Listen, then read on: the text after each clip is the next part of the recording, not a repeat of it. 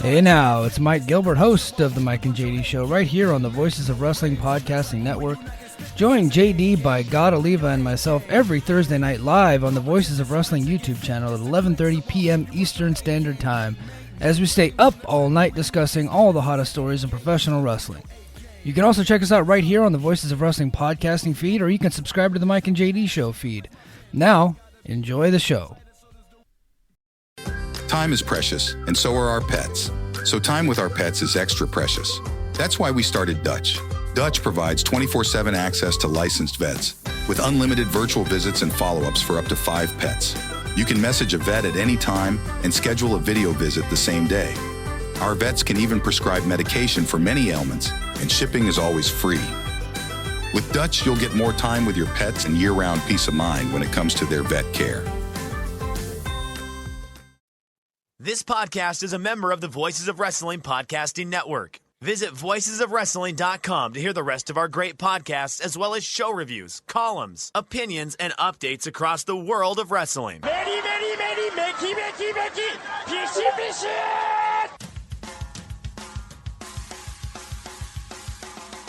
You are listening to the Flagship Podcast with your hosts, Joe Lanza. The fucking sun sucks. I don't know what you people see in the sun. I don't know how you people do the sun. It's just the dirt worst. I want nothing to do with it. I'd be content never going out in the sun again. And Rich Crage. This is the dumbest show. I cannot believe these people. Some people pay us $10 to listen to the show live. This is what we give them for 45 minutes. Been doing this for 10 years. Why? We're bigger than ever. More people listen to us than ever. Why? And we are live on the Flagship Podcast. I am Rich. He is Joe. Joe, what's happening? How are you? Man, this was a tricky week. This was a packed week when you have the 2 Dontaku shows to watch, and then the Noah show from Sumo Hall, the Arena Mexico show from Friday with the MLW talent, Dragon Gate Dead or Alive. And then all the usuals with Dynamite and Collision and everything else that you normally got to keep up with. Then there was that Raw, SmackDown, Evolve, all the NXT. Well, sure. Right. All of them. They're all there. And then I heard that Taka Taichi produce show was real good, or at least a couple matches off of it were. I had no hope of getting to that. No, there's a Marigold, Mayu Iwatani's in Marigold. I've been told that match was great and I got to watch it. So yeah, I mean, this was, outside of like some WrestleMania week or something, this was just a wild week and very, very hard to keep up with in terms of getting everything watched. So, yeah, I got to pretty much everything except the Dragon Gate. I made that the least of my priorities, and 10 years ago that would have been the top of the list, or right behind New Japan probably. But I just can't get into the Dragon Gate, the modern Dragon Gate. But another Dragon Gate gets screwed again, because if it hadn't been such a packed week, I probably would have watched Dead or Alive. But 2 New Japan shows, and then the Noah Sumo Hall show. You got to prioritize those, and then just so much, So it was a lot to watch this week, but got most of it in. And speaking of Dynamite, for people looking for the Thursday Dynamite review, I wasn't able to record that today because I had a repairman in my house fixing a bunch of shit. So that's normally when I would have recorded. But a couple of different people pitched a good idea, since Collision is airing tonight on Thursday, that I could just do a dual review tomorrow. I could just, watch Collision after we're done here, and then do a Dynamite / Collision review and have that on the feed. Probably by the time most people are hearing this, it'll be up on the Patreon feed probably by Friday morning or Friday afternoon. So, in fact, I'll probably have to do that as soon as I'll have to record that in the middle of the night tonight, because tomorrow I'm gonna have the guys going to come back, and I'm going to be in the same predicament that I'm in today, where I don't have where I can't record because the guy's clanging and banging with tools and shit. So got The Rock, Dwayne Johnson's in there doing. Yeah, got Dwayne doing work out there for you. That's good. Yeah. That's awesome. Yeah. So probably by the time for the people listening live, you'll have the Dynamite / Collision review probably early Friday morning. I'll probably record that in the middle of the night and then just schedule it for drive time. US drive time. I'll schedule it for the morning in the US, so it'll be there probably when a lot of you wake up, and it'll be there for a lot of your commutes, and then so we'll have that squared away. But anyway, that's where the that's why there was no Dynamite review today. So that explains that. Yep, and that'll all be up on flagshippatreon.com or patreon.com/voices of wrestling. However you want to get there. That is how you get there. And it's good that you did mention that. Yeah, it's been a busy week. Obviously, Golden Week in Japan. Everyone runs big shows, and we're not going to cover all of it. There's going to be a couple that we are not going to be able to cover. Like you said, Dragon Gate Dead or Alive.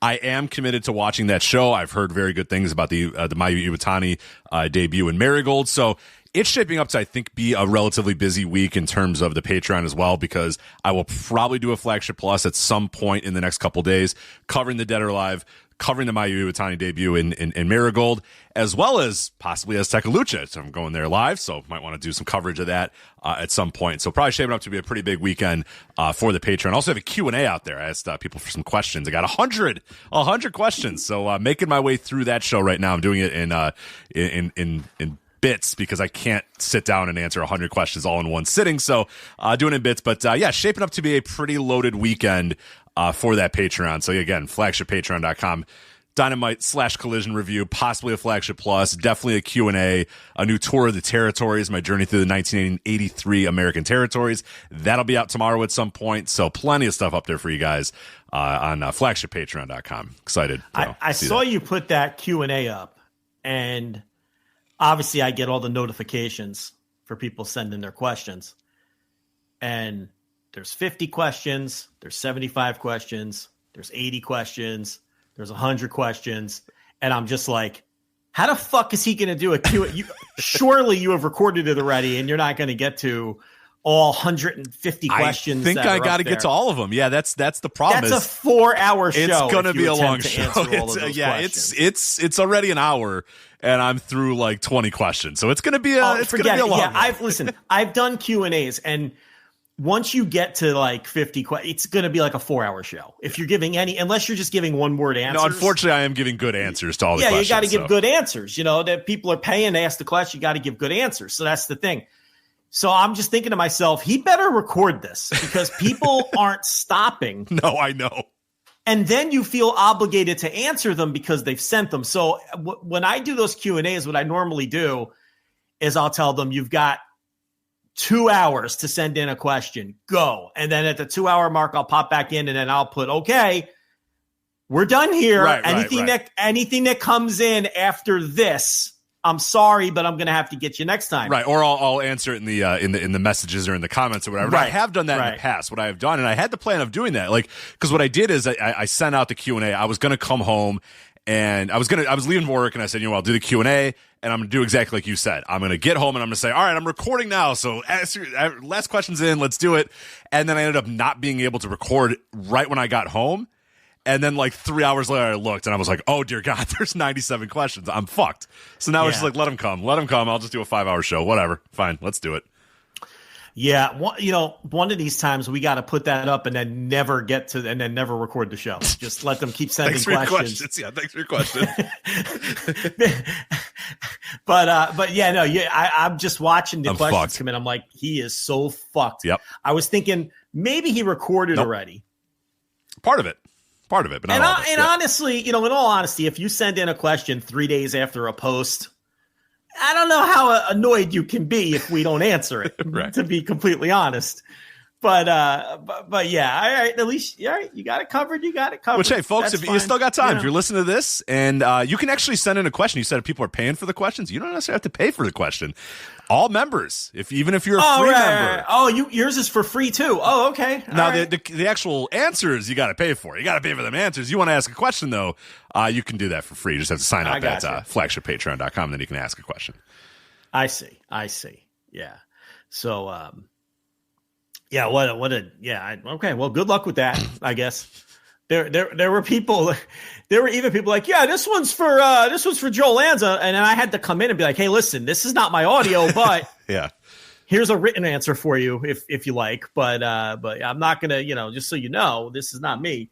So they're coming from all corners. One guy's like, oh, what about the guy who does the Dynamite review? I got a question for him, and I'm like, I'm not doing this audio.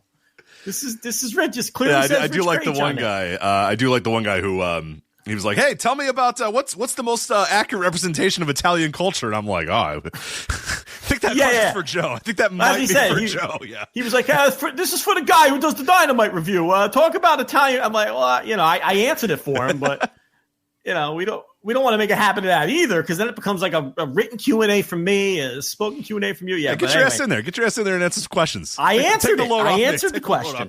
I did answer the question, but anyway, look for that 4-hour Q&A from Craich at some point. But plenty of content coming on the Patreon.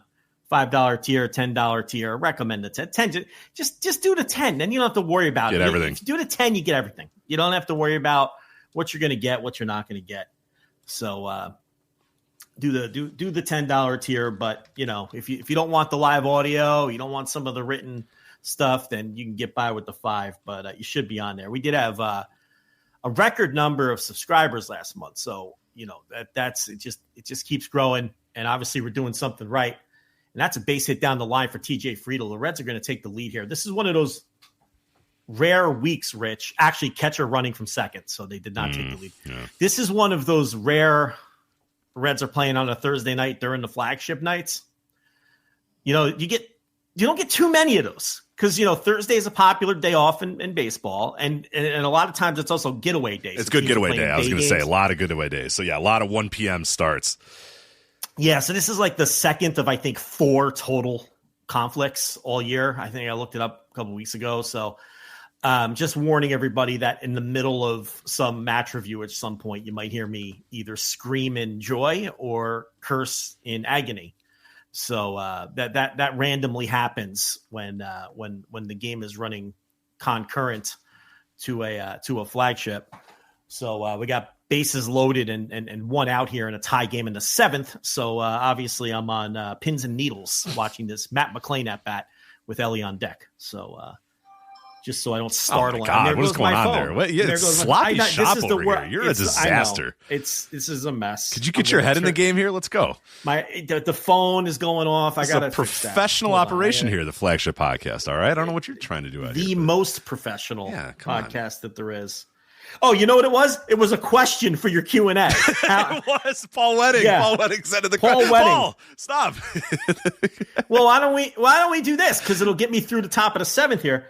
Paul Wedding, you could answer this one right now. Let's do and it right give people now. A taste. There it is, Paul.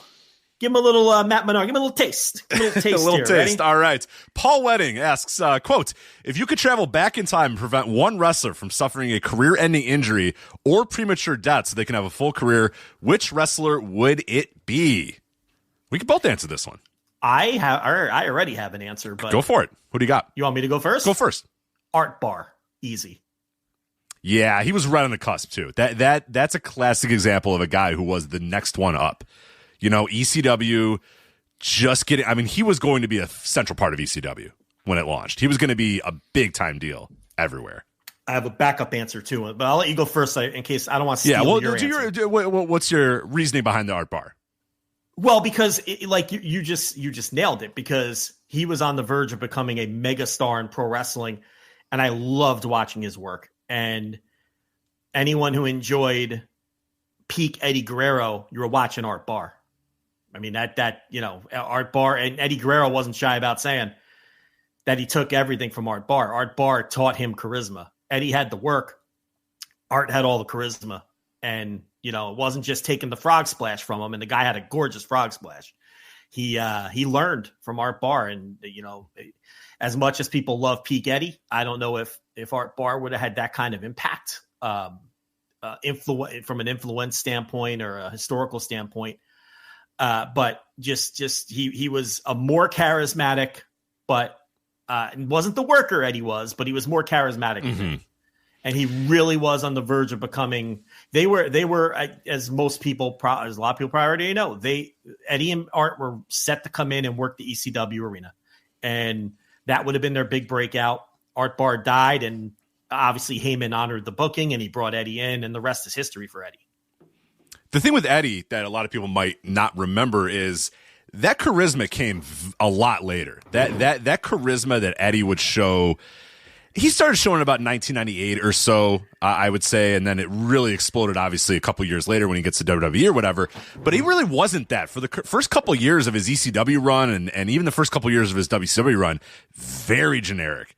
Very, just kind of, he was a good worker, obviously a very good worker, no doubt about it, but it really wasn't the complete package until a couple years later. And you're right, that Art Barr was sort of maybe a little less the worker of Eddie Guerrero, just a little less, but like way more in the charisma. Like he had insane charisma. So you could see that that could have translated so well to ECW and then eventually WCW or whatever the rest of Art Barr's career would have been. For sure. Yeah, you could definitely see. So yeah, that's a great pick. And my pick is going to be Magnum TA is the one that I always go to, because it's like that dude was on the cusp of being like the biggest star in wrestling. And he's one of the biggest what-ifs, I think, ever in wrestling history, because they had everything planned for him. He seemed like he was ready to go. Jim Crockett Promotions was just ready for this guy to be the next dude, and then it's all over. It just in a blink of an eye, it's all over.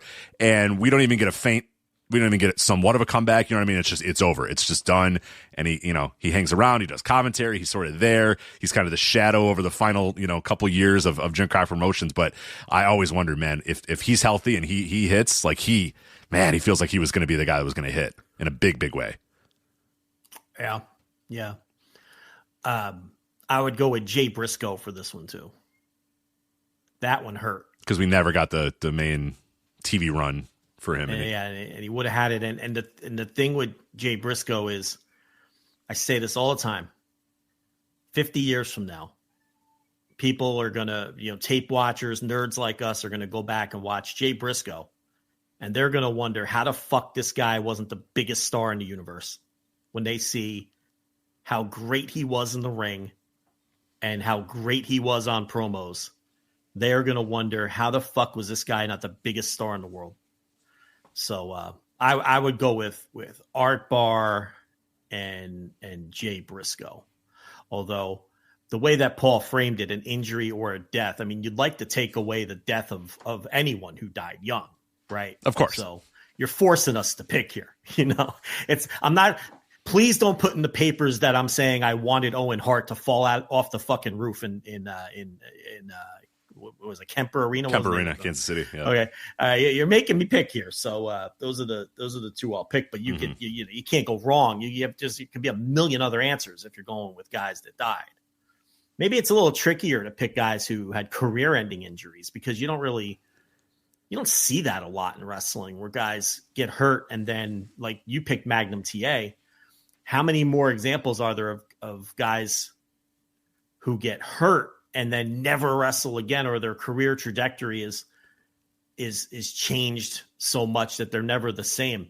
Maybe if Dynamite Kid doesn't injure his back in that tag team match, right? Maybe he would have had a few more. But look, he already had a lot of great years. He had a pretty full career, yeah. And that, like someone in the chat room put Hayabusa, and it obviously was tragic what happened to Hayabusa. I'm actually watching on my other TV the return of Hayabusa here against Masato Tanaka, another show and another match that happened last week that I had on my list of things to talk about. Maybe I'll bring it to a plus, because there's just no way we can fit it on this show. But Hayabusa, he obviously very tragic what happened to him, but I always felt like that guy had a pretty full career. You know what I mean? Before that. And yeah, it obviously sucks. And I would have loved to seen him wrestle a couple more years. I would love to see him be more healthy, have a healthy, run at the end. But like, I feel mostly fulfilled by the Hayabusa career. You know what I mean? I don't necessarily see that as much of like you're saying, there's levels to this, and I'm not saying that it's not a tragedy, but you know what I mean? Like, I see it more as, oh crap, what could have been with this guy, or what could have been with that guy? Whereas Hayabusa, it's like, no, that guy had a pretty fulfilling and pretty great run. For sure, despite, and Shinjiro Otani is another great example too. Obviously, what's happened to him is tragic, but you got a long career of Shinjiro Otani. You didn't really, there's levels to this for sure. We're getting more questions. Now they're trying to be slick. I know. Like, Did you see that? They're like, they're going to answer it live on the air. They're going to answer them live. No. Steven. What was it? I think it was Steven, right? That came across. Steven Uemura or something like that. I see you, Steven. Like it's a taste. You get a little taste. That's it. Okay. Don't try to be slick.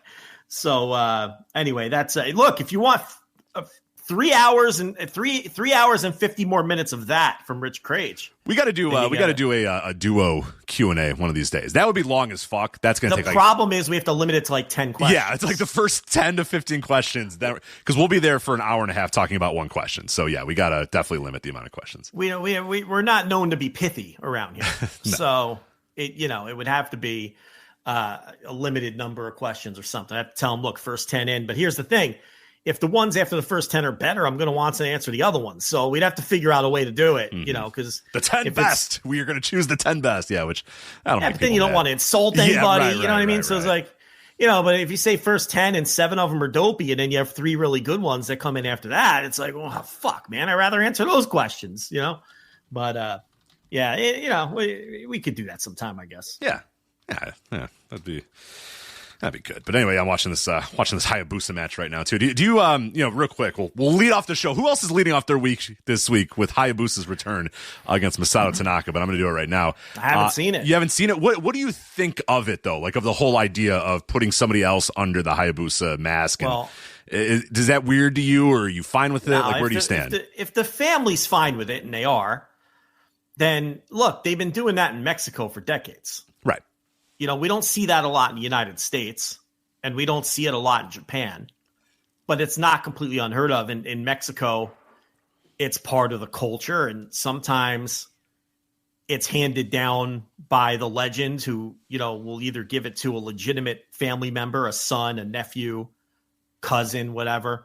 But sometimes, like in the case of AAA, they own a trademark, and what are we on? La Parka number 3 in AAA? I mean, so it's like, it's not unheard of in certain wrestling cultures. And from that standpoint, I feel like as a wrestling fan, I'm kind of used to it, and I don't have any problem with it as long as the family right. or the person, if the person's still living, gives their blessing and wants to hand it down. We've seen how many versions of Tiger Mask have we seen? That's a perfect example right there. And, nobody's ever offended or bothered that someone's taking over. It almost becomes like a legacy tradition thing a lot of the time.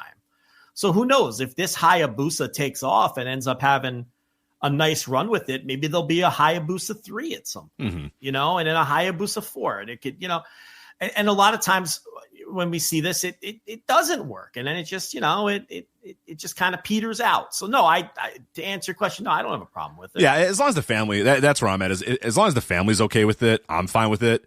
And as long as it's a decent enough nod to the original, and it really, watching this match, it really is. There's a lot of stuff that this guy is doing that kind of harkens back to Hayabusa. He's nailing the look, and he seems to be a pretty decent worker as well. So yeah, and really honestly, what it has the opportunity to do is to put more of a spotlight on the original Hayabusa as well. You know what I mean? Where you can then maybe make a whole new generation of fans aware of, hey, this guy that he's, sort of mimicking or he's kind of taking the character, taking over the character of, like, this guy was incredible. Like, here's what he did back, 20 years ago. And so it's not always, if the family has the blessing and if everybody has the blessing, it's less of like taking stealing the gimmick and trying to get over with the gimmick because and more kind of, honoring the gimmick a little bit more, and honoring the original wrestler. And it feels like this is sort of that more so than some dude deciding, hey, you know what I'm going to do? I'm going to steal Hayabusa's gimmick and wear his mask to the ring, and I'm going to get over that way and get bookings that way. That's not what's happening with this at all. It's got the blessing of a lot of different people. So with that being said, I'm fine with it too. Yeah. So we have so much to get to, and it's crazy. But did you see this? So the Forbidden Door tickets went on sale, and it looks like that's going to be another monster show, another monster. That Forbidden Door show, isn't it funny that how after, what was it, the first or second one, there were a lot of pundits out there who I'm not going to name, people like Raj Giri, who insisted that the concept was dead and that AEW should never do another Forbidden Door because people just don't care. They and don't all care. That. Yeah. And the Forbidden Door continues to be one of the most successful shows that AEW does on a year in, year out basis every single year. And this year is going to be no exception with the big, I think they got 11,000 tickets out already, and they're probably going to open up more seats in that O2, which was the worst kept secret in wrestling, by the way, that was going to be the venue it was going to be in. And I think they're piggybacking with a TV that's going to have 5,000 or 6,000 tickets out too. So it looks like the Forbidden Door gate has already crossed 1 million, or likely has already crossed 1 million with the old back of the envelope math. And Meltzer projects that it'll be their third highest gate ever behind the 2 Wembleys. So imagine if they had shut down the Forbidden Door concept when a lot of people, if they listen to these very smart people, if they listen to all these very smart podcasters that all know what they're talking about. Yeah. First count, tickets distributed 11,623. The setup they have right now is 14,234. So only about 2,600 tickets still available with the current setup they have, and that's first count with 109 days to the show. So that thing is going to do pretty well. It's going to do great. I mean, and it's it's going to do a monster gate. It's already over. It's already into 7 figures. And look, I understand this one is a little bit different because it's it's in the UK and all that. But the Forbidden Door shows, they always do a nice gate. They always do a nice pay-per-view number. A lot of years they're the second or third biggest show that AEW does. So it's been a winner of a concept since they rolled it out, and it still is. And it's interesting because clearly New Japan is not nearly as hot as they were at the time of the first Forbidden Door, right? Because a lot of those guys are working for AEW now. Mm-hmm. So it's like you question how long people were questioning how long the concept would have to where it would still be a legitimate draw and if it was worth doing or worth repackaging or something. But when you have these relationships with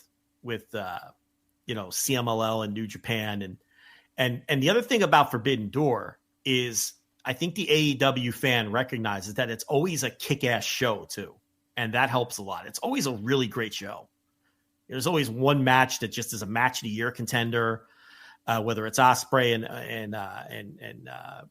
and Orange Cassidy from the first one, which stole the show, or whether it's something with what was the big Okada Bryan Danielson. Okada Bryan. The original Forbidden Door. Because I get confused with the other concept show, the Inoki. Wrestle Dream. I think they did a Wrestle Dream show. Am I right? Or I forget now when that. The people are going to let us know. Danielson. The chat as soon as the chat catches up. But that show just. Again, I think a lot of the criticism, and you could jump in any time when the chat figures that out if they get to it before you. That will. But I think that a lot of the criticism of Forbidden Door, both from the person I mentioned and some others that I won't, the old not wanting to punch down, Rich Craig, lest I be the one who ever punches down. I would never do that. But I think a lot of the criticism from those kind of corners of the world or the wrestling media world, a couple of years ago when it came to Forbidden Door, I think a lot of it came from insecurity because it was a lot of fans enjoying a concept in wrestling that those sorts of fans don't care about and don't enjoy. So it's kind of like pissing in cornflakes. It's like, well, we don't care about New Japan or CMLL or joint shows. So any opportunity to shit on it and say that maybe they shouldn't do it anymore because one year didn't draw as much money as the previous year, we're going to take that because I think that's born out of insecurity. Of course.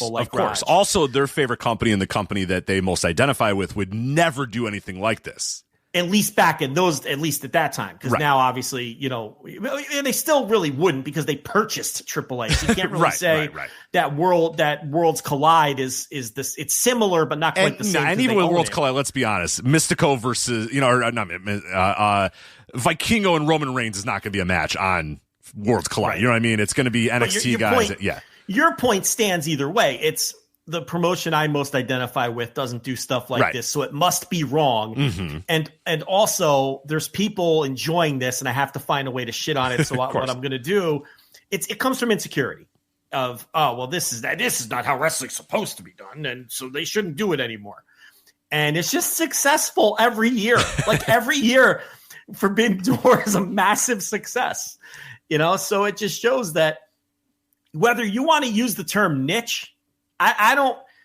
A lot of people use the term niche when it comes to AEW. And some people who are using it as kind of a passive aggressive thing. Oh, they have their niche audience, right?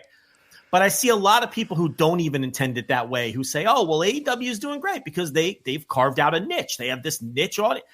I don't love that term because the fact of the matter is AEW is too big and too successful to call it a niche audience. It just is. They've got a monster media rights deal. They do $1 million gates, multiple times a year at this point. They're going to do another one in Texas. Many hours of first-run television on national television. You know what I mean? Many hours they've got the 4 hours of first-run television on national TV. Dynamite consistently, since it has existed, has been a top 5, sometimes number 1 show on cable in its night, at worst a top 10 show.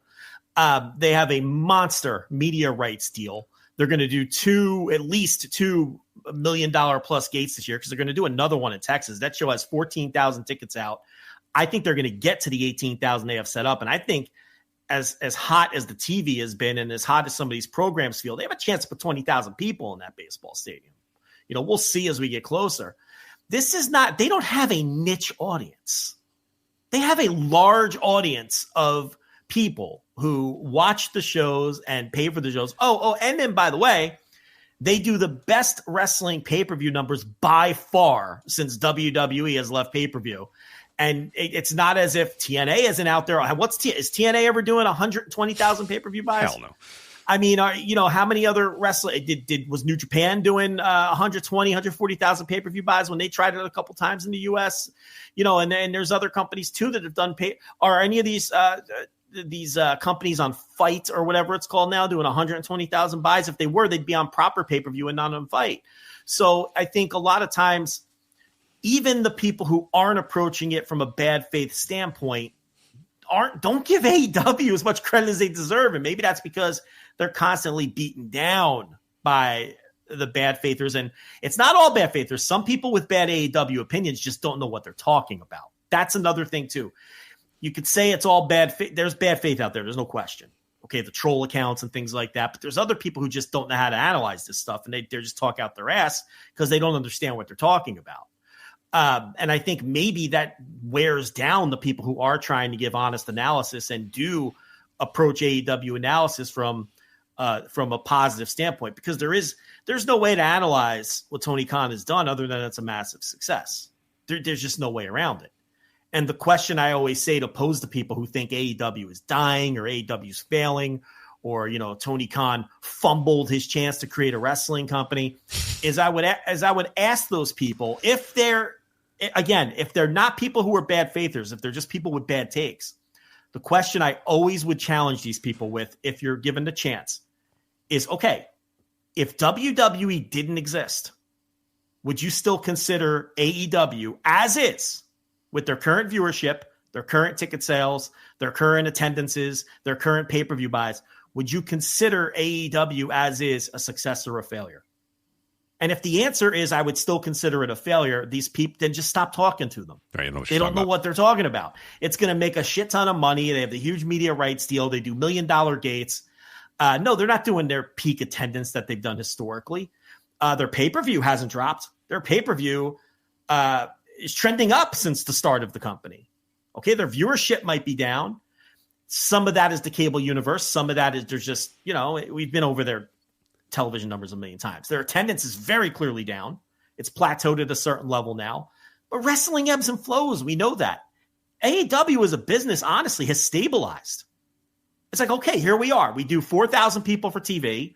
We do 600 to 700,000 people and a 0.15 to a 0.18 every week for Dynamite. And that's kind of where they've stabilized. They do 120 to 130,000 pay-per-view buys. That's where they live now with their massive television contract. And where they live right now is The second most successful wrestling promotion in the history of the United States. That's exactly what I was going to say. And maybe the world. I was going to say, at the end of the day, the best thing you could say to anybody who says that is find me the second best. I mean, they're inarguably, at least of the modern era, the second most successful wrestling company in American history. And maybe world history. Yeah. If you're looking at revenue. And sustainably, too, because, the people say, the Monday Night Wars and WCW. Yeah, WCW was very successful for 2 years. You know what I mean? And then very unsuccessful for most of the other years surrounding that. So, yeah, sustainably, AEW's been successful longer than almost any other wrestling company ever in American history, except for one other company. Yeah. So, and Forbidden Door is just another reminder of that. As I pause and look for a place for you to clip this amazing segment for YouTube. Very good, yes. Just to clarify, the Forbidden Doors, we were talking about the matches. Forbidden Door number 1 in 2022 in Chicago, that was Will Ospreay, Orange Cassidy, Jon Moxley, and Tanahashi was the main event for the interim AEW World Championship, if you remember that one. So that was the first Forbidden Door, and that was the one that was so snake-bitten with injuries, and everybody was like, I don't know if this show's going to be any good.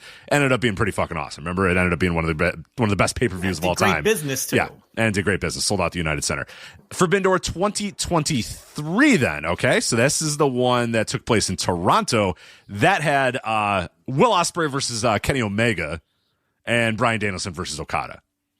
So... yeah, also did pretty well and did very good business. 14,826. Also had CM Punk versus Toshi Kojima too. I'm gonna kill you, you idiot. Whatever the hell this Toshi Kojima voiceover was, which is so good. Yeah. And then he elbowed him in the fucking dick. Yeah. Right in the dick. Right in the fucking dick. And then Forbidden Door 2024, which was at the UBS Arena, also 11,000 people. And this is kind of in that period of AEW business struggling a little bit. That was Swerve and Ospreay on your main event. Oh, right. Yep. Right. And Mercedes versus Vakir and a bunch of other pretty decent stuff. Danielson, Shingo Takagi in the Owen Hart Cup. So those are all the Forbidden Doors that we've had so far. So yeah, pretty fucking good, and they all sell a bunch of tickets. They've all sold at least 11,000 tickets, every single one. Yeah, and when some of these people say that AEW shouldn't do an event like this, it's because they don't want you to have something you enjoy that they don't enjoy. It's really what it is. They don't enjoy the concept, so they want to take it away from you because they're mad that you're enjoying something that's different. So that's really what it comes down to. But yeah, I just wanted to get that in there. I thought it was worth mentioning, even though we have so much to talk about. You see the Dynamite rating. They did the exact same viewership and demo as last week. It's the exact same people. The exact same number. To the point where in Thurston's report, he had to say, this is not a typo. They just did the exact same numbers as last week against incredible competition, by the way, last night with the NBA and NHL playoffs. So again, the television ratings have really stabilized, and it's like it's pointless to compare the television ratings to, and that's what a lot of these people do. They'll say, no Millie. They were doing 1.4 million when they started. What's the point? You got to compare to what they're doing now. You got to compare year over year. The furthest really, any business I've ever worked for, the comparison is year over year. That's really as far back as you go. Sometimes you look for trends. So you look a little deeper, right?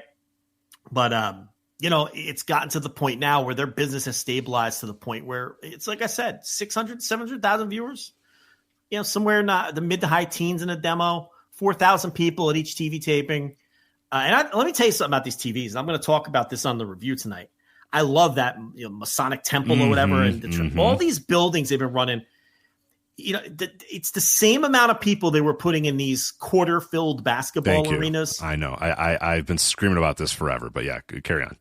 But the atmosphere is just so much better because the atmosphere, the noise carries. The crowds are hotter. The crowds are naturally hotter because they don't feel like they're in an empty cavernous building. Thank you. I know there was people. I would argue with people all the time about this back 2 years ago and stuff when they were running these. They would run these big giant basketball arenas because people said, "Well, you got to look major league, and you look major league by running a big giant basketball arena."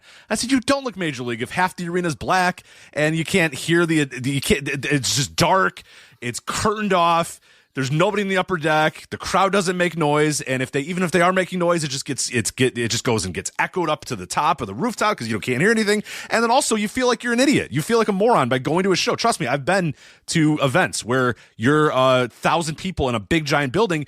You feel dumb. You feel like, what am I doing here? I'm at a very cold thing. I'm at a thing that nobody else wants to be at. I'm not as excited. Why would you be as excited if there's 2,000 people in a 14,000 seat arena and there's a bunch of empty space and a bunch of empty curtains everywhere? And that sucks. That's a terrible way to watch a wrestling show. So you know what you can do? You can go to a fucking small arena, put the same amount of people in there, and it feels like, hey, I'm at something pretty hot. And that's what they did when they first started. When Dynamite first started, they were running very, more times than not, they were running very small arenas like that, with the idea of, hey, we're not going to get 10,000 people at these things, but we're going to get 4,000, 3,000, 5,000. Great. We'll put them in these smaller buildings, and they're fun, they're unique, and they're different. And it's so much better than running every single town's major basketball/hockey arena and filling it 1/6 of the way. It was so dumb that anybody ever got it in their heads that they had to run these big time arenas because that's what makes you look major league. Guys, whoever had that advice, they're an idiot. They don't know shit.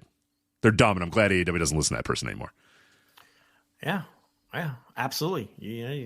Everything you said was correct. I mean, the venues come across hot. Looks like it's a hot show. I mean, they're getting great shows. That helps. But I think it helps the quality of the shows, too. It's just cool that they looks different, too. It's like you turn on Dynamite and you're like, oh, fuck, that's a cool Every looking Raw and SmackDown looks exactly the same. Right. Am I in Salt Lake City? Am I in Des Moines? Am I in Oklahoma City? Who fucking knows? Doesn't matter. You may as well be in the same building every week. And listen, don't get this twisted, okay? If AEW, that's in the gap. Go, Jose. If AEW could fill these basketball arenas, they'd be back in them. Sure. Oh, yeah. Yeah. If they had 14,000 people showing up to every TV, of course they'd be back in them. And all of their buildings would look identical and sterile every week, like WWE's do. Okay. And there's something to a hot 14,000 seat crowd. Don't get me wrong. Oh, yeah. That's great too. Okay. And in fact, that's oftentimes better. Not always, but oftentimes better. But what they have done here is helping them in every way. It really is. So, and I think the performers feed off it too. The performers don't like performing when they're staring at 3/4 of the building empty. Mm-hmm. It's a mental thing, so, they're like, oh, feels so much better to them to be in a packed 4,000 seat building of rowdy fans.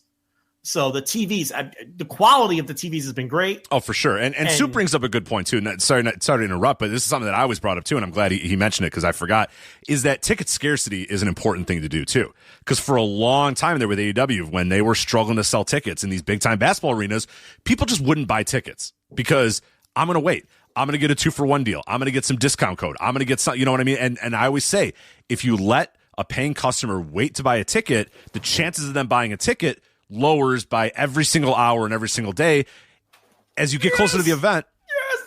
What do you got? What happened here? What's going on? No. Keep. I didn't want to interrupt. Okay, you got it. Well, you were on a roll, dude. You did. All right, fine. When you eliminate that ticket scarcity and just people know I can wait till the final day, I can wait till the final hour, I can wait till that makes it a lot harder because you can come up with 1,000 different excuses for why you shouldn't go to a show or what you got to have going on that day. And I always said that's a terrible thing to do when there's ticket scarcity. And I know they're running this 2,000 seat, 3,000 seat arena. I want to go to this. I'm going to buy my ticket now, even if it's a month out or whatever. I'll change my plans. My plans for that day now are going to Dynamite. Everything else revolves around that. Versus the other way is let's, wait until the day of, and then I'll go buy my ticket. Okay, well, the dog's sick. My kid's got to go to baseball practice. My wife's doing, you know what, forget it. I won't go. And then it's so much easier to just blow it off because you don't have that ticket in hand. You haven't put any investment in it. Yeah. So many other things can come up. Whereas, when it becomes a situation where, you only have 4,000 tickets, and I can't believe we have to explain this. There were dumb people that were not getting this at the time, is that when you have a couple thousand tickets and there's demand, it then forces you to, again, we saw this with AEW when it first started. It forces you to say, well, fuck, I got to buy a ticket sight unseen. I don't care what's on the show. I don't care. We got to go. We got to go. I got to buy that ticket right now because I want to be there. I want to be at the show. I have to make sure I secure a ticket. And that's so much healthier for their ticket buying, audience than let me wait and get a bunch of discount codes and then, day of, forget, I'm not going to go. I got something else happening. Yeah. Weather's not nice. It's raining. It's snowing. Wife wants to go out to dinner. Kids are sick. Whatever. Fuck it. Well, and there's, stacking on that Suit Williams point, there's the point that Dave Meltzer always makes that once you're at the event, there's something to the idea of feeling like you're at something hot. Of course. And when you're at he was also one of the people that thought that they needed to be in big giant arenas to feel major league, and he was always wrong about that. And I vehemently these are two different points. Yeah, these are two different points because I disagree with that as well. But when you're at a show like Detroit last night, you can't help. How could you help leaving that show without feeling like, man, I got to come back to this next time? Right. Whereas if you go to a 1/6 filled basketball arena where the sound doesn't carry and the performers aren't jacked up and you're staring at empty seats across from you, you might not feel that vibe when you're in the building. So there's something to feeling like you're at something hot. I mean, we talk about this all the time, but what would that Paul Heyman strategy at the ECW arena, which was a loss leader for him? He didn't make money on those shows. He could have sold more tickets somewhere else. But I could speak as someone who was at those shows. I felt like I was at the hottest pro wrestling show of the month every time I went to that ECW. Of course. And where I would come home and I would immediately call my friends who couldn't make it and talk shit, tell them how great it was, and go on the earliest forums of the internet and talk about how great it was. And we could not fucking wait to go back 3 weeks later to the ECW arena and be part of that fucking atmosphere. If he was running those shows in whatever, where Temple plays basketball, whatever other building you want to talk about in Philly that was a little bigger so you could squeeze 500 more people in it, and it was emptier and it wasn't as hot and it didn't have that camaraderie of all those sickos, it wouldn't have had the same feel and it wouldn't have come across the same way on TV. ECW made you stop changing the channel. What the fuck is this? Mm-hmm. You know, and that was why. And there's something to that. And AEW has those vibes right now. So when you can't sell 10,000 tickets every week to TV, this is the preferred strategy. This is what you should be doing. Creating that ECW-like atmosphere.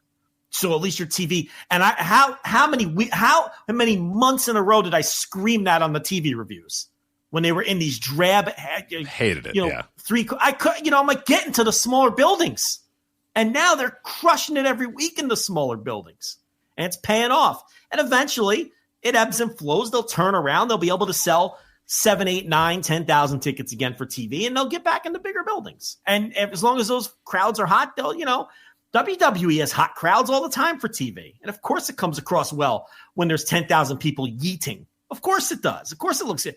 But when you can't have that, do this. So it's been a great pivot for them. I know it took a few months to catch up because you have these buildings booked out longer term and everything. Right. And, but now that they've done it, they're there. Yeah. It's been a big win. Yeah. Absolutely. Yeah. Quite literally going to the ECW arena as well pretty soon too. So that's going to be cool as fuck. Yeah, it is. You gotta go. You gotta go, Joe. Come on. They're doing like 9 shows in a week. You gotta be there for that. Yeah. Rich, I live halfway across the country. Yeah, there's planes, there's trains, there's automobiles. You can get your ass to Philly. Come on. Let's be honest. It's the literal building, but it's a little different now. Yeah. It's a little different now. I get it. It's a professional venue now, Rich. I know. It's all buttoned up. It's got a lobby and shit now, too. It's like, oh, man, what is this? And it's funny. And who's responsible for that? It's ECW. If they didn't pick that place. Random Viking Hall. Yeah, just some random. Yeah, that kicked it all off. I mean, I know it took it, but I mean, then it became like being known as a wrestling building, and then boxing showed up and everything else. And it's, so you could see, and then have you ever gone to their website? They show like weddings taking place there and like corporate events, and you're like, my God, it's just, the same building, that building that you saw so many great things at. It's like, here's like the bar mitzvah of like this, it's just like a random family having a good bar mitzvah celebration there. And you're like, oh my God, this is. Yeah. I mean, look, I thought the Dallas residency rocked for Collision. I mean, it looked good on TV. It didn't look small time. They were able to put people in it every week of the thing. So the bottom line is, as long as people show up, that's gonna look very good. I think it's gonna come across. But we'll see. Maybe it will look like shit on TV. I don't know.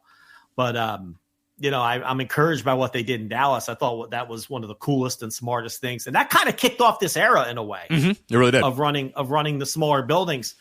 It made them realize that, maybe having 2,000, 3,000 hot fans is way better than having 4,000 fans not making any noise in a big giant arena. Yeah, and we were like, look, they got to find more places to do this, and then when you did the math on it, they made money on it too. And yes, that should be a lot of fun. So, of course, we got a million fucking topics. We're answering 40 Paul minutes Wedding's questions. We're talking about Hayabusa, and now we're ranting about the 2300 arena and AEW attendances and stuff like that. But yeah, let's get to all this other stuff here because we got plenty to get to. A preview coming up later of MLW's Lucha Azteca. I have been approved for media, so I will be there in attendance at the lovely Cicero Stadium for MLW Lucha Azteca. My luchadors, come on, man. I'm a renegade. I'm a real ass renegade. I had to find a way to get in that building, and I'll be there for sure this weekend. MLW Lucha Azteca. Also, speaking of CMLL, a lot of CMLL on the show and a lot of MLW on the show. As we're going to talk review, I should say, MLW's Arena Mexico show with CMLL. Some matches that were announced for AEW's tour of Mexico as well, including some joint shows with CMLL, and then of course three big shows, I should say, out of Japan. We're going to cover here Noah's 25th Anniversary Sumo Hall show, as well as the two Wrestling Dontaku shows for New Japan Pro Wrestling. So where do you want to start? You want to go Noah, New Japan, MLW? What are you thinking? Oh, and I guess Backlash too. I guess we'll give the quickest, shortest preview of Backlash I can ever give because who fucking cares? Why don't you do that right now? Let's talk about WWE Backlash. All right, Joe. This weekend, this Saturday, so I'll be at Lucha Azteca, so I won't be able to watch WWE Backlash live. So no instant reaction live, folks. Sorry. WWE United States title fatal four-way match. Jacob Fatu, Drew McIntyre, L.A. Knight, and Damian Priest. Poor Drew McIntyre. Enjoy the mid-card, pal. Dominic Mysterio versus Penta for the IC title. Pat McAfee versus Gunther. Lyra Valkyria versus Becky Lynch for the IC title. What do you think of that? What do you think of that build? Like the reality based, we're going to shoot on each other. I don't know. Are they? I mean, I guess they kind of are, right? All right, moving on. Yeah, I don't know. Fucking undisputed WWE title. You're not going to believe this. John Cena versus Randy Orton. Is it just me? That's it. That's all the show, by the way. Now look, I get it. It's not for us. No. Clearly. Decidedly not for us. And by the way, that match has never been for us. Never, ever. And has almost never been good. No matter how many times they've done it, it's almost never been. And they've had about 21 matches, and I think one of them was good out of those 21 or whatever. So right. So, but even with that said, I feel like it feels like a cold match ice even cold. For their audience. Absolutely ice cold. There's no hype for it. Does not feel like a hot match. I get what they were going for. I totally get what they were going for. But my God, does it not feel hot? So that's really my only thought on it. We're going to have to watch it and review it. I'm kind of looking forward to watching and reviewing it. I want to see what babyface Randy Orton and heel John Cena looks like. It can't look any worse than the 45 Cena Orton matches. Those guys had bad matches 15 years ago. I know. And Cena's horrible now, and Randy Orton's back is broken, and he weighs 100 pounds more than he used to of pure muscle. Brother, I hear you. I don't know. I think it could be worse. I think it could be.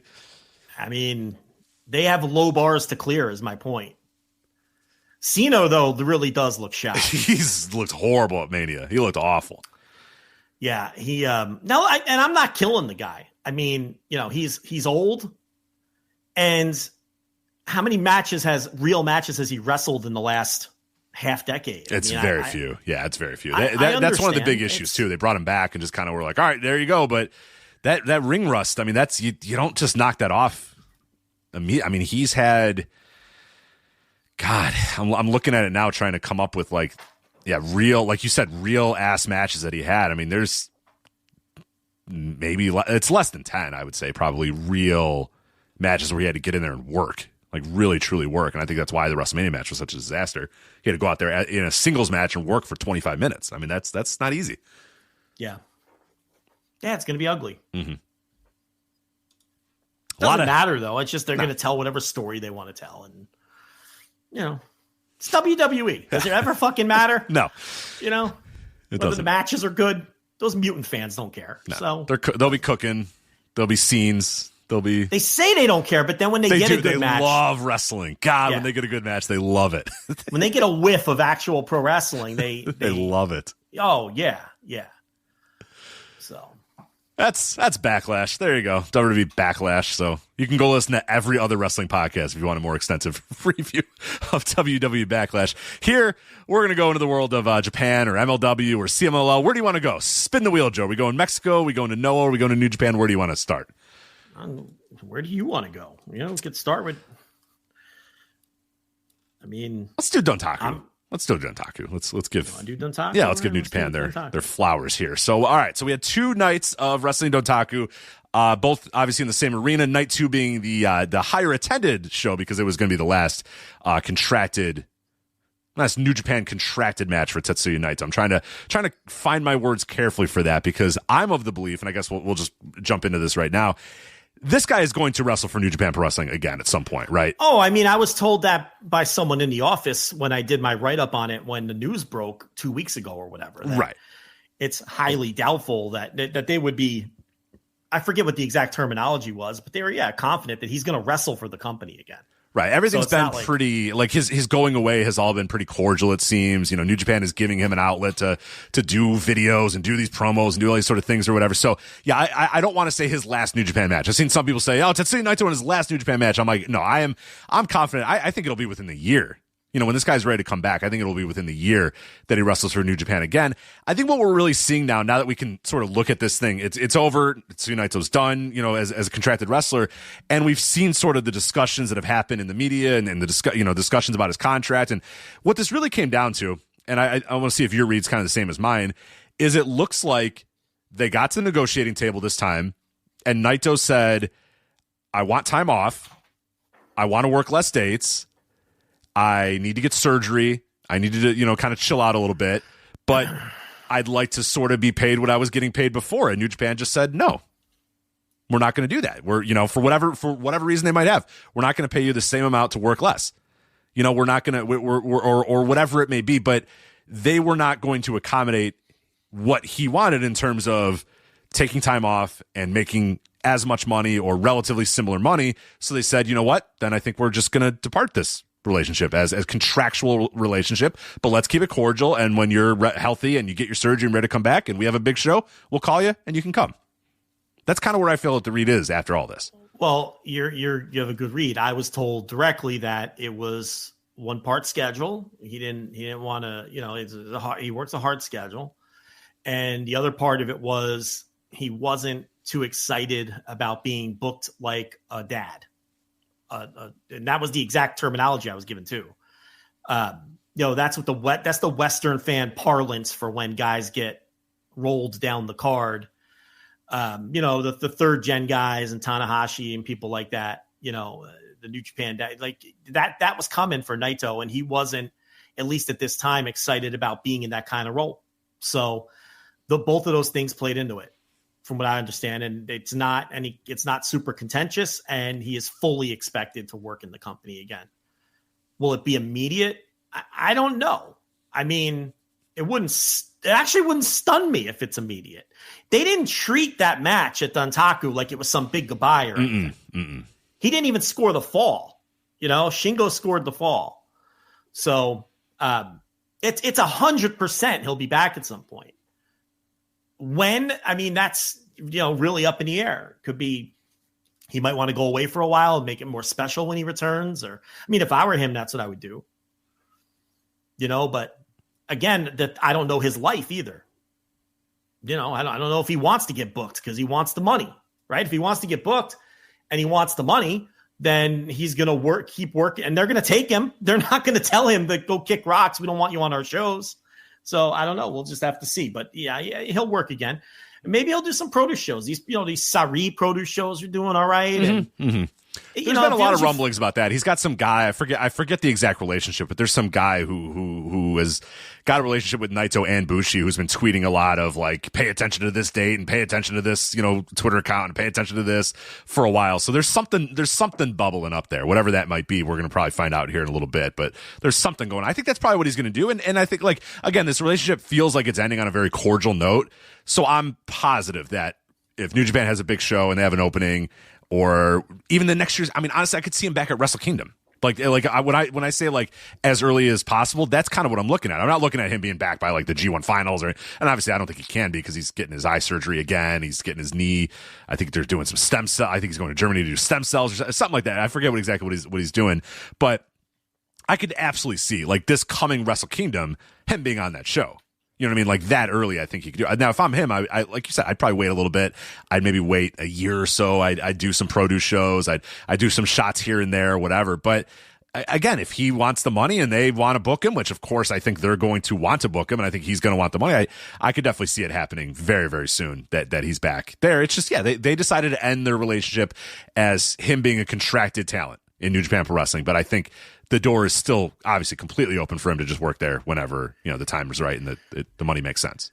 Well, the fans bought it as some kind of special match because it drew a monster, 5,400 people in that building, which if you look historically in that building, I think, a lot of shows do about 2,000, some less. I mean, the night before did like 1,700 or something, right? So 2,903 for the 2,903, yeah, right. Which that one as well. If you look at both those nights, had a big jump once Naito said, "This is it for me." Both those, because it was charting, I think around 16, 17, like you said, and then when Naito said, "Oh, this is it," I think like a 500 to 1,000 tickets moved almost immediately. They have recent vintage shows in that building under 2,000, and the Moxley and the Rita match last year did 4,500, somewhere in that range. So you could look it up real quick if you want. But yeah, so obviously it helped business, the idea that these were his quote unquote last shows, even though they're not. I also think Goto has drawn well. So even though Goto had a non-drawing, he had a weak opponent from a drawing standpoint. People have been interested in the Goto title run. So that clearly helped. Whatever credit you want to give to the Kyushu Pro guys being the local, all of it, all of it. Yeah, I mean, I don't give a ton of credit to that, but it's Mentai Kid's final run. That's a big thing. You got to go in the building to see Mentai Kid on his final run. Yeah, that little company markets well. They do all those charity shows and they do good numbers. They do. Do you ever? I mean, I watch that stuff on YouTube all the time. Those buildings are full. Yeah, and I mean, they're not making a ton of money or anything because a lot of them are free, a lot of them are for charity, but. They know how to market. So it doesn't hurt having those guys on the show, So a combination of all those factors, Naito being the biggest factor, of course, led to doing almost 5,500 people for the second show. It was 42-38 last year. The final two matches on this Dontaku show from last year, you got one of them, Jon Moxley versus Ren Narita, which I was like, no, what? Really? I don't remember that at all. Yeah. Do you remember the semi-main event of that show? No. David Finlay defending the David Finlay winning the IWGP Global Heavyweight title against, do you remember who was the Global Heavyweight champion at that time? I've got no earthly clue. Spirit Squad member Nick Nemeth. Oh, okay, yeah. Now I remember. My God. Yeah, sure. The final two matches are David Finlay and Nick Nemeth and Jon Moxley versus Ren Narita. Mm-hmm. Oof. And that wasn't a bad number, 4,200. Not bad at all for that match. For that final two, yeah. Oof. But this, big number. Big number for sure. So let's start out with night one. Here, we'll go to the major matches and kind of work our ways through the show. So night one, the main event was the Loser Leaves Bullet Club Steel Cage 10-man tag. It was the Bullet Club War Dogs, Connors, Finlay, Drilla, Gabe Kidd, Ishimori versus the House of Torture, Evil, Ren Narita, the aforementioned Ren Narita, Sonata, Show, and Kanemaru. What'd you think of Loser Leaves Bullet Club Steel Cage 10-man tag? Because I didn't like it at all. I thought it kind of sucked. Yeah, I didn't really love this match last year either. This one felt a little more structured, but also a little less wild and violent than last year's, I thought. I agree. They still had the blood and stuff, but last year's really just felt like just this out-of-control violence spectacle, where it was just kind of just crazy and over the top and the kind of thing you'd never really have seen before in New Japan. This one was a little more structured and reined in than last year's, but I don't know. I guess if I would have been more invested in this Bullet Club war, maybe I would have liked it better. I can't sit here and tell you it was bad. Did it eventually lose my interest? It did. It eventually lost my interest. There was the straight up comical Gato spot where he attempted to put someone through a table and just bounced off. Did you see that funny Gato spot? That was good, yeah. So, there was that shit. And I don't know. It just, I don't know. It's like, who cares? I guess the House of Torture aren't part of Bullet Club anymore. So Clap, get into it. Right. Can they just go away? Are they going to go away? Or are they just going to be the House of Torture, but not in Bullet Club? Like 8 of these 10 people can go away as far as I'm concerned. I'm hearing Chase Owens is going to be out of Bullet Club. And I also hear that Chase Owens is working on a new gimmick in preparation for being out of the Bullet Club. Okay. He's going to attempt, I don't know if this is going to ever see the light of day, but I'm told that he's working on a cowboy gimmick, Chase Owens. Cowboy gimmick. Hailing from the great state of Texas now, of course, Chase Owens. So preparing for life after the Bullet Club. We'll see if going with Cowboy Chase Owens. Cowboy Chase. I don't know what that. So he's going to. No, sorry. I made up that. That's not exactly. Yeah, I made that part up. The cowboy part. The calling him cowboy, but you're saying it's going to be a little bit of a cowboy gimmick. Did he hear? Did he hear the flagship last week and was like, "Fuck yeah, wrestling needs more cowboys. That's me. I got to do that." Not exactly Stan Hansen, but I'll give it a chance. If it does come to fruition, I'll give it a chance. We'll see how it goes, but that's what's going on with the Bullet Club as we start paring this thing down, I guess. Sure. Good. Please. Yeah. The thing I had with this match was if you only watch New Japan Pro Wrestling, this might be a match that stands out to you because it is unique. You know what I mean? Last year's was way more chaotic and way more violent. The problem with last year's is just like way overstayed its welcome. Like 40 minutes in, you're like, all right, I heard you. Let's go. Let's get this thing on the road. That was not the case with this match. This match did not overstay its welcome, but I really thought it was just kind of one guy doing one thing to one person. Okay, I'm going to have this guy, go through a table. I'm going to hit this guy with a chair. This guy's going to have a chain. This guy's going to have, a powder thrown in his face. You know what I mean? It was just kind of a spot fest. So it's something that I've seen 1,000 times. Like I've seen this exact match 1,000 times in my life, especially watching American wrestling, especially watching the amount of different wrestling that we do was like, okay, yeah, this is not very interesting or very engaging in any way. This is something you can get anywhere else. Like this sort of match, again, unique to maybe that fan base, unique to people who only watch New Japan, unique to that crowd, but something you can really see all over this is not every War Games rip-off match that any promotion has run in the last 10 years looks exactly like this. You know what I mean? Like exactly like this to a T. So yeah, I also don't care. I think that's probably a big reason too, is I don't really give a fuck who leaves the Bullet Club, who stays in the Bullet Club, whatever. So that kind of lessened it a little bit for me. But yeah, I just didn't really like it. And I think one thing that is notable though about this was at the end, it was Gabe Kidd who got the mic, and Gabe Kidd who was kind of in the spotlight, and Gabe Kidd who really felt like the leader of the War Dogs, which is kind of interesting because David Finlay is still there. So I don't know if you noticed that, but I kind of looked in the background. I was like, man, David Finlay, that's a guy who, not that long ago, we were thinking David Finlay's definitely going to win this thing. David Finlay's definitely going to win the IWGP World Heavyweight title. He's going to beat Goto. He's going to do it. And now he really does feel like a guy that's very much in the background, very secondary to Gabe Kidd, even in his own unit, which I'm sure maybe is intentional, and we're going to have some sort of turmoil. I don't know if you can believe this, Joe. Turmoil in the Bullet Club. I wonder if that's going to happen at some point. Well, I felt like that was Finlay's trajectory. I thought they were building him to put the title on him. A lot of people did. But obviously, if you're asking me who I'm going to push, Gabe Kidd or David Finlay, it's pretty easy. I'm pushing Gabe Kidd. Mm-hmm. He has a much higher ceiling than David Finlay. Oh, God, yes. Oh, yeah. David Finlay, no matter how. Yeah, David Finlay, I think we got to where he was going to get to. I feel like Gabe Kidd is a guy you could have win a G1 and main event a Wrestle Kingdom. Eventually. I mean, no matter how good of a year David Finlay had, and he did have a good year, the upside's much higher. I just thought that they were going to try David Finlay, and they didn't. And then it was Gabe Kidd the next night coming out after the global, the Sugi win, the global title win. Yeah. Yeah. So, I mean, they're going to do a little more with Kidd from a single standpoint, I guess. And yeah, there was a hard focus on him over the course of both shows. Shingo and Shota, that was the semi-main event of night one. This was a very interesting Shota Umino match because Shingo just beat the living fuck out of this guy and clotheslined him so hard at the end of the match that Shota Umino's, there's blood pouring out of his nose, and then pinned the guy and said, like, get the fuck out of my ring, you loser. And that was it. It was like, okay, I thought this was kind of fun. If this is Shota Umino's new lot in life as a guy who just gets his ass kicked by guys, then I think that might work. Like, I don't know, but I this is the most interested I've been in Shota Umino in a very long time, but really by nothing that he did other than get his ass kicked by Shingo Takagi, who is really good at kicking someone's ass. He's so good at it.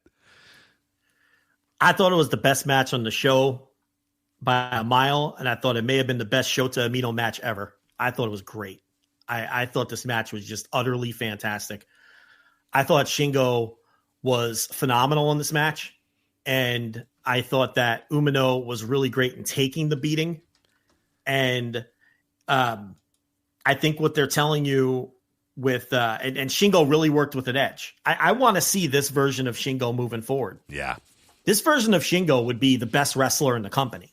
I mean, let's just be honest about it. Yeah, the other version of Shingo is already one of the best wrestlers in the company, but this is the best wrestler in the company. I mean, and Umino, I think what they're doing here is I think they still think he's the guy. Okay. And I think the idea with Umino now is the fans. It was almost like WWE fans from the previous era rejecting a push when it came to Umino, like rejecting a Vince push of somebody, like, you're shoving, like the old Roman Reigns, you're shoving them down our throats deal. And I think New Japan recognizes that. And I think what they're doing now with Umino is they're saying the fans need to see him suffer some. I think he's going to lose a lot of matches. And I think he's going to lose a lot of matches like this. It feels like that's where they're going with this. And then I feel like the psychology behind that and the mindset will be if the fans feel like he's earning it more by taking his lumps and losing a lot of matches and, shaving his head and starting, from the bottom again, even though they didn't really do that with him. They should have just done it. They were there. They had it. And I don't know why they didn't do it. I think they feel like another attempt at a push down the line will take more if the fans feel like they've seen him earn it more. Yeah. I think that's kind of the mindset here because I fully expected him to beat Shingo and he didn't. But I still think that he's their choice out of these guys. How you look at that motherfucker and look at Yuya Uemura and pick him, I don't have any fucking clue. Maybe it's the nepotism. Maybe it's just they're seeing something I don't see. Maybe they're wrong and I'm right. But Uemura at minimum, I would choose before he's out. He's out at the plate. I would choose before Umino. I'm really down on Umino right now. And I'm not saying he can never be the guy and that it definitely won't work. But, I still think they believe in him. And they're putting an awful lot of effort into making sure that it happens. Absolutely. Yeah, but this was, if this is what his thing is going to be for a little while now, is just go in there and get his ass kicked by dudes, it might work. Like you said, it might work because the fans might then start to kind of turn around. What's going to happen, what you want from the fans is he starts getting some sympathy from these fans. They got annoyed of him. They thought he was overpushed. Now he just needs to get his ass kicked by everybody till he gets some sympathy and then starts to slowly work his way up. And then maybe you can get back to having some sort of crowd connection. The problem is at the end of the day, I think the guy's still a zilch. So I think you can do all this and tell all the story, but then the kind of the build back up, that's where it's going to struggle. I think he's going to be fine being kind of an emotionless void that gets his ass kicked as you try to garner some sort of sympathy for him. But I think once you start trying to say, okay, now it's time to start winning and now it's time to get that crowd connection again, that's where I really worry because I just don't think he has that. But hey, you know what? I'll be down for him getting his ass kicked for a little while. That was fun. That was fun on this night. Well, maybe this is good for him too, and not just good for the fan working the fans. Yeah, maybe he needs to, be humbled by being rejected, and then just be a guy for a couple years, and then maybe he'll find some kind of crowd connection. Because I think that's where he struggles the most. He doesn't really have a natural crowd connection. Mm-hmm. You also had Zack Sabre Jr. and Tanahashi on this match. So Tanahashi obviously doing his final run of matches here. He loses Zack Sabre Jr. It was only about 13 minutes. I thought this was pretty good as far as where Tanahashi is these days. And working a match with a Zack Sabre Jr. is going to be, you know, that's what really benefits Tanahashi the best is a match where he doesn't really have to do big impactful moves. He doesn't have to really do too many things off the top rope. He doesn't really have to, he can kind of work a more ground based, a more submission based, a little bit more of a striking based match. And I think this, you know, it wasn't great. You know, these guys obviously have had better matches in the past, but I think it was pretty solid as far as what you're going to get out of Tanahashi in this final run here. I thought this was solid enough. I thought it over delivered, and it was way better than I thought it was going to be. And I think that's 2 or 3 times in a row I've said that about a Tanahashi match. So good for him. I think he's gotten his body in a little bit better shape than where he was at the beginning of this year. So I'm not because there was a while where I was like, dude, I don't really want to see any of these Tanahashi matches because it's so sad. And it's so, but I think he's kind of figured out how to work within, and he's a smart worker. And we think you assumed at some point he'd be able to do that, but it does feel like he is learning how to better work in the confines of whatever his physical limits are these days. You know what I mean? So he's like that. Did you ever watch the Windy City Riot match with Takeshita yet? Or have you seen that one yet? Yeah. That's one of the 2 or 3 in a row that was, you know. What I loved about that match, and it was not at all what I expected going in, but when it was over, I was like, that was great. Is Tanahashi just being like, you know what? I physically suck now, so you know what? Takeshita just beat the fuck out of me. I could take a beating. I could still take a little bit of a beating. We're not going to do crazy dynamic stuff. My offense doesn't look very good anymore, but you know what?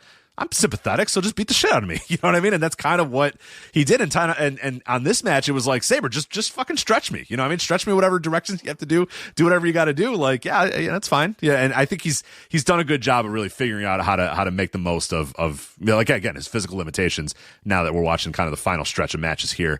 And one more kind of business end of the show, and then we'll quickly go over the tags and then move on to night 2.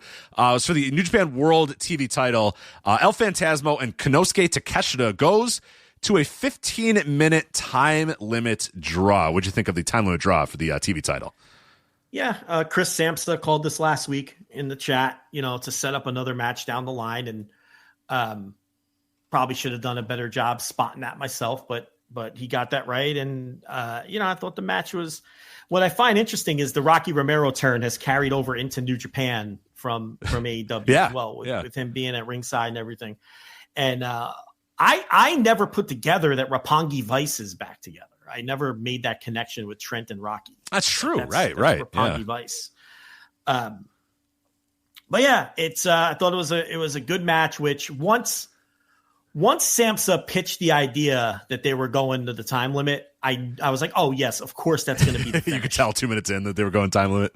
Well, no, once he said it last week in our chat, I was like, oh yeah, he's right. Okay. You know, we didn't bring it up, but I saw him say it, and I was like, oh yeah, of course. Like it's obviously going to be a 15-minute time limit. So that kind of took a little bit of at that point I knew they were going to go the full 15 once I put the match on.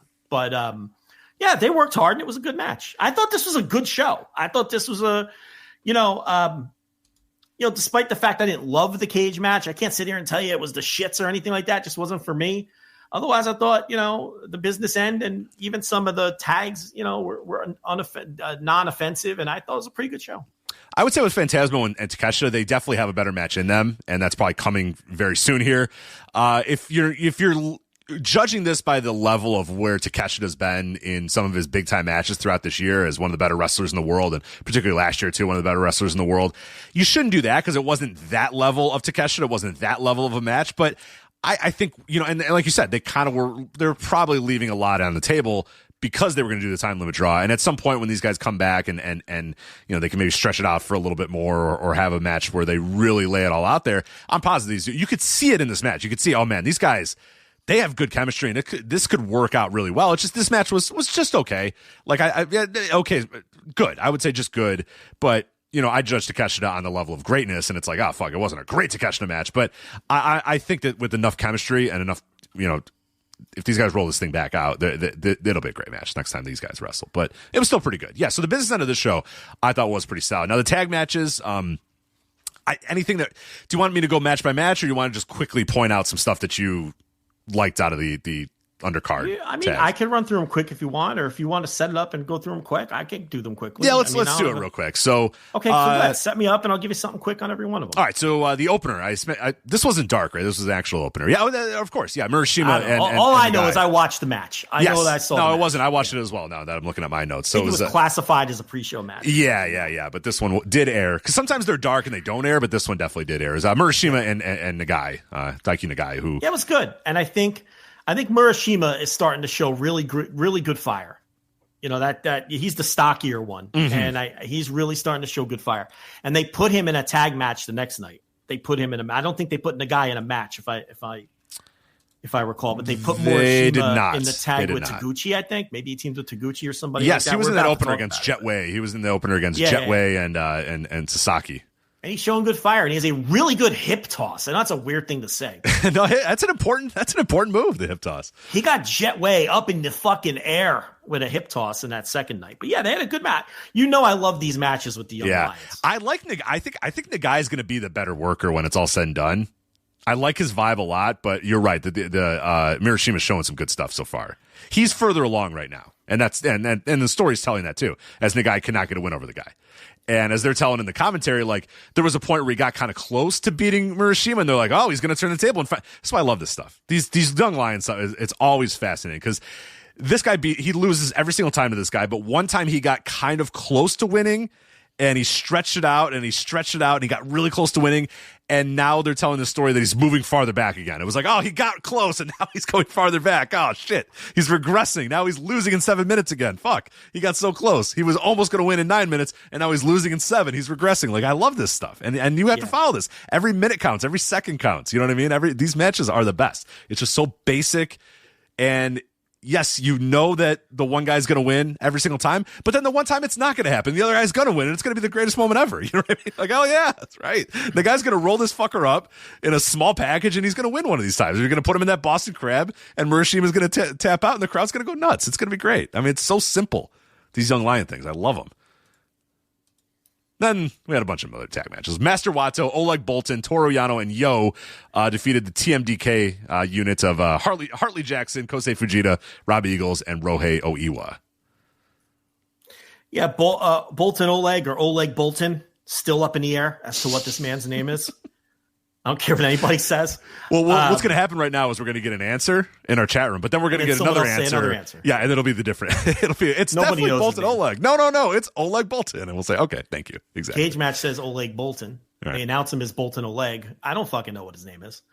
Hartley Jackson, if he's in a match, he's there to lose, and obviously they put the Oleg Boltin Oleg over as the guy because why not? Of course. Toru Yano, one of these juniors. No. So, Yo, you want fucking Yo to get the win? Come on. I don't want Yo to even ever Yo wrestle anywhere, again. Dude. Oh my God. Yo gone Did you forever. see his fucking That's Best of the Super Juniors graphic? Like, just the graphic. I'm like, fuck off, dude. It's just him screaming. His mouth's just agape, and he's making a stupid face. I'm like, get the fuck out of here, dude. What is going on? I feel like, too, with him, I feel like he's like an irony wrestler. I don't think he takes it seriously. I think he's just ironically out there. I don't know. We've talked about it before. I think he knows where his career's at now, and he's just like, fuck it, whatever. This is what I do. This is my job. This is the amount of work I'm going to give to it. And this, the passion's gone. He realizes my man knows he's not main eventing Wrestle Kingdom ever. So it's just like, you know what? Get paid. Go out there, get paid, do your shit, get out of there.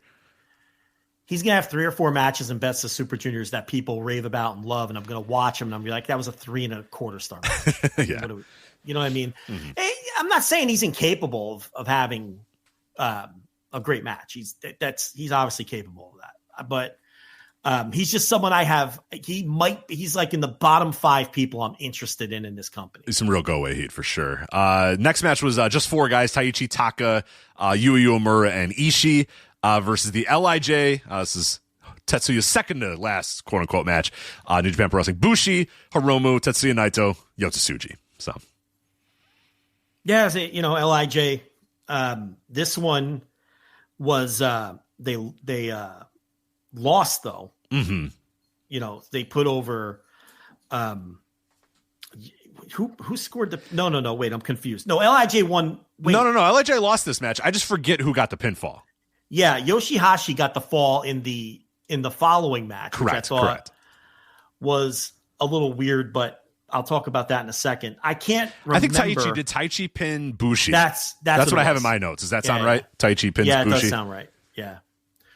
So It's been so funny. Like on the second night, and this has been the whole thing with these two guys retiring. It's like leaving is it's Naito, big capital letters Naito, and also Bushi. You know what I mean? Like, so Charlton's doing his big whole like Tetsuya Naito. He's come from absolutely nowhere to main event Wrestle Kingdom, and he's one of the best ever. And now he's gonna wrestle for himself. He's always worried about other people in New Japan, but now he's worried about himself, and this is gonna be the end. And he's going out on top, and also Bushi is retiring too. So her leaving too. It's just like, he got done doing this whole, 10-minute Naito thing. And then was like, we shouldn't forget about Bushi either. It's like, we did. You did. We all did. It's just like, what I mean?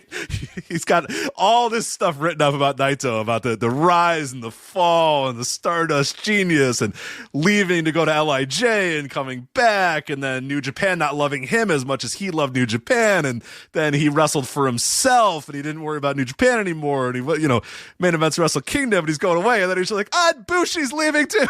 It's just like, there's nothing. Yeah. He's got nothing on Bushi. It's just like, Bushi's there too. But hey, sorry Bushi. He tried. He did that eventually be like, Bushi had an injury and then he came back and that was cool. But yeah, it's like, who cares? I mean, what are you going to write about Bushi? It's just like, it's Bushi. It's fucking Bushi, man. Like, yeah. Time is precious, and so are our pets. So time with our pets is extra precious. That's why we started Dutch. Dutch provides 24/7 access to licensed vets with unlimited virtual visits and follow-ups for up to 5 pets. You can message a vet at any time and schedule a video visit the same day. Our vets can even prescribe medication for many ailments, and shipping is always free. With Dutch, you'll get more time with your pets and year-round peace of mind when it comes to their vet care. It's Bushi. Poor guy. Anyway, it takes a fucking pinfall. They can't even or Romu can't even say, no, man, I'll take the fall. It's all good, brother. It's all good, brother. I'll do this one.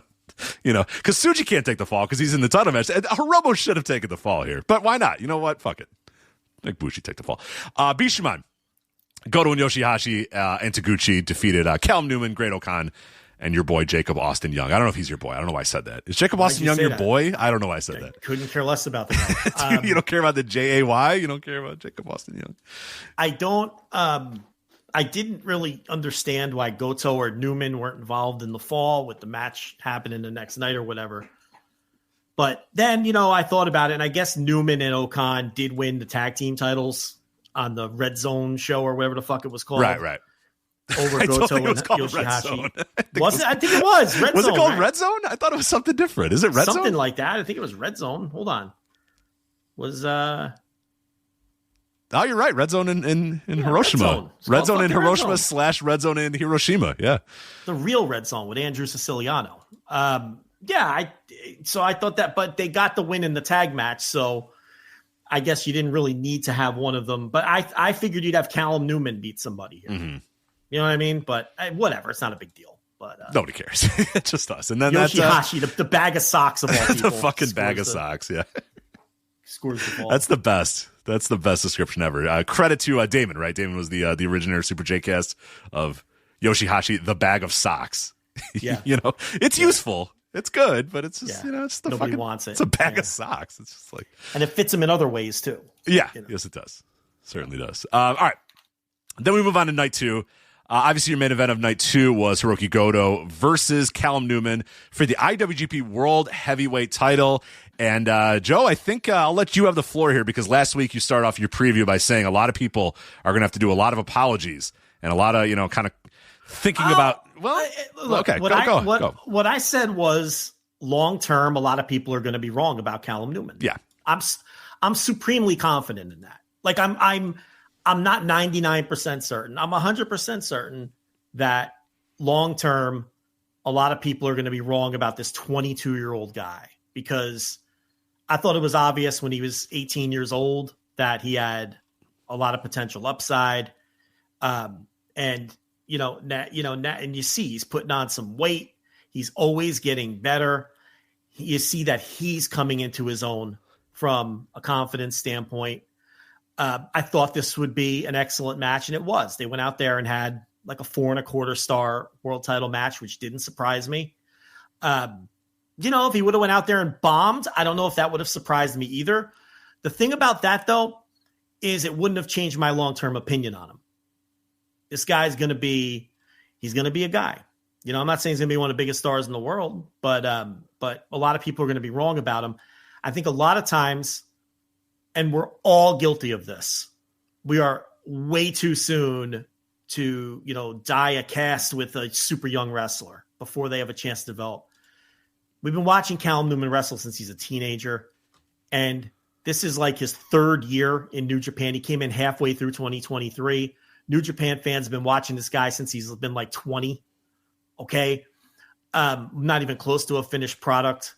And, you know, one of many Ospreay clones, except he's literally mentored by Ospreay on top of it. So there's always going to be those comparisons. And, you know, the funny thing is, and I have said this before, he is ahead of Will Ospreay when you compare ages. And he always has been. He's 22 years old. When Will Ospreay was in his age 22 year, and this is the sports fan coming out in us, right? When Will Ospreay was in his age 22 year, he hadn't stepped foot in a New Japan ring yet. Okay? Look it up. Look it up. That's pretty wild. This kid's been in New Japan for 3 years. For 2.5, 3 years. This is his third year in New Japan at the age of 22. At the age of 22, Will Ospreay was still wrestling on the UK Indies. He was a string bean who made no effort to sell, which is how he got that reputation in the first place. He wasn't even close. Then now he was projectable. Don't get me wrong. And he was right on the verge of catching people's attention, but he didn't really catch his attention until like the next year or so. The Matt Sydal matches, as were the ones we always talk about, which is really where he broke out worldwide. People in the UK knew before that, but that's where worldwide people said, oh, this is a guy to watch. And if you watch those matches now, you know, he's not, you know, the lack of selling and everything else. And he's just not, you know, but you compare Will Ospreay's age 18, age 19, age 20, age 21, age 22 seasons, so to speak, the way you do in baseball or sports, to Newman's, and Newman's ahead of him. Now, do I think that means that Callum Newman is going to be as good as Will Ospreay? No, of course not. I think it just demonstrates, though, what Callum Newman's upside is, right? I'm not going to sit here and tell you he's going to be as good as Will Ospreay. That's crazy. Will Ospreay's a generational talent. He's arguably the best wrestler of his generation. He's arguably one of the greatest wrestlers of all time at this point. I'm not going to put that on Callum Newman. That's insane. But is he ahead? Is he a better overall performer than Will Ospreay at the same age? And has he been at every age? Yes. And that's why I say this guy's going to, and look, he clearly has a good head on his shoulders. He's got all this New Japan experience now. You think do people think he's going to get worse? He's only going to get better. Right. The question with Callum Newman is how much better is he going to get? That's the question. Right. What's the ceiling? What's the ceiling? Yeah. Does he become one of the best wrestlers in the world? Does he settle in as a nice little mid-carder? Because he's going to get better. And I thought he was excellent in this match. Was he great? No. Was he solid as fuck? Was he excellent? Did he go out there and was he a key participant in a 4.25-star world title match on the biggest stage? Yes. He sold well. He took Goto's offense. When he was given a chance to have his little bursts of offense, he performed well. I thought they had a good match structure. He had the crowd buying. There was a couple of those spots there where the crowd's like, fuck, Callum Newman's going to do this, right? And like we talked about last week, this was so much better for New Japan to have him in this match than Jeff Cobb. Oh, God, yeah. Oh, my God, so much better. I mean, this did so much more for the company to have him in this match rather than Cobb, which would have been just a nothing throwaway title defense that nobody remembered 10 minutes later, no matter how good it was. That did the company no good. Now you have Callum Newman has experience in a world title match in New Japan. Quite honestly, if they keep that unit together, he should be the leader of the unit. You know, with all that drama that there's been over that and everything with Cobb and TJP and nobody wants to step into the role. Fuck that. Grab it by the balls and step into it now, because I think Callum Newman, you know, he has put himself in a position where you can start talking about him with all these other guys that we talk about all the time. Add him in the mix. He's in the mix. Now, is he going to be in New Japan forever? No. But Will Ospreay was there for damn near a decade. And who's he getting his advice from? You think Callum Newman... Now, look, AEW didn't exist that whole time. I get it. But I think that Callum Newman and Will Ospreay have a pretty good feel when they think that kid is going to be ready for American TV wrestling, and he's not. He needs to marinate in Japan for another half decade. And like you said last week, don't worry about who you think is going to leave. Take advantage of your assets while you have them. If you lose them, you lose them. That's pro wrestling. This is the new world, and the reality is that's how it's always been anyway. It's the old world. Yeah, this is the old world. You can't operate on fear. You can't operate on fear. Gabe Kidd can get a 7-figure deal from Tony Khan any minute. You got to live with it. You just have to live with it. So, I don't know. Those are my thoughts on the match. I thought it was great. Yeah, I thought it was a great match. And I thought they did a good job of starting it pretty slow and starting it very like, all right, this is just going to kind of be an easy defense for Hiroki Goto. And it's not necessarily that he took this guy lightly, but it was just going to be like, hey, you know what? It's just a kind of Goto was getting ready for Jeff Cobb, and now this little guy stood in his way, and now the little guy took over for it. So it's like, yeah, Goto's got this. So it's not that big of a deal.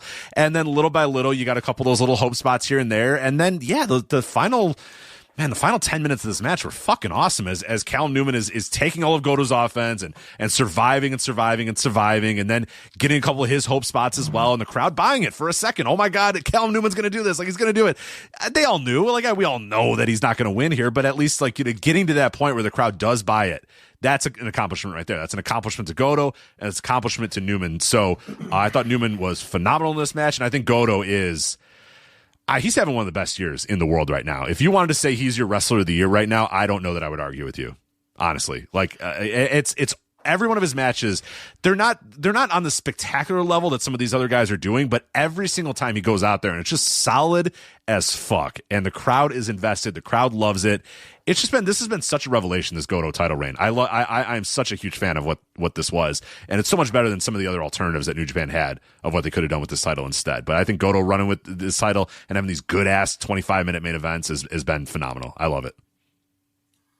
Yeah, and it's a feel-good title reign, and it's fun, and everybody's enjoying it, and it's drawing, and he's having good matches. What's there bad to say? We're still waiting for the crowd to sort of, but they're not. It's like every time he comes out, he's like the most over guy on the entire roster. On this night, obviously Naito was a little bit more over than Goto was, but Goto was the second most over guy on this entire show, and he always is. Those chants, I mean, just when he comes out, it's a big pop. The chants throughout the match, when he gets the win, it's a big pop. It's just like, yeah.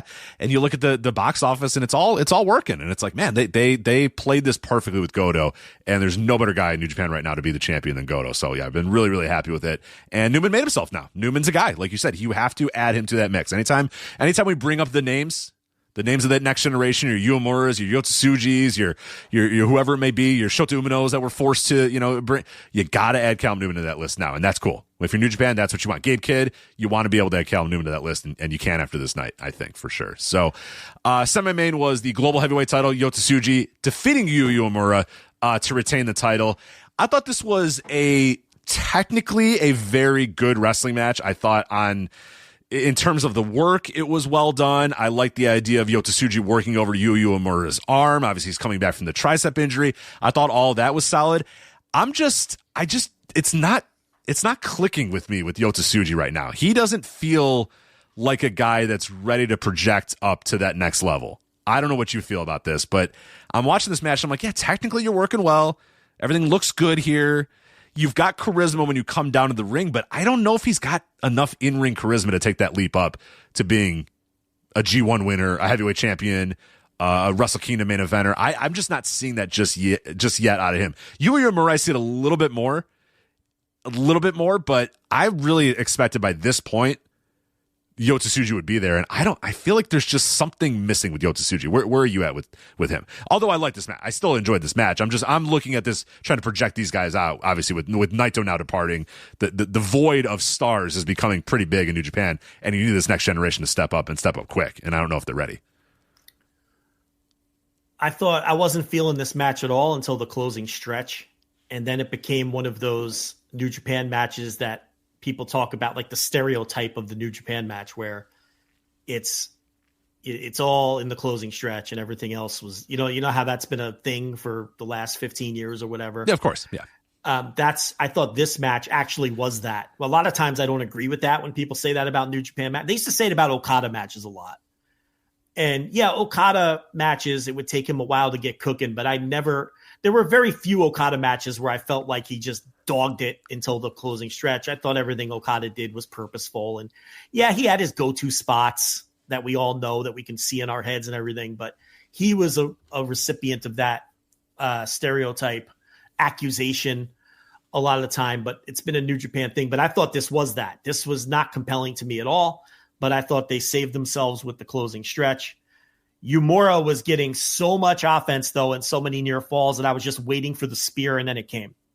So they kind of – and look, that's not even really a criticism. It's just people like us watch too much pro wrestling.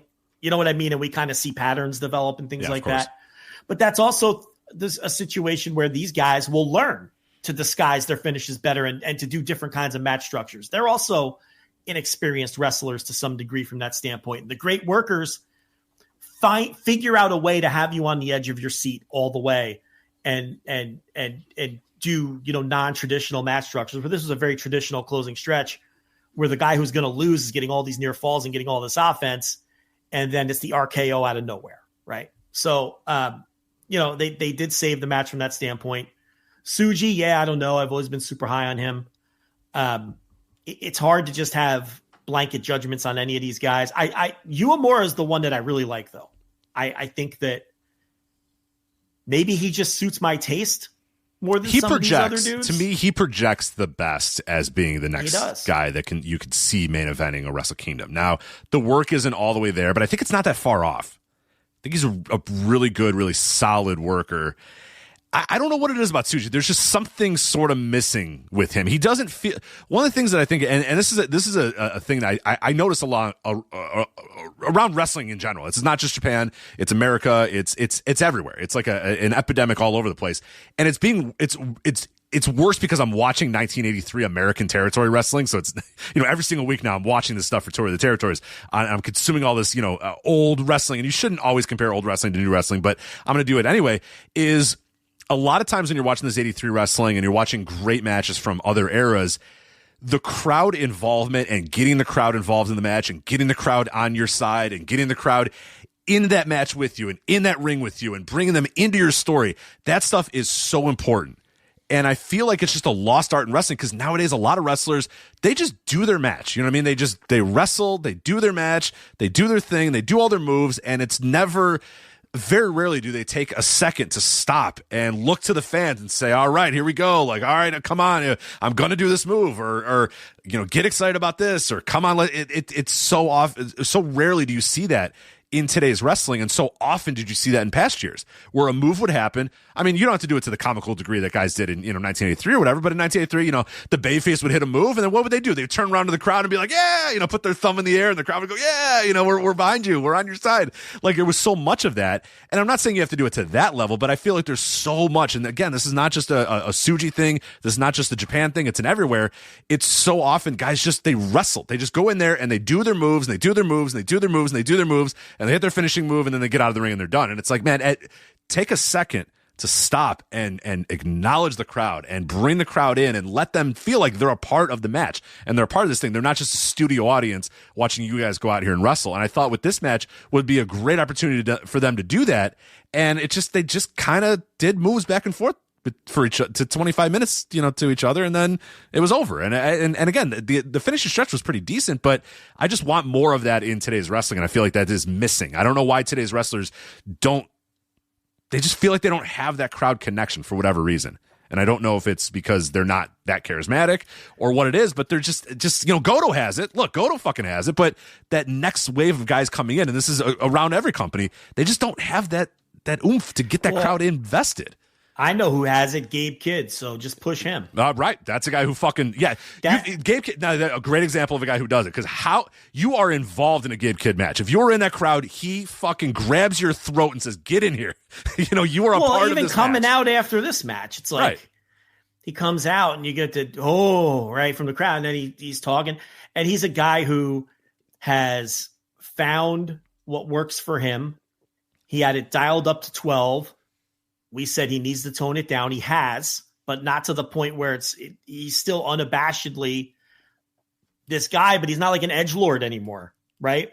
And I thought that's what was really holding him back, but he had to find himself. And, sometimes when guys, you see it all the time in wrestling where a new persona or a new push starts off one way, and then they get rid of the parts of it that aren't working. They enhance the parts that are working. You see it constantly.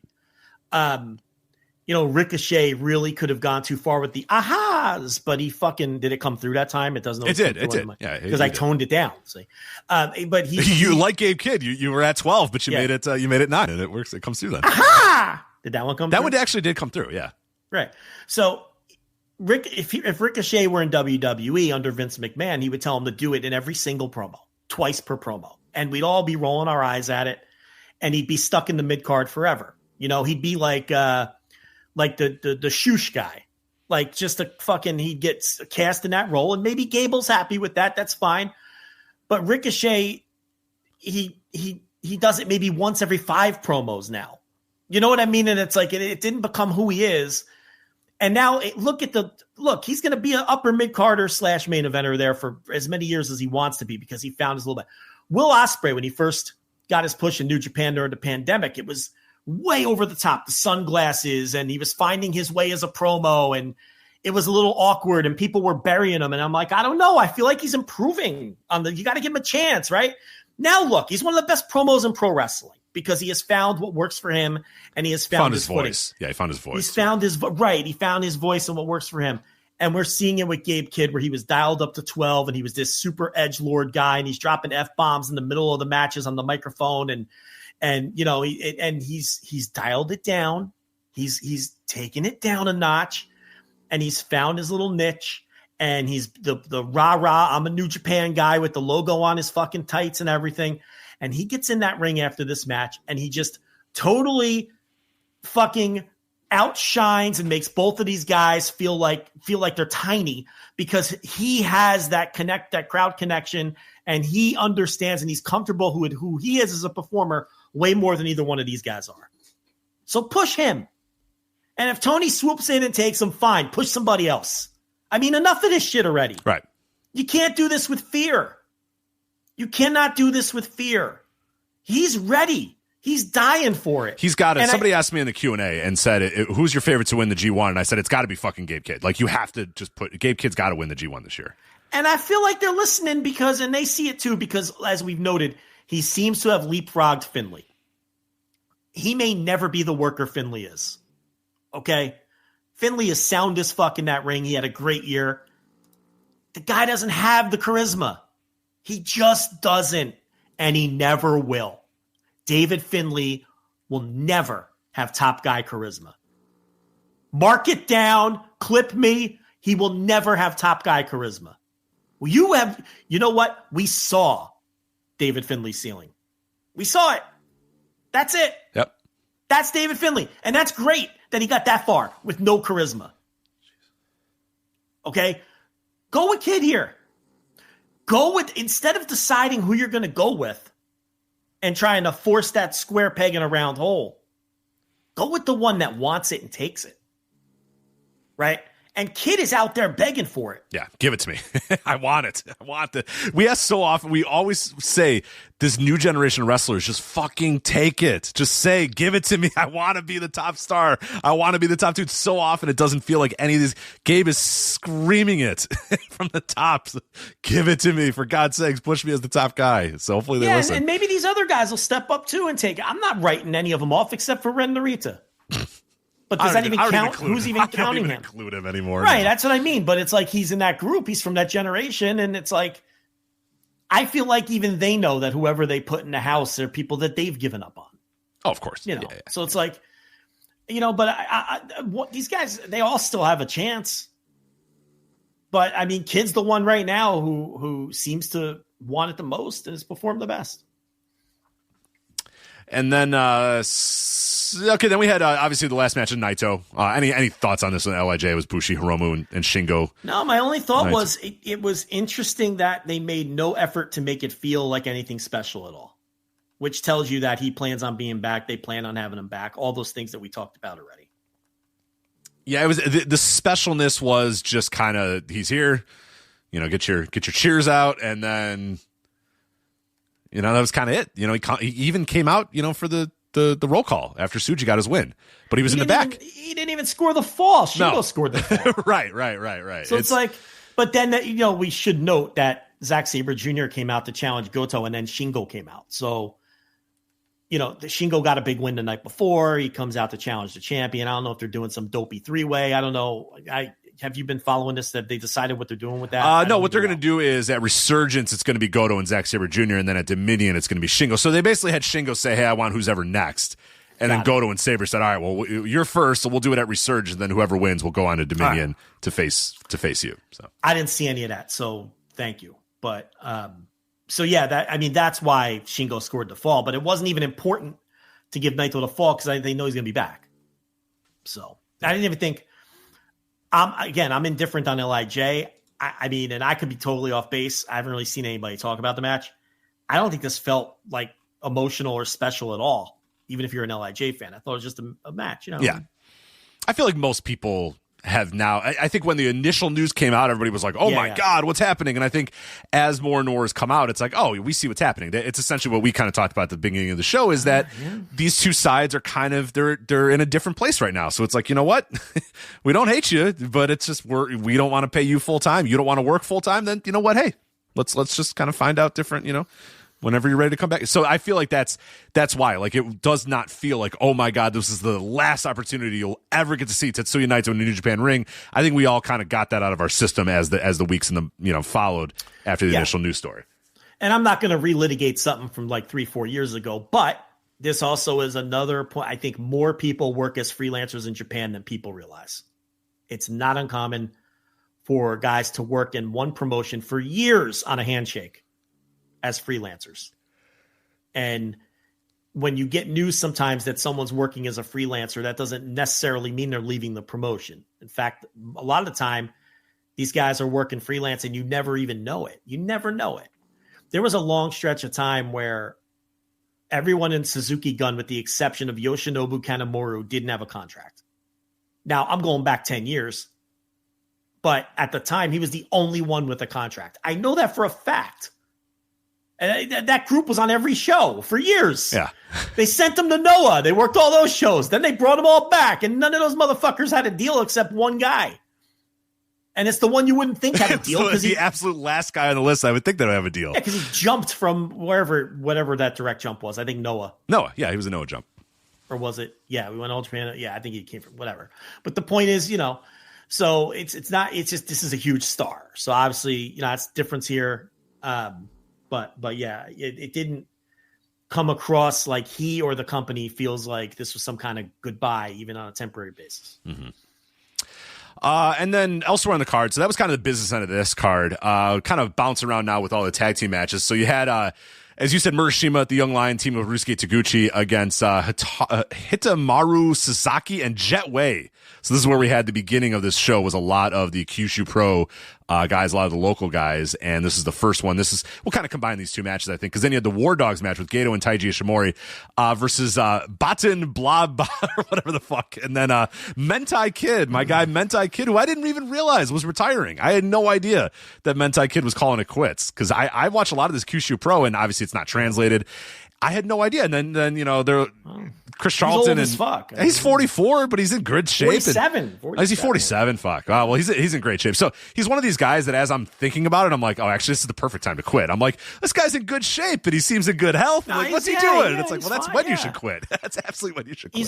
They feature him a lot too. I mean, yeah. Well, they're hot now. I was like, oh man, Kyushu Pro's at the top of their game, and Mentai Kid's just gonna walk away, man. Guys at this level, you have to remember. I mean, he's probably a fucking salary man in real life. Sure. Oh, of course. Yeah. Yeah. He's fucking, these guys are all, they're the equivalent of indie wrestlers in the US. And I'm not talking about the full-time ones. I'm talking about the ones that have real lives and jobs, and not somewhere in between the American weekend warrior and the American full-time indie wrestler. In other words, somewhere in between Matt Cardona and the guys that work your local show at the VFW hall, who's a fireman for full time. Like, that's what these guys are. A lot of them have jobs, and they just work for the small local pro wrestling company, a lot of times under a mask, and it's a hobby. It's like a step up from a hobby for a lot of them. So, who knows what his real life is like, but that Batin Blabla can get fucked. That seems like your absolute worst. If you want to see a wrestler who's the last kind of wrestler I ever want to watch, it's that Batin Blabla. Fuck that guy. Fuck his stupid name. Fuck his stupid look. Fuck his stupid work. I had never seen that guy before, and I never want to see him again. You were putting the X up? You're not putting the X up like him? No? I mean, hopefully he has a nice salary man career and he calls it quits too, because I never want to see that guy wrestle again.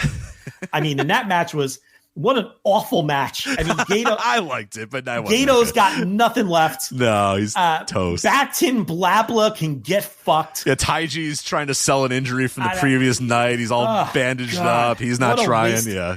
My notes say, what a waste of my fucking time. And Mentai just never tagged in. He came in there, got the pop. I think he did 2 moves, tagged out, and then he was done. He was like, I'm good, man. I'll see you guys. I'll see you guys at my retirement show in a couple weeks. So I'm good for now.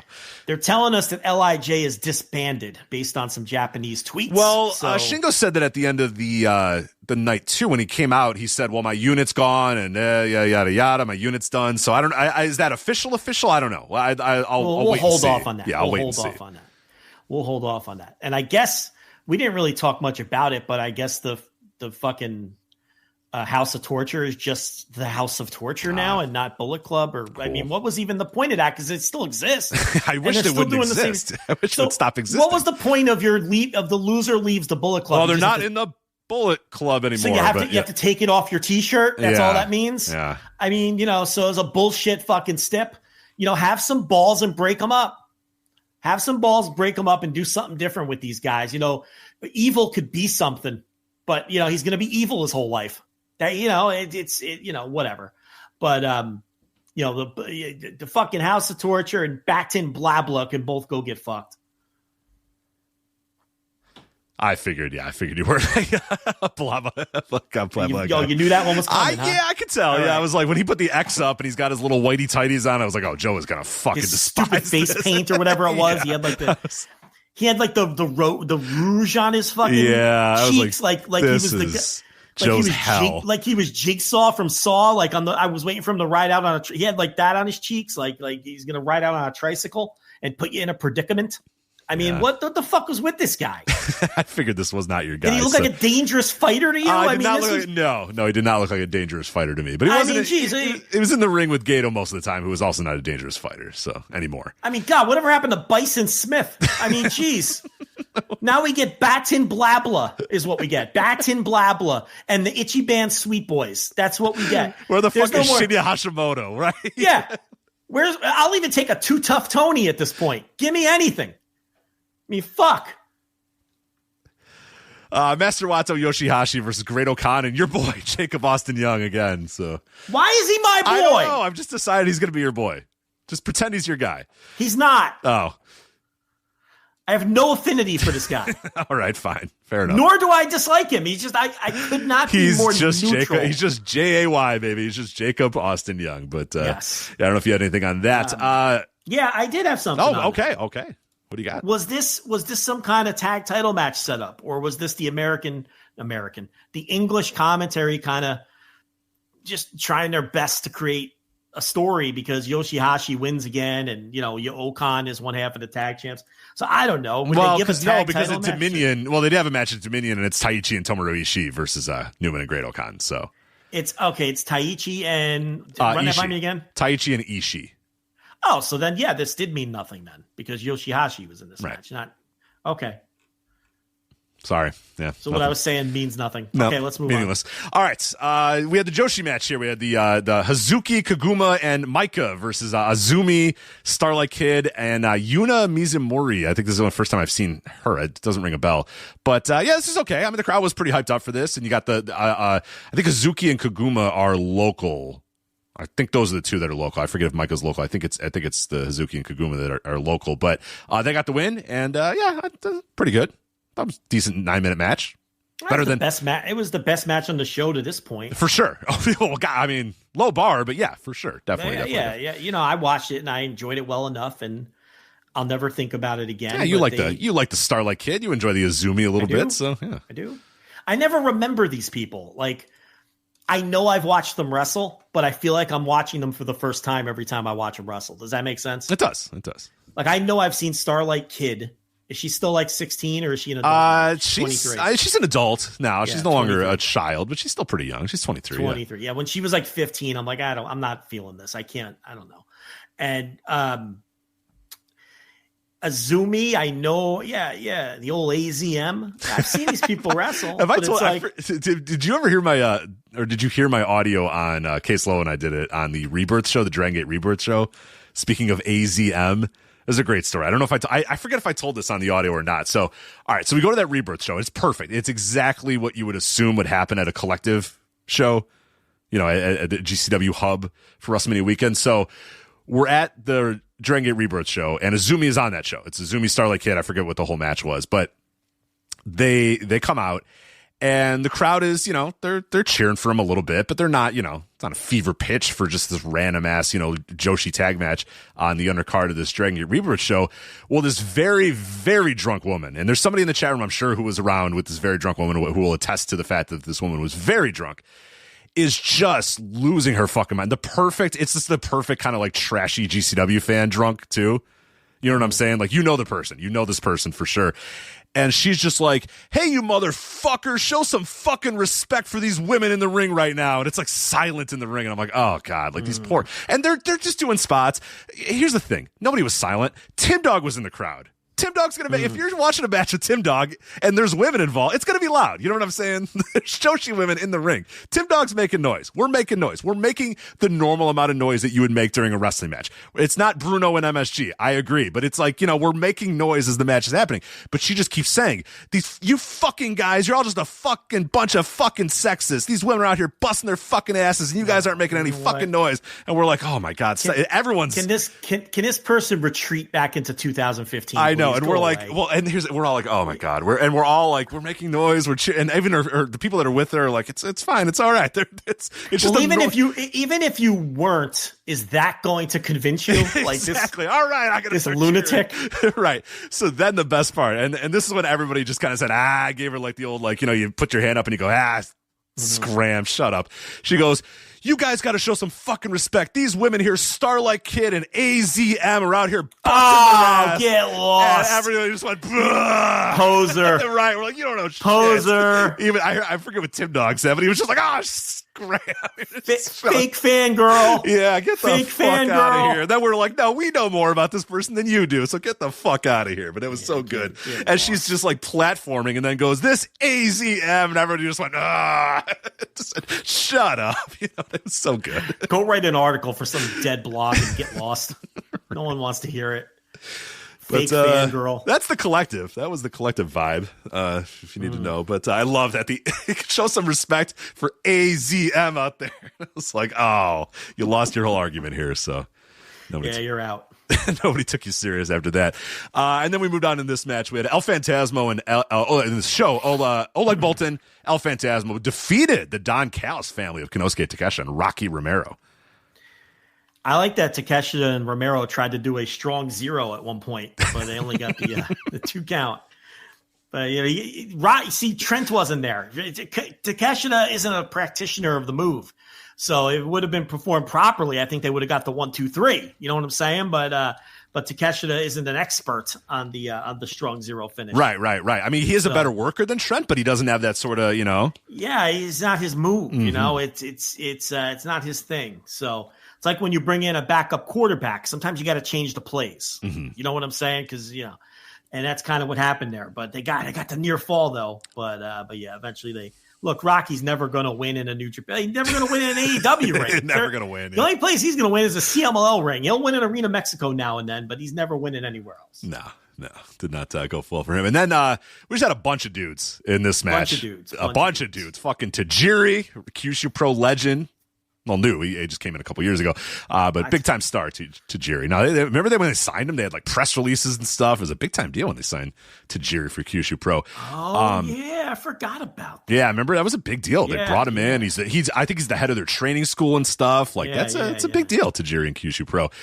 You had apparently they're called B-Boop Tag Team. Tanahashi and Toru Yano. Is that true? Let me clear this up for you. They were known as Bebop Tag Team fucking 15 years ago or whatever. Oh, okay. Or not, maybe not that long, but I'm not positive New Japan calls them that anymore. That's not like an in-canon thing anymore, that's their actual team. Right. I'm not positive. One of the sickos in the chat will know for sure. So that's Cage Match getting a little cheeky then.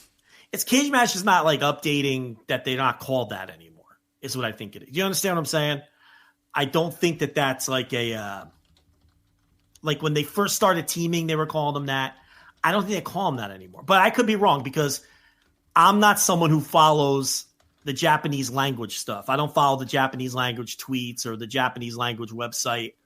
The English commentators never call them that, ever.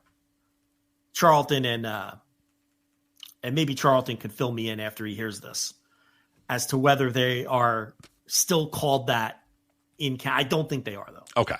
So that's just how it's logged in Cage Match says that, but okay. So there's not. And then it was Ryota Chikuzunen. I don't know. I've never seen this guy. I don't know who this dude is. And Ryota Chikuzen. Chikuzen, I guess so. I've never seen that dude. I don't think I've ever. Yeah, he's a regular there. Another one of these,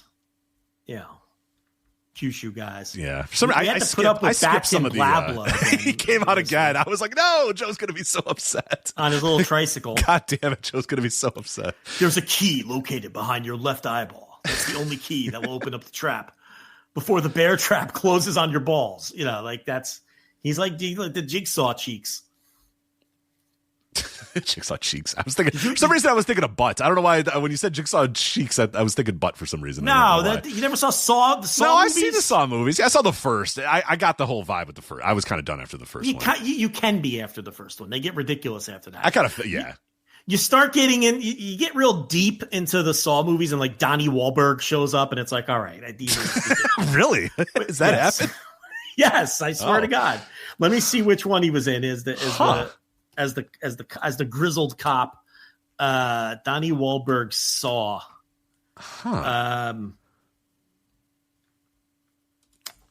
Let's see. Donnie Wahlberg. It had to be ridiculous, right? You can't take Donnie Wahlberg showing up in Saw as being he was the protagonist of Saw 2. Saw 2. Okay. See, I was really out after the first one. And then he pops up in Saw 3, and then again has a major role in Saw 6. What? Saw 4. Sorry, Come Saw on, 4. Donnie. And then his final appearance is on a photograph in Saw 5. What? Which means I'm guessing it didn't go well for him in Saw 4. So yeah. I see. Did he need to do this, or did he just find this fun? He didn't need this money. No, he was like the guy in the future, in the beyond.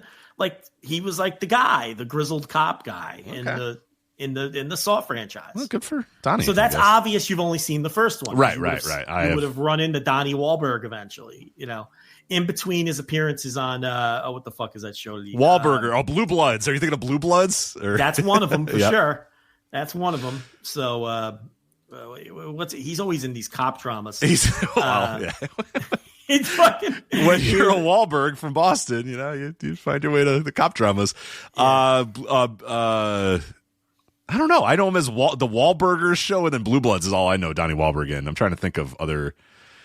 I don't watch a whole lot of procedural dramas though, so I can't fill you in. Me neither. I'm not. There's a show called Boston Blue, but then also a show called Blue Bloods. That's confusing. And he's in both of them. I don't like that. Well, Blue Bloods is over. Oh, okay. Is Boston Blue? Boston Blue's probably a spinoff of Blue Bloods, as I'm guessing. It is. It's not. It's coming. It's coming soon. And okay. He's playing the same guy. Got it. Got to milk that a little bit further. Okay, good for him. Yeah, he's reprising the legendary role of Danny Reagan. Of course, finally. In Boston Blue.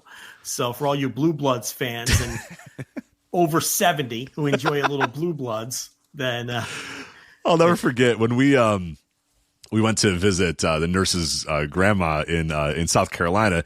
And we were going to go do something on some night or whatever. We're like, all right, she's like, all right, Grandma, we're going to go. And she's like, Blue Bloods is on. Right. And the nurse is like, okay.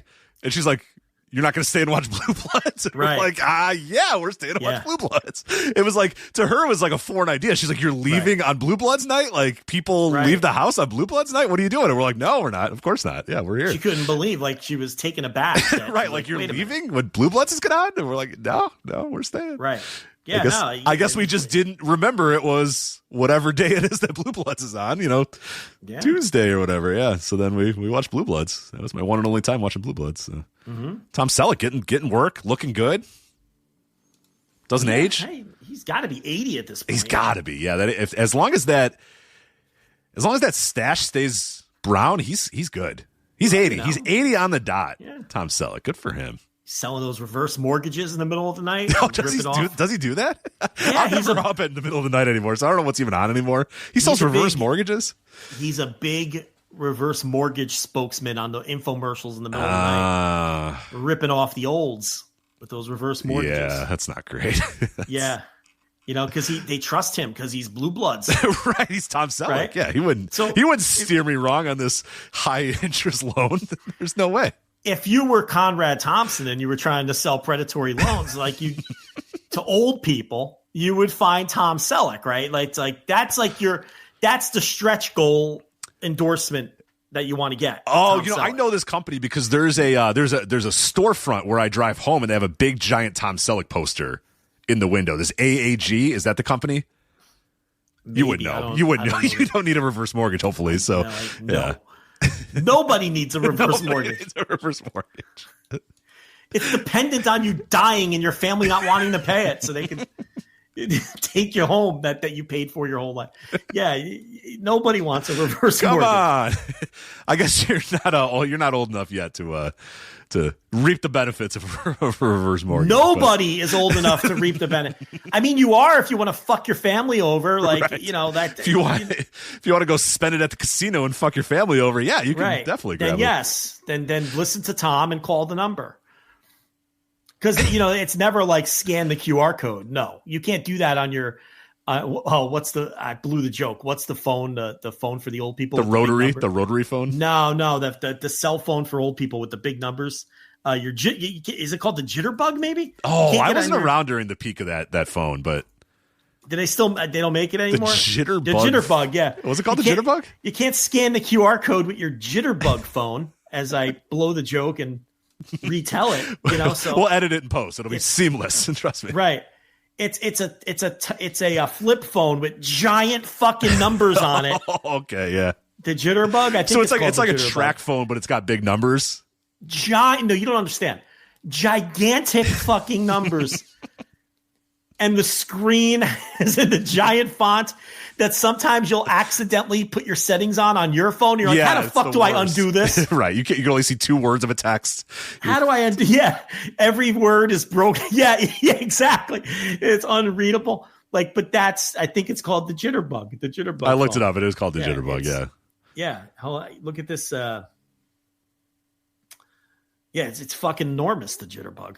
Yeah, it probably doesn't have any the internet's barely on it. You know what I mean? You can't download. I don't even think it has that. I think it's just right. Just call flip phone with tech, but that's all they want. They don't want to. That's fine. They want to make their calls and text to their fucking kids and grandkids. That's it. Receive photos of the grandkids. That's really all it is. I don't even know if that thing can get pictures. It has to be able to get pictures. Can the jitterbug phone receive pictures? Let's see. Yes, the jitterbug phones can receive. Yeah, if the track phone could get photos, I'm sure the jitterbug can get. Well, I guess we were getting pictures on our flip phones. They would be all they sucked. I mean, they looked awful. They looked terrible. They looked grainy. Oh my and awful, god! But trading nudes on a flip phone was the fucking worst. I think that's a nipple. God. Is that? Yeah, I think that's you. Is that you? I think that's you. Yeah, it's shrunk down. Everything was condensed, fucking. God, it was bad. The Jitterbug Flip 2 and Lively Flip models can receive photos via text message as multimedia attachments. The phone will display the incoming photo. So, there you go. You can, in fact. Now, if you go back to early internet, forget trading nudes on a flip phone. Try trading nudes when you need to get a scanner and Yeah, a scanner attached to your fucking Commodore 64, and you're trying to send a dick pic to some lady who on the Usenet, on the Usenet, yeah, a 24-year-old female from Florida, which is definitely 23 female Florida always. Yeah. And then definitely a 62-year-old M, and from Illinois. Why is it that always sounded hot? 23 female Florida always sounded hot. You're like, holy fuck! Like, oh, she must be smoking. Wait, there's probably lots of ugly 23-year-olds right, but in Florida. At that time, you're thinking it's a 23-year-old like hot tanned woman in a bikini that's just hanging out at the beach all the time. Yeah. But then you go to beaches in Florida, and it's very rarely those people. You're like, oh, this is some hot Cuban lady from Miami. She's fucking got giant fucking tits, and she's got it. That's what you're picturing. Right. And the other one too was like, oh, 21 female California tee. You're like, oh, she's hot. Yeah.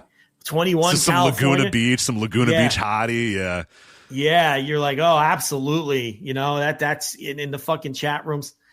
It's like, but then you'd get like, it's such a weird mind thing because you'd get 25 female Minnesota, and you're like, nah. Yeah, she's probably fat. Nah, Minnesota.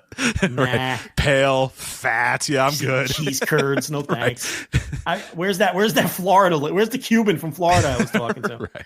Meanwhile, every single one of them is, like you said, male 60 from fucking Wichita is every one of them in reality. Yeah. You know, and meanwhile, you're scanning your dick pics on your scanner to send to this fucking pervert in Wichita, right? And then they don't send pic. You're like, send back. You know, you want to see some hoots, you know, and they don't send back. And then you're like, I've been had. I thought this was my online girlfriend. It turns out it is not. Yeah, absolutely. I got because this is not, in fact, 23 female Florida, because you know, I've been had. So that's how it would be, you know. Early internet, man. It was tough. It was tough out there. It was tough out there to jerk off on the early internet. It was tricky. It was a tricky spot. You know, it was a lot harder to verify who you were talking to. Maybe the mystery was the allure, though. I think so. Maybe there was something fun in that. Yeah, there was something. Maybe there was something to it where it's the because you create the vision in your head. You know, you create the vision in your head. When you're watching the chat room, right? And you're enjoying a Coke and you're just watching the people chat, and you'd see like a 24 female Chicago. Did you like do a spit take and run to the keyboard? Oh, of course. Run to the keyboard. Oh, 21 male Chicago. 21 male Chicago. I was much younger at that time. And I remember one time I was in a wrestling chat room, which is, again, I was in, AOL's WWF chat room and then there was, I was like 13, and then some girl was like, 13 female Illinois. And I was like, where in Illinois? Where in Illinois? I'm from Illinois. Right. Where do you want to meet? You want to meet? Let's go on a date. Oh my God. And she was my online girlfriend for a couple weeks. And then I was like, we should meet one of these days. And she was like, I don't think so. My parents. And I was like, 60 male Wichita. Right. He was like, I don't think we should do that. He's like, this is not a good idea. Yeah. No, I don't think so. Right. Oh my God. When you saw someone from your state, that was so exciting. I remember, like, oh my God, I have a scanner. I have a scanner. My heart was fluttering. I was like, this is it. I finally found, because you know what I mean? I wasn't doing well with the ladies in my area, but I'm like, this is a wrestling fan. That's from my, and she's interested. Let's talk. And it's like, they have so much in common. She likes wrestling, and she's my age, and she lives where I live. Oh my God. Yeah. We're going to get married. This is unbelievable. So. God, we're going to talk about Scotty Tuhati. We're going to, the Ministry of Darkness. I can't wait to see her thoughts on the Ministry of Darkness. Like, I don't know who she thinks the fuck. Yeah, absolutely. Who's the higher power? Who does she think? Yeah. Who hit the rock with the car? Like, we're going to just talk about so many of these hot topics, what she thinks of the Monday Night War. It's going to be incredible. Yeah. But it wasn't unfortunately. She's out there somewhere, but. She is. No, she's not. She's dead. She's the old guy in Wichita, and she is now dead. So maybe, or or she's still out there. Yeah, she might still be out there. I had a couple jokes. I'm going to put them back in the holster. All right, but they weren't offensive, but they were. The moment has passed. Yeah, it's fine. Man, if this were 2015, I would have let it fly. You fire that one off. Yeah, I would have let it fly. But I don't want to insult people. I'm a kindler, gentler. Like the WWE firings. Yeah, you're better. Absolutely. Yeah. Did we get PR softening? Not really. They've kind of It might have been because of you, or they just don't care anymore. They really haven't even bothered. I don't think they give a fuck anymore. I think they're so Teflon at this point. They're just like, fuck you. Who cares? Yeah. I think they took a look over at the adjacent office and saw how Dana White and the UFC does things. And they're like, why are we bothering? Who gives a fuck what anybody thinks? We don't need to care what they think. I think that they've taken that stance now. Right. Go look at our quarterly earnings report and see if we need to give a fuck. Guess what? We don't. And they probably look around online and they're like, our dopey fans do it for us. You know, they defend every move we make. They don't give it, you know. Although the releases, that's where their fans turn on them a bit. Mm-hmm. These fans don't like the releases. I don't know what these fans think. Do they think that the roster should just have 4,000 people on it because they just keep them all employed forever? Because they're all their faves, and you can't release any of my faves, so please keep Dakota Kai employed forever. We are so precious about these releases every time. Not we, but like the WWE fans. Yeah. They are so precious about these releases, and it's like, do you think people just stay employed forever in the entertainment business? Well, or sports. Like, that's the other thing, too. When people talk about the releases, people are like, show some fucking respect. She just lost her job. And it's like, I mean, to some degree, sure. But it's but like, I talked about in my Flagship Plus, as I was talking about, is like, we're always going to talk about these releases because we come from the sports world where on any given day, hundreds of guys, at least dozens of guys lose their dream and lose their jobs. You know what I mean? Their dream is over and they get demoted from the major leagues, or they get released, or they get cut, or they get designated for assignment or whatever. We're just used to that. You know what I mean? Like in the NBA, any given night, every single night during the regular season, a bunch of dudes are told, you got to go back to the G League or you're just flat out released and your dream is over. And it's over. And you know, and sure, it's sad, but like nobody cries it's not like you can't talk about that guy getting released.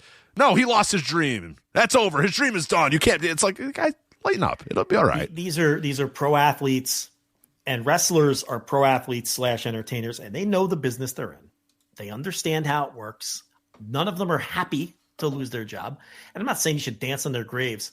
You absolutely can analyze these things and discuss it from that standpoint, without being disrespectful towards anyone. But you can analyze it the same way you would analyze, camp cut down day in the NFL, where somebody loses a tough camp battle and they get cut. And, if you cover the team, you're going to talk about that. And you're going to say, yeah, my opinion is so-and-so deserved to get cut because he got outplayed. That's no different than saying, I can see why WWE released so-and-so because they weren't providing much value or they're not very good. That's just reality. Those are adult conversations. That's all those are. And guess what? Those people, their dream is over too. And a lot of those people will never work and never make money in football ever again. It's okay. That's fine. Yeah. They understand it. But that's the one area where the fans, WWE fans, do turn on the company a bit. The fangs do come out for the releases. They don't like that shit. But we both did audio breaking down the releases behind the paywall if anybody wants to hear that. And you know what's funny? I think we're filling a niche. Because we have so many people, whenever there's cuts in these companies, they're like, "Oh, you're going to do audio? We're going to talk about it." Because nobody else talks about this stuff in that way. Like, oh, this one might have been a bad idea, or yeah, I can understand why they cut this one, or this is the future I see for these people, where I can see them landing. What's a good spot? Everybody else approaches it with hushed tones. I go, "Oh, we got to talk about this." Like, oh my god, Danny Palmer has been released. Oh god, yeah. I hope she's going to be okay. Like, okay, that's fine. Yeah, but it's like, I don't understand why you can't break down and analyze these things like any other athletes that get cut from a team or, whatever the case may be. So anyway. My first prediction was already correct. I predicted that Danny Palmer was going to call it quits. And she, like, a day later was like, I'm never wrestling again. Yeah, I'm never wrestling again. So yeah, a lot of this round of cuts, a lot of them are going to disappear. Yeah. Yeah.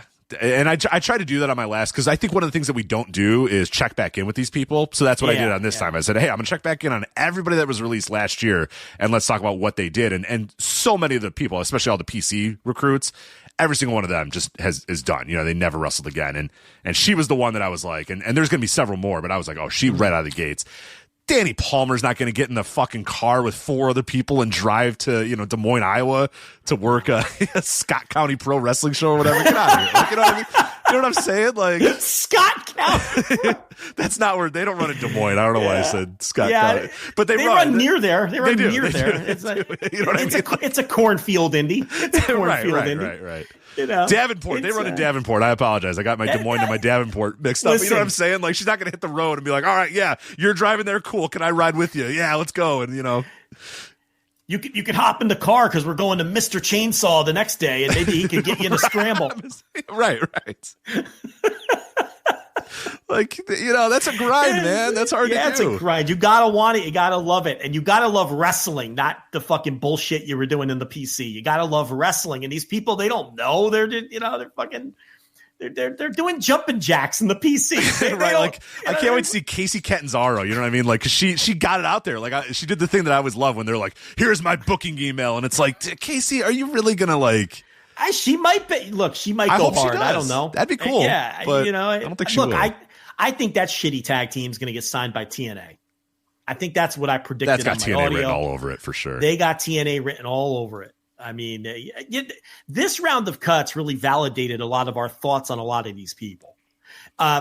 Since we're talking about it, we may as well victory lap when we made fun of all the people saying that Cora Jade had all those star-making performances. Oh, she had 6 or 7 of them. Yeah, she Liv Morgan had more last year. Liv Morgan, I think, over the last 4 or 5 years had about maybe 8 or 9, but Cora Jade had 4 or 5 for sure. Well, she legitimately had at least 2 or 3 where people were saying that they were star-making performances, and it was it led to an all-time rant by you, which I believe is on the YouTube as well. If you want to, is it that Cora Jade rant? There's one, yeah. There's like where I basically predicted what just played out. Like, she's not going to be a fucking War star. Games. It was like a War Games match or whatever, and she came out with the WWE kendo stick or whatever, and like hit people with the kendo stick, and everyone's like, "Oh my god, Cora Jade, unbelievable!" Scored the final fall, I think. That's right. Okay. And people were like, "Oh, that was such a star-making performance!" Like, writers and reviewers and websites, not just stupid fans. Oh, what a star-making performance. And I lost my fucking mind. I'm like, no star was made in this fucking match. She's going nowhere. She stinks. We can all see that she stinks. They're pushing her. They're trying, but she stinks. Yeah, that rant's got to be out there somewhere. But I mean, NXT, it was NXT War Games. NXT War Games. They're trying to find NXT War Games 2021. Oh my god! Yes, I didn't realize it was that long fucking ago. A half decade ago. Oh my god, 2021. Holy shit! Oh my god, she can't work and she can't promo. What the hell were they ever going to do with her? Other than that. Yeah, other than that, yeah, exactly. Like, there's nothing there. Holy shit! Look at this show. All right, so you have. Other than the War Games match, which was Cora Jade, Io Shirai, Kaylee Ray, and Raquel Gonzalez versus Dakota Kai, and the full Toxic Attraction, all 3, Mandy Rose, Gigi, and JC Jane. A lot of them no longer employed by the... Shit, they lost like 5 people from that match in these last cuts. Toxic Attraction 3 still kicking around. Still the final one, yeah. Because she was the best one. She emerged as the best one. Mother Goose is still hanging around. She's 39 in NXT. 39. But, It started as a meme because we're like, Toxic Attraction 3. She should just pack it in now. By the way, she's 28 for the record. Before anybody corrects us, she's actually 28. I know she's only 28, but that's the joke. She blew past the other 2. Yeah. I'm like a legitimate fan of hers at this point. I'm like, they should call her up. She'd be very useful on the main roster. So I'm a big fan of the JC Jane. Yeah, but what a cursed match that was, huh? Yeah, star-making performance. Yeah, star-making performance there. Imperium, Fabian Eichner, and Marcel Bartel versus Kyle O'Reilly and Von Wagner. Hey, did you see Von Wagner putting out he was like, hey, here's my booking email. But when everybody got cut. Here's the thing, and I talked about this on the Flagship Plus. He got released and it didn't work for a year. Yeah. You can't start putting the booking email out now. You've been released for a year and a half, buddy. He did extra work on Dynamite. He did. Yeah, he worked one shot in some random indie and then did extra work on Dynamite. He did an ROH Honor Club, which nobody knew because nobody watches ROH. And now he's got the booking email out there. So good for him. I'd book that guy. I like him. He's got a wrestling family background, so there's got to be something there. Big guy. Got to be something there, yeah. I don't know what his price is, but apparently too high. maybe that's the problem. Just like the remember the partner of Otis that got cut, and what the fuck was that guy's name? Oh yeah, what the fuck was that dude's name? And he was like, he put his book. He must have the highest price because he got booked nowhere. Like nowhere. Yeah, you're thinking Tucky, right? Tucker Knight. Tucky. Tucky. Oh, Tucky. That guy. Tucker. Yeah, he must have put It must have been at least 4, right? It had to be 4 spins for sure that he was asking for it. Everyone's like, I don't think dude. he got one fucking booking, that guy. I don't think he did. He just disappeared off the planet. And that's what happens to a lot of these people. Yeah. Like, where do you think that metaphor lady is going? Oh, Jakara Nowhere. Jackson? Yeah, nowhere. Nowhere. That's where. That's where she's going. Nowhere. You know? Maybe she'll prove me wrong. Maybe Jakara Jackson will be headlining fucking Forbidden Door next year. I don't know. I don't think so. I think I'm pretty... Like, yeah. Oh, Tucky. Now I'm just thinking of Tucky. Oh, God Tucky. damn it. Otis is the worst. Tucky. God, he's so bad. He's been the same character for I'll never 7 forget. years. I will never forget that guy on Twitter got mad at me for slandering Otis, and he replied with, "He has more charisma than Okada." That was an exact fucking quote from the guy. The guy who rubs his belly goes, ooh, ooh. Oh, Tucky, that's all he does. Oh, Tucky. Yeah, he's got more charisma than the guy who puts 70,000 people in 2 days in the Tokyo Dome. Sure he does. God, sure he does, buddy. Cameron Grimes, Duke Hudson, Roderick Strong with the Diamond Mine versus Joe Gacy, and then Braun Breaker, Grayson Waller, Tony D'Angelo, and Carmelo Hayes versus Johnny Gargano, L.A. Knight, Pete Dunne, and Tommaso Ciampa. That was your War Games 2021, the original star-making performance for Cora Jade 4.5 years ago. So, yeah, crazy. And she had more after that, star-making performances. It's just so validating because it's like, God, did you see this Akira Tozawa tweet? Oh, no. All right, so Akira Tozawa tweets, and I quote, okay, because they did some angle with Miro on Raw, I think. All right, so Tozawa tweets, "Ain't nothing I'm scared of no more. Can't just sit back and do nothing when he done my friend like that." End quote. Sounds a little weird, right? It does. First reply from our friend CJP. Oh, no. Oh, God. No, it's good. Okay.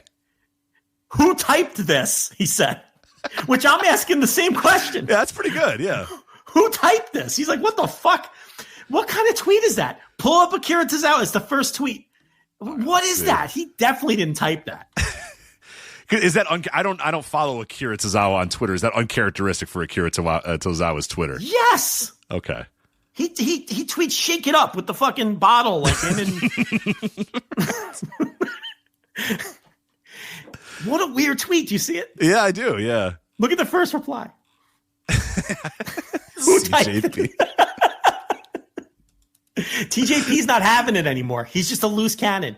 Yeah. He's out there he's a reply guy now. He's just calling people out. He's a reply guy. He's just, yeah, man. Why not? He's got nothing to lose at this point. Right. Wow. Yeah. No. What a weird tweet, though, right? That is weird. Yeah.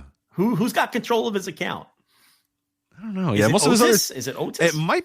Maybe it's Otis, or I don't know. Because most of his Apollo Crews, maybe. Because otherwise, it's just like retweets, or then like a lot of exclamation points. It's just like WWE Raw exclamation point, exclamation point, exclamation point. So, or he does a quote tweet with like the clap hands, like yeah. Watch Speed this week on Twitter. You know, it's he doesn't tweet like that. It's weird, right? Mm-hmm. Now, here's this absolutely horrific tweet that he sent. 8 years since I came to WWE. This was my first time making an entrance at #Royal Rumble. Next year, I want to even take one step closer to the ring. Thank you. Yeah. Here's one. No matter how many times I lose, I get beaten up. I will get back to the ring. Thank you. WWE Raw. That's an Akira Tozawa tweet. Yeah. And it's also stylized like a haiku, if you look at it. Mm-hmm. It's like 3 lines. No matter how many times I lose, comma, new line, I get beaten up, period, new line. I will get back to the ring. New line, space, thank you. Yeah, WWE this one Raw. Ain't nothing I'm scared of no more. Can't just sit back and do nothing when he done my friend like that. Not a chance he tweeted that. No. Maybe Chris Brooks handles his Twitter too. Who knows? Imagine the filth he sees in those DMs. Poor guy. Oh my God. Yeah. He's Maki Ito's DMs. Good. I would God. vomit. I'd vomit. God. Anyway, what were we even talking about? New Japan Pro Wrestling, I think. But real quick, here's what's going on this weekend. New Japan Pro Wrestling, new Resurgence coming to Toyota Arena in Ontario, California. Plenty of tickets still available for this one if you want to walk up to the box office. I think you can get one. Hiroki Goto and Zack Sabre Jr. for the heavyweight title. Mercedes Moné versus AZM, aka Azumi, versus Mina Shirakawa, a 3-way match. Konosuke Takeshita versus El Phantasmo for the never openweight title. New Japan Strong openweight title, Tomohiro Ishii versus Drilla Maloney. Officially announced the Good Brothers are back. The Young Bucks and the Good Brothers. They decided, you know what, we got to sell some tickets to the show. Let's announce that the Good Brothers will be there. So the Good Brothers and the Young Bucks will team up to face the Bullet Club War Dogs of Clark Connors, David Finlay, Gabe Kidd, and Gato. And then the New Japan Strong openweight tag team titles, the Wrecking Crew versus United Empire. There was actually people I saw surprised that they brought the Good Brothers in. It's like, what are you surprised at? Like they weren't going to bring them in the second they could bring them in. Of course they were. What was what are you crazy? They're coming. I got news for you. They're coming to Japan. They're coming to Japan for sure. Okay, they're going to be in the tag team title mix. So strap in and get ready. Although again, I don't know where they fit in with all this Bullet Club. You know what I mean? Like, who are they going to two-sweet? Just each other? How's that going to work? Maybe they'll make their own. Maybe they'll make another new offshoot Bullet Club faction. Yeah, who knows?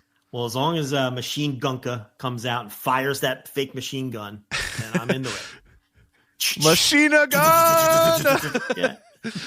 And they had the video board with bullet holes. Yeah. It got real fancy. Right. It got real fancy for Machine Gunka. Absolutely.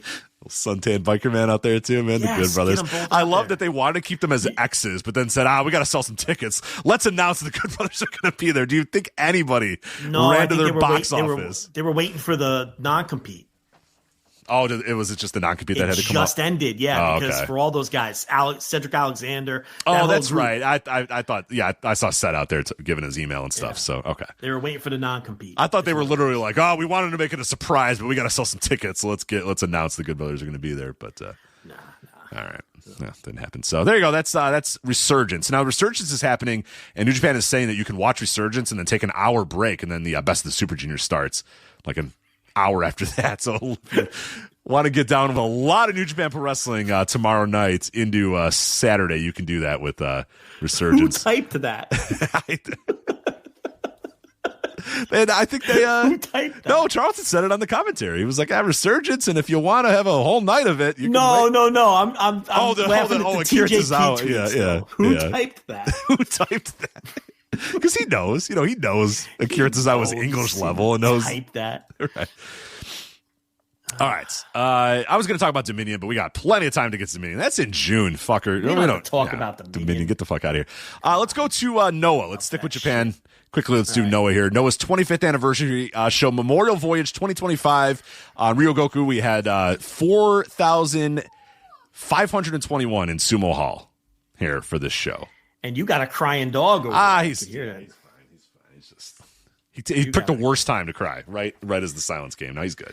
All right, so 45-21. I'm going to give you some perspective here. Okay. We had a feeling that this show was going to draw. They run this show every year around this time, the anniversary show. 2024, last year, they ran Kiyomiya versus Wagner 3. I believe this is where Kiyomiya won the title back, the GHC title, or there was a title change. I don't know which direction it went, but that drew 35-12. So they were up about 1,000 fans over last year's year-over-year comp. In 2023, the main event was Marufuji versus Jake Lee. And as one would predict, terrible 2,721 fans for Jake Lee, who has never drawn a dime in his entire life. Hopefully, we kind of forget that he's in New Japan. Remember the tag team with Gabe Kidd? So it's like Jake Lee at some point is going to come back. And I kind of liked his tag team with Gabe Kidd in New Japan. I liked his little spot on the card when they brought him in with his, but the thing with Jake Lee, you can never use him as a main eventer because that's what happens. You put 2,000 people in Sumo Hall. 2022 was the year they ran 2 shows on back-to-back nights. It was very experimental. They had a junior show And then they had the heavyweight show with Go Shiozaki versus Kiyomiya, which drew 2,077 fans. And the junior show the night before, headlined by Hayata versus Eita, drew a pathetic 1,585 fans. And if you guys recall, that those two shows did so poorly and the idea bombed so badly that they briefly removed Nosawa Rangai from the booking and sent him to Dragon Gate. That's right. That was that little run. Yeah, that was that year where they ran those. He tried to split the two. Remember, he ran the junior show and then the next night Go versus Kiyomiya, and neither show drew well. The junior show completely bombed, and they sent him away for a little while to do like the Triangle Gate stuff and things like that. And then eventually he came back, but he got punished for that. But yeah, as you can see, this year's show drew big compared to the last 3 years. And then before that, it's pandemic and everything. So you don't go back that far. But so the show absolutely drew Team 2000X. They draw in every building. They fill up Korakuen. They did the best Sumo Hall numbers that Noah has done since the pandemic.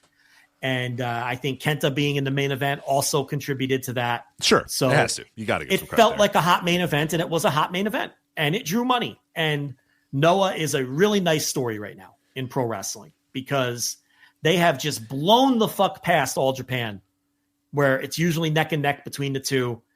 And even with all of Noah's superior resources and everything, but Noah has found a hot act. Yep. And then they bring back Kenta, who has worked like a charm as someone who has history with the company. And this is the key in pro wrestling. You have to find a hot act. You have to create stars. They found a hot act and they have created a star. And the show was a big success for them. For sure. And I think we'll talk about the main event here to start us off. Yeah. The thing that they're going to run into with Ozawa, and it's starting to kind of happen already a little bit, is he's so fucking over. And this crowd loves him so much that they're really having trouble getting baby faces to go against him. In this match, Kenta's out here and the crowd's chanting Ozawa, Ozawa at the beginning of the match. And Kenta kind of has to adjust a little bit on the fly and says, all right, I'll kind of be a prick. I'll be a little bit of a heel. I'll work a little more heelish because he maybe assumed, hey, I'm going to go out here and the crowd's going to love me. That wasn't the case. The crowd was more on Ozawa's side at the beginning of the match. But then what sort of happened as the match went on is that Kenta's so good that he was able to get the crowd back on his side a little bit. And Ozawa's pretty good at being a heel too. So they were then sort of getting back on Kenta's side a little bit more as the match went on and started to root for him a little bit. But then when Ozawa got the win, it was, all cheers again. And the crowds really do like Ozawa. The crowds really do find Ozawa to just be, he's entered that cool heel territory, which is a dangerous place to get to because after the match, Ozawa gets the win, defeats Kenta. What happens after the match then is Kaito Kiyomiya comes out. And he's essentially going to challenge for the next big show. But when he comes out, it's all boos.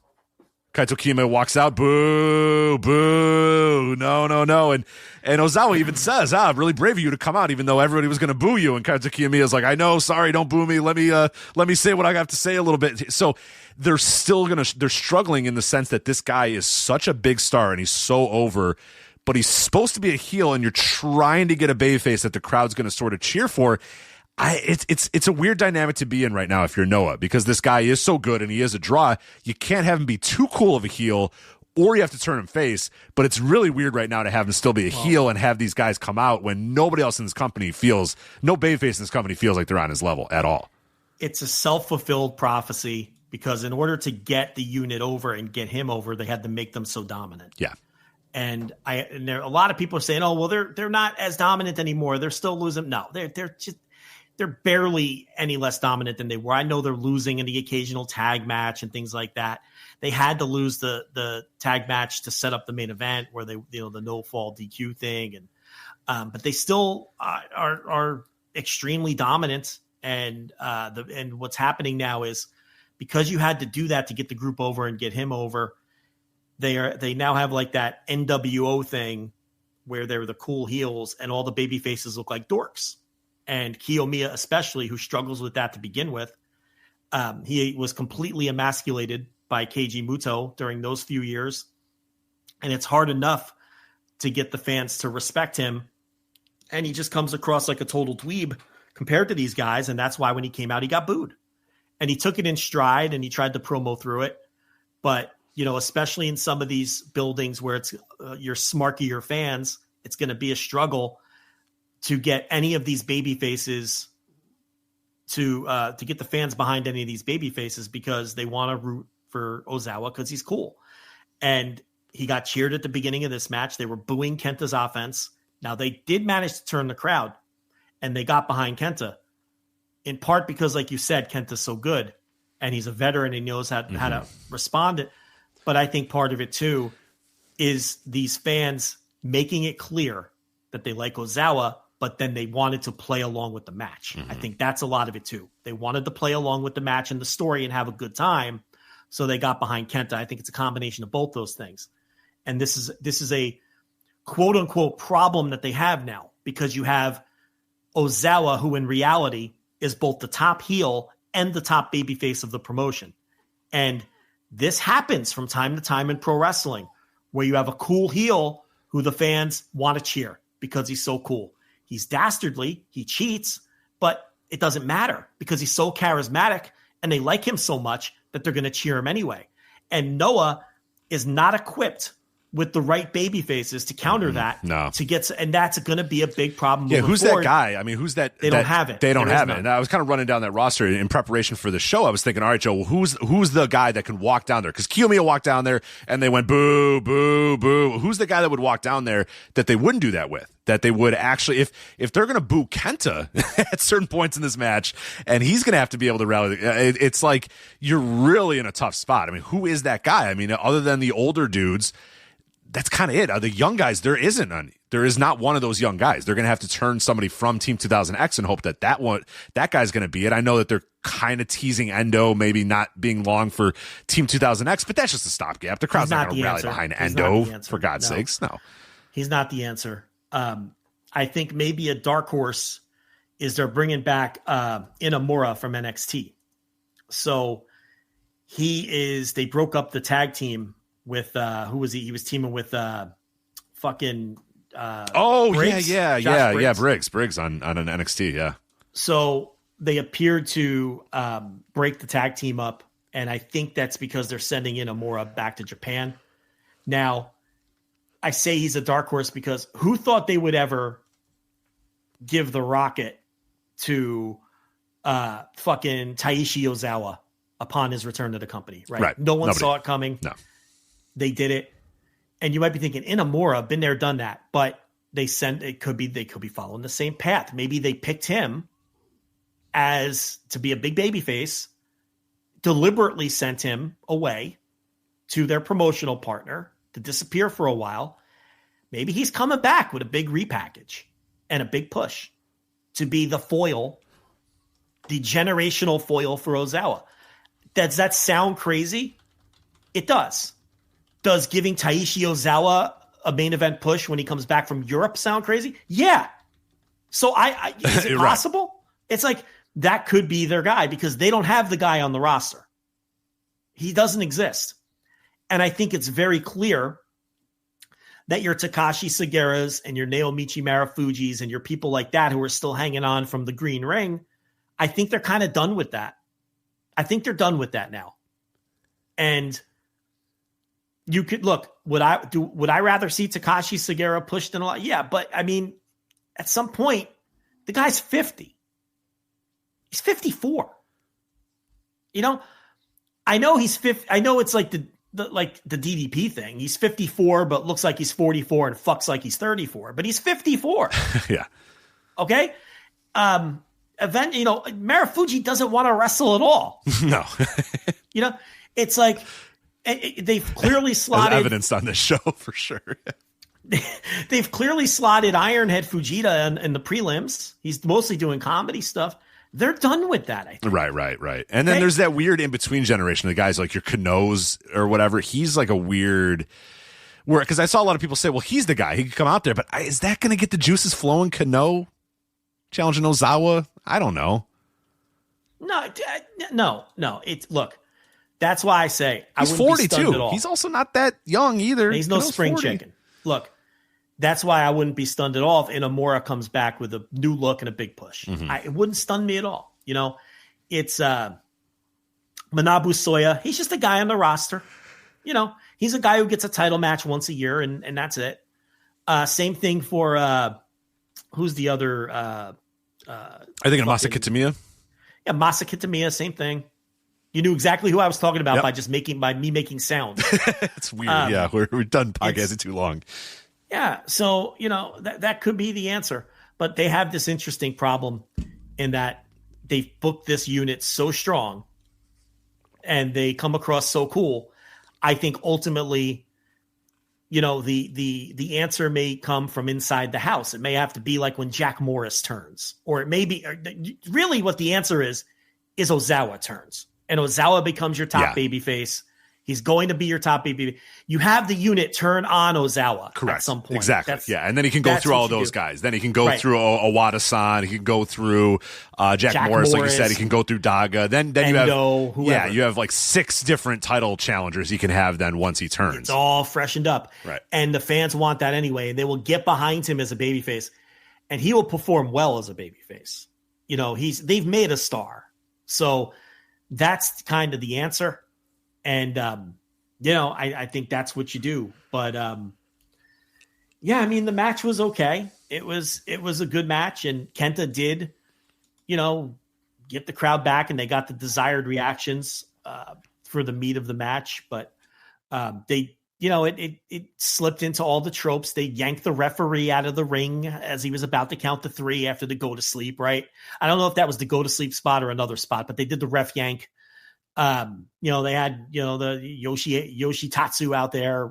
They established early they had the guys go to attack Kenta on the outside, and Kenta pointed them out to the ref, right? And then Kenta's boys came down, Kano and Sasaki came down and chased them off. So they established, okay, this is going to be a clean fight, but then it turned out not to be a clean fight anyway. And then all the Team 2000X stuff went down anyway, and Ozawa ends up winning the match. So he retains. The challenger, as we noted, was Kiyomiya, who got booed because Kiyomiya beat Marufuji in the semi. And away you go. Mm-hmm. And we continue. He's got one of the best. Ozawa's got one of the best finishers in wrestling too. That fucking springboard flippy do deal is just fucking perfect. He hits it perfectly every time. It's so impactful. Yeah. And they made a dude. It's pretty crazy as we're talking about New Japan trying to figure out how they. It's like, made a guy. You know what I mean? This guy is a star, and he's gonna be a star. Like you said, he can go babyface anytime you're ready to make him go babyface. But they got a guy, and it's pretty incredible to see. So we'll go right into that main event, or the semi-main event, I should say. Kiyomiya versus Marufuji. This was, it's Marufuji in 2025, man. What do you think you're gonna get? Kiyomiya was fine, but Marufuji just doesn't. Yeah, a certain level he's going to get to, and I don't know if it's not try, but I get it's a little not try. It's just kind of like he's the guy's in pain, and he's in pain. I mean, he is. He's fucking taped up like a mummy, and he's 45, and it's. But on a show like this, you're going to put him on it, and the idea, what they call this, like generational warfare. This was Arc Festival. I forget, it was Arc Fight of the Arc or something like that. Yeah, it was sort of supposed to be 2 different generations of Pro Wrestling Noah facing off with each other type of thing. But since Keiji Muto didn't put the kid over, you have to have somebody do it, right? So that's what you have to. Biggest victory lap in the history of this fucking show. God, we were so right about that. But Marufuji, when it means nothing, you have Marufuji go out there and do it now. We should have noted in the main event, after the main event, Ozawa walked up to Masahiro Chono, who was doing commentary, and Chono stood up and the crowd went, oh. And then Chono just stuck his hand out and he shook it. He's like, good job, kid. Yeah. I love that this crowd for a second was like, oh, shit. Chono versus Ozawa. And it's like, I don't think that's going to happen, guys. But yeah. But maybe. Maybe. Who knows to say, but yeah. You think it's a bad look for New Japan that Chono does other companies? I think about that a lot. As he walks down there and they're like, it's legendary Masahiro Chono. And I'm like, I'm not in this company, though. 175 different G1s. Yeah, right. Mr. August, man. He's just walking down the ring there doing Noah shows casually, I don't know. But, so it'll be Kiyomiya and Ozawa at some point. They don't have any more big buildings, I don't think, booked, but that can change. Everybody's dream idea is that Naito shows up. I don't know. Maybe Naito doesn't want to. I mean, maybe the optics of that don't work for him. But who knows? And also, what do you do? I mean, they're going to ask him to lose. Does he want to lose to this guy? So, I know we talked about it too, but it's like, how do you even book that? I think you might have, if Naito comes in, maybe Naito's the one that beats him. Like, let's say Naito does come in. Let's say they have something on it. Like, Naito comes up, beats him, wins the title, but then Ozawa's got to get the title back. But then again, you said, like, it's also, there's weird optics there. So, yeah, it's possible that Naito just doesn't. I don't know.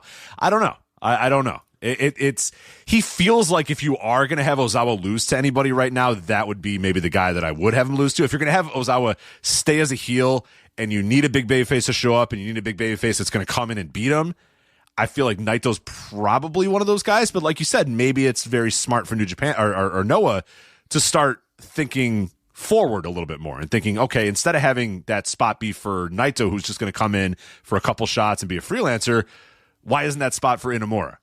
Or why isn't that spot for whoever else? Or we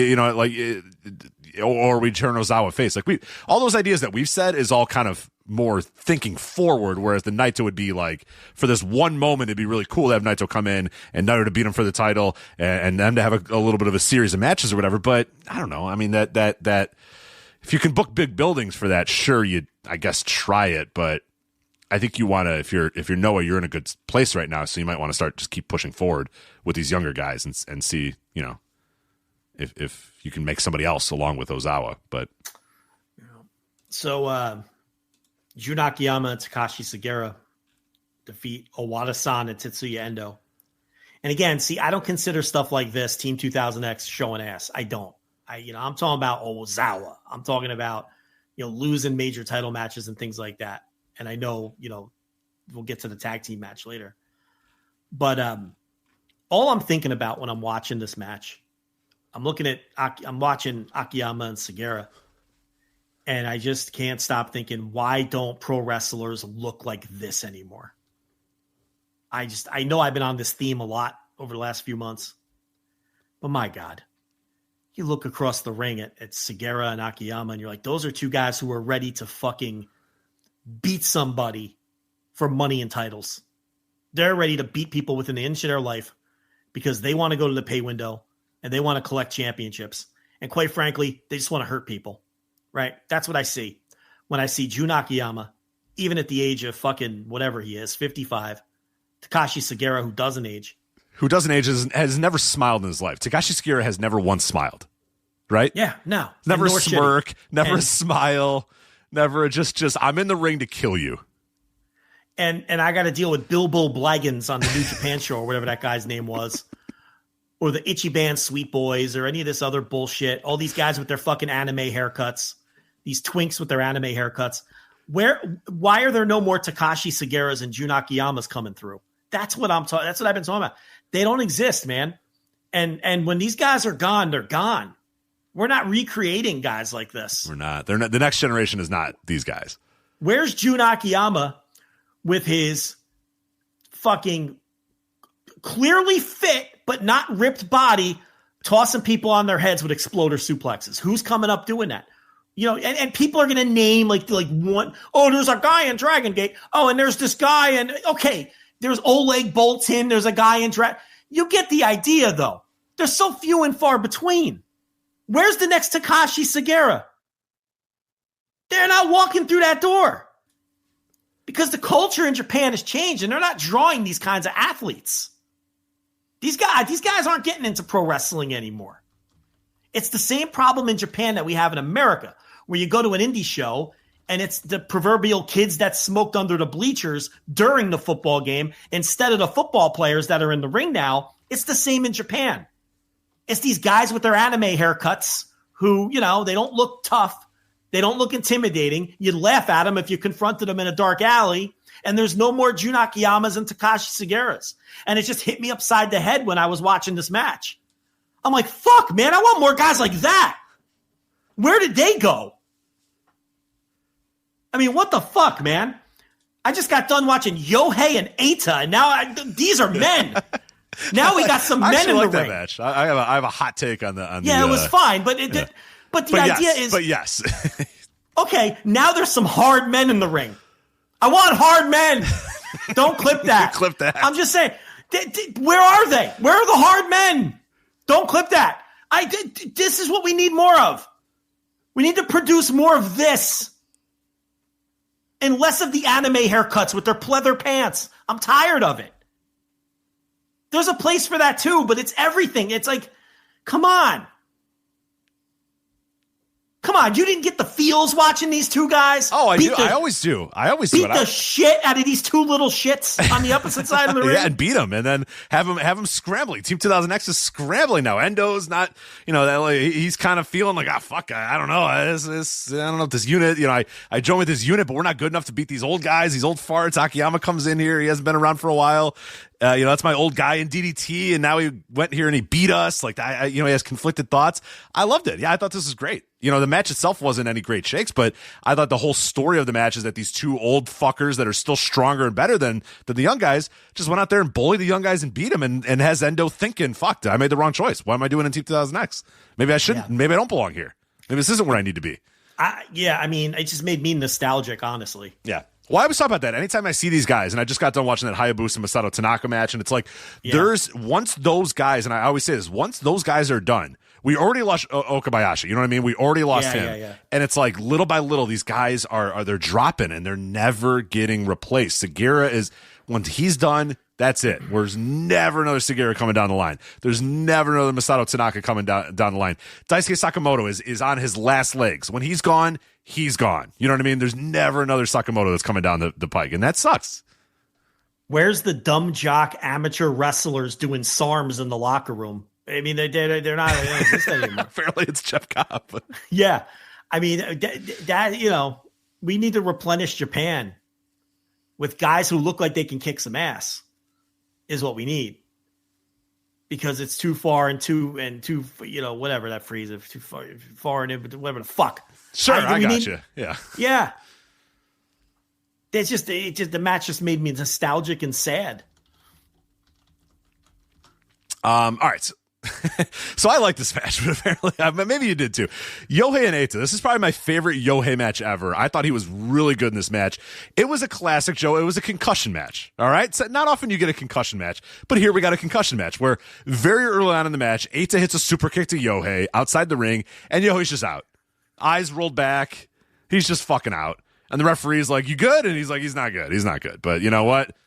I'm going to give him we'll see if he's good. I'll give him a couple seconds, see if he's good. Eita comes out and he's like, "Be good, motherfucker. Get in this ring. I'm not letting you get count. I'm not winning my count out while you're passed out or whatever." And then Yohei wrestled almost the rest of the match as if he had just had a concussion, and then kind of rallied at the end and got a big win with that really weird, like 720 I forgot how many spins he did at the end. But this is like the best Yohei match I've ever seen. I loved it. Yeah, it was good. It was a good finish too. Match. Yeah, great creative finish and everything. So, and Yohei shockingly wins his first ever junior title, which we now have an article up on the fucking website talking about that too. I can't, we talked about it last week. Can't believe he never held it, but there we go. And it's fine. I don't really care what they do with this junior title, and Yohei gets a nice little run, and maybe they can get a little bit of mileage out of that. Who knows? GC tag team titles here. 2000X did lose the titles here. Daga and Jack Morris lost the titles to Kano and Oka Sasaki. And you had to do this to plant the seeds for Kenta winning later. Right. So that's why you saw this team win the titles. So that's that. I wouldn't be surprised if they drop them back in short order. For sure. But, that was the purpose of this. They had Kenta win in the lead up. They had these guys win on this show. You're trying to get people to think that Kent is going to win that title later. As far as the work, just okay. Like Oka Sasaki, there's still just something missing out of him. It's just he's the classic. I talked with Grant Akuma about that a couple years ago when he filled in for you on a week, and he's always said it's really hard and we were talking about Oka Sasaki, and he just said it's really, really, really hard if you're a shooter to ever kind of get your mind into you often come across like you're working weak. Like you want to be so careful to not hurt people, and you can't. Your brain is like shoot and work, and you can't. And some guys are able to blend that in together and work it perfectly, and we've seen many guys throughout history do that. And other guys can't do that, and they have like two separate brains. They have a working brain and a shoot brain, and it feels like it's that way with Sasaki, where it's like nothing he does looks like it hurts. Nothing he does looks like it's painful, and you're like, it should all look like it's painful. You know what I mean? It should all sound like it's painful, and it should look like it's painful. And I think he's just kind of nervous to do that because he doesn't want to hurt guys, but it's like, just go out there and do some stuff. So, he wins this with a sleeper hold or whatever. But yeah, I haven't quite seen it with him yet, but I think this tag team is probably the best use of him, but we'll see. Again, if they hold these titles for any length of time. Then you had Galeno versus Saxon Huxley. And this was, boy. Oh, well, Saxon. It's not good. No one wanted to see him get this title shot, and they kept it short. It was just a nothing match, and Galeno's getting the same push his brother got. Mm-hmm. Just repeating it. I don't know if he's going to get the title. The thing about Wagner 3, listen, he's becoming one of the great finessers in pro wrestling, because if you remember, he threatened to leave once and he finessed a GHC title. Yeah, he won the title. He negotiated that. Of course. Then he jumps to AAA probably because he got some whispers that TKO was coming, and now he's gonna end up with a fucking TKO contract, which is something we don't have time to talk about today. I'm sure we're going to talk about that a lot moving forward. Everything going on with AAA and WWE, but what a finesser this Wagner 3 is, right? He's doing a really nice job. He's moving up the ladder. Makes all the right moves.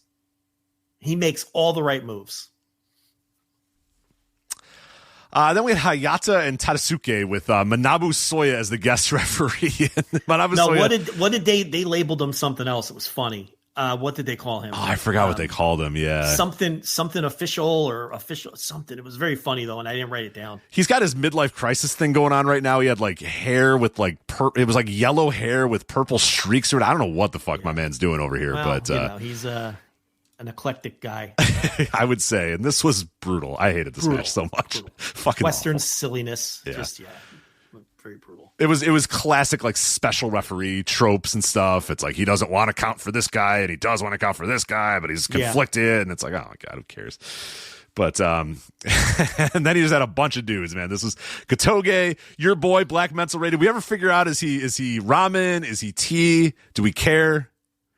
Did you get a definitive answer from anybody? No, I'm going with Tea Kettle because he does the Tea Kettle motion with his hand and everything. He does the Tea Kettle.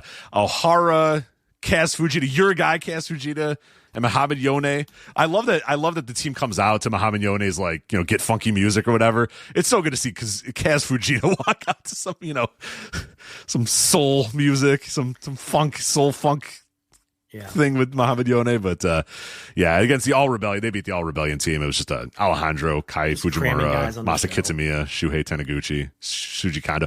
Taniguchi, they got to kind of. He's got like this Dory Funk thing going, and he's not nearly old enough to have that going, where it's like comic that he's in the ring. You know what I mean? It's like people are bouncing off of him, and it's like, I don't believe that this man is strong enough to beat anybody up right now. Well, I mean, he was never WCW's Blitzkrieg to begin with. No, I agree, but he's only 48, but he moves around like he's 72. It's brutal. Yeah, he's lost a ton of weight, and he just kind of, I don't know. Yeah, he was never a great athlete, so he wasn't going to age well from that standpoint. But he feels like a relic from another era. He really does, You can't, like, this isn't his Noah at all. They're never going to push him again. Do you ever see him and then you're like, that guy was like a very pushed commodity in Noah? You know what I mean? He was their great heavyweight hope. That's what I'm saying. That training class. Like it never happened or materialized, but that's Maybach Taniguchi. You know what I mean? It's like especially that guy. when Morishima flamed out or whatever. Like Taniguchi was supposed to be. He was their like the one heavyweight that they pumped out of their dojo in like a decade, and he was their one hope. And it never worked. It was never going to work out. It couldn't work, but there were times they had to push him. I know. That's just now like he's like just a relic from another era. He's like watching the Dark Order in AEW. It's like they don't belong here anymore. Yeah, it's like what the fuck is Reynolds still doing here? Get that guy out of here. Yeah, that's how I feel. And then this match fucking rocked though. Alpha Wolf and Dragon Bane versus Amakusa and Junta Miyawaki. I know you love this because at one point your guy Alpha Wolf got in the middle of that ring and went "Ow!" and then he did, and then he dove outside the ring and landed in the fifth row. Did a Davey Richards dive. Barely touched the guy he was going after. knocks out 7 tables and 6 rows of fans or whatever. I was like, oh, Joe, I could hear you thousands of miles away. Your heart beating, and you're like, yeah, in your den going, oh, right along with him. It's the best match on the show. I mean, absolutely rocked. Look, we said it last week. If Alpha Wolf and Dragon Bane are on the show, there's a chance they're stealing it, because this is not like a great work rate promotion or anything like that. If they're on the show, there's a chance they're going, and they stole it. This was the best match on the show, and it was the opener, not counting the pre-show match, which I did watch. So they had these first 2 matches, the pre-show match and then this match, were free on YouTube. I don't know how many people were aware of that. Oh, I didn't know that. That's cool. They aired live on YouTube, and then I went back and watched the rest of the show the next day. But I watched those matches live, and it's the best match on the show. It was like a 4.25 star match. It was great. Yeah, really, really good stuff. And Amakusa and Juicy Milwaukee are solid too. But Alpha Wolf and Dragon Bane, just nonstop action, boom, boom, boom, going all over the ring, bouncing all over the place, doing crazy spots, just being fucking maniacs in the ring there. And then cap it off with a good old Davey Richards spot. I really, really enjoyed this match, and I actually watched the pre-show match as well. So I didn't know that one was on YouTube. That's cool. But Yuta Kikuchi defeats Daiki Odashima, your guy. I love Odashima. Yeah, he's got a real future, I think. Kikuchi's, bouncing around Japan for a long time, and he wasn't going to lose even as an outsider to the young boy. But I think Odashima has all kinds of potential. We'll see. I like where it's going. You know what I mean? I think there's definitely some potential there for him for sure. So, all right, real quick, let's go over what's going on in CMLL. We have MLW versus CMLL from May 2nd, Arena, Mexico. So now I only saw the final 3 matches on this show. So I can. Did you watch the entire show here of MLW CMLL? Okay, so we'll start off with the matches I saw, and then I'll let you kind of finish out with the ones that I did not see. So, final 3 matches I saw on the show. We'll start with the main event here: Mystico versus Kushida. This was all right. I mean, Mystico I don't think he's 100% right now. I think he's still battling some injuries here and there, but they went out there. It doesn't matter. It's Mystico in Arena Mexico. He's over as fuck, and him and Kushida worked it was a little bit more submission and ground based than maybe people are expecting, but I thought it was okay. That was fine. Did you notice he didn't beat him with the La Mystica? He did it, and Kushida got out of it. Yeah. He beat him with something else. That was strange. Crucifixed him up or whatever, but it's probably the best match on the show. And it went about as well as I thought it would go, and it was fine. I'm always like the low man on Mystico. I just don't think he's great. I think he's a good wrestler who is very rarely great. And I know there's people who think he's great. There's people who think he's among the best wrestlers in the world. And I get it, but I just don't agree. Does that make sense? I get it, but I don't agree. He just never gets over the top. I can't name many great Mystico matches. I can name some. And he had a couple 2 years ago that I thought were great matches. But I don't know. He doesn't fill up my sheet. He doesn't fill up my match of the year sheet at the end of the year. Yeah. Mine either. So, but this is pretty much what I expected out of this, and I thought it was very good. So you said this is your favorite match on the show. My favorite match on the show, I only watched 3 matches though, Ultimo Guerrero and Matthew Justice for the MLW National Openweight title. I mentioned Bruno and MSG a little bit earlier. I forget who I was in reference to. This was Bruno and MSG. Ultimo Guerrero, man, he gets the 1, 2, 3 here with that reverse neck breaker off the top rope. And this crowd's like, 1, 2, 3, yes! They're just going nuts for the Ultimo Guerrero winning the MLW National Openweight title. It's like, you guys don't care about this title. Why are you pretending like you care about this title? But man, he got that win, and at Arena Mexico popped huge. Raising the roof. He's bringing it to Cicero. And I fucking love it, man. Look, they worked a shockingly hard pace. I did not think Ultimo Guerrero would work hard in this match. He worked his ass off. It was really good. Matthew Justice held up his end. The Justice. Here's the thing. If he ever wants to stop doing it, now I'm annoyed that Matthew Justice does so much plunder and so much bullshit, because this was good. He was really good in this match. Well, if you get an opportunity to talk to people when you go to the show this weekend again, and you get to talk to him, you should bring that up. You should say, how did it feel to work Arena Mexico and not be in a plunder match for once, and then go out there and have such a good match with a guy like Ultimo Guerrero? And is that something that you want to do? Do you get tired of working plunder matches all the time? Right. Ask them that, because for sure. I'd love to.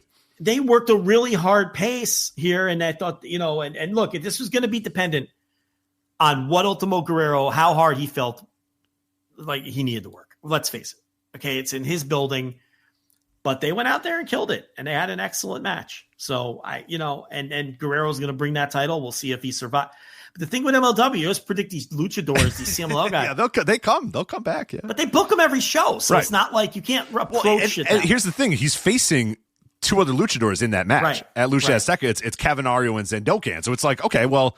It's not like he's losing it to Akira Kwan, and it's like, oh, well, Akira Kwan's going to win because he'll, but no, he's like against two other luchadors. So and they just announced they're coming back in October or something like that too. So because they always sell it out, legit sell out. Yeah, those are legit. Ticket. Those are legit. I know we laugh about sellouts.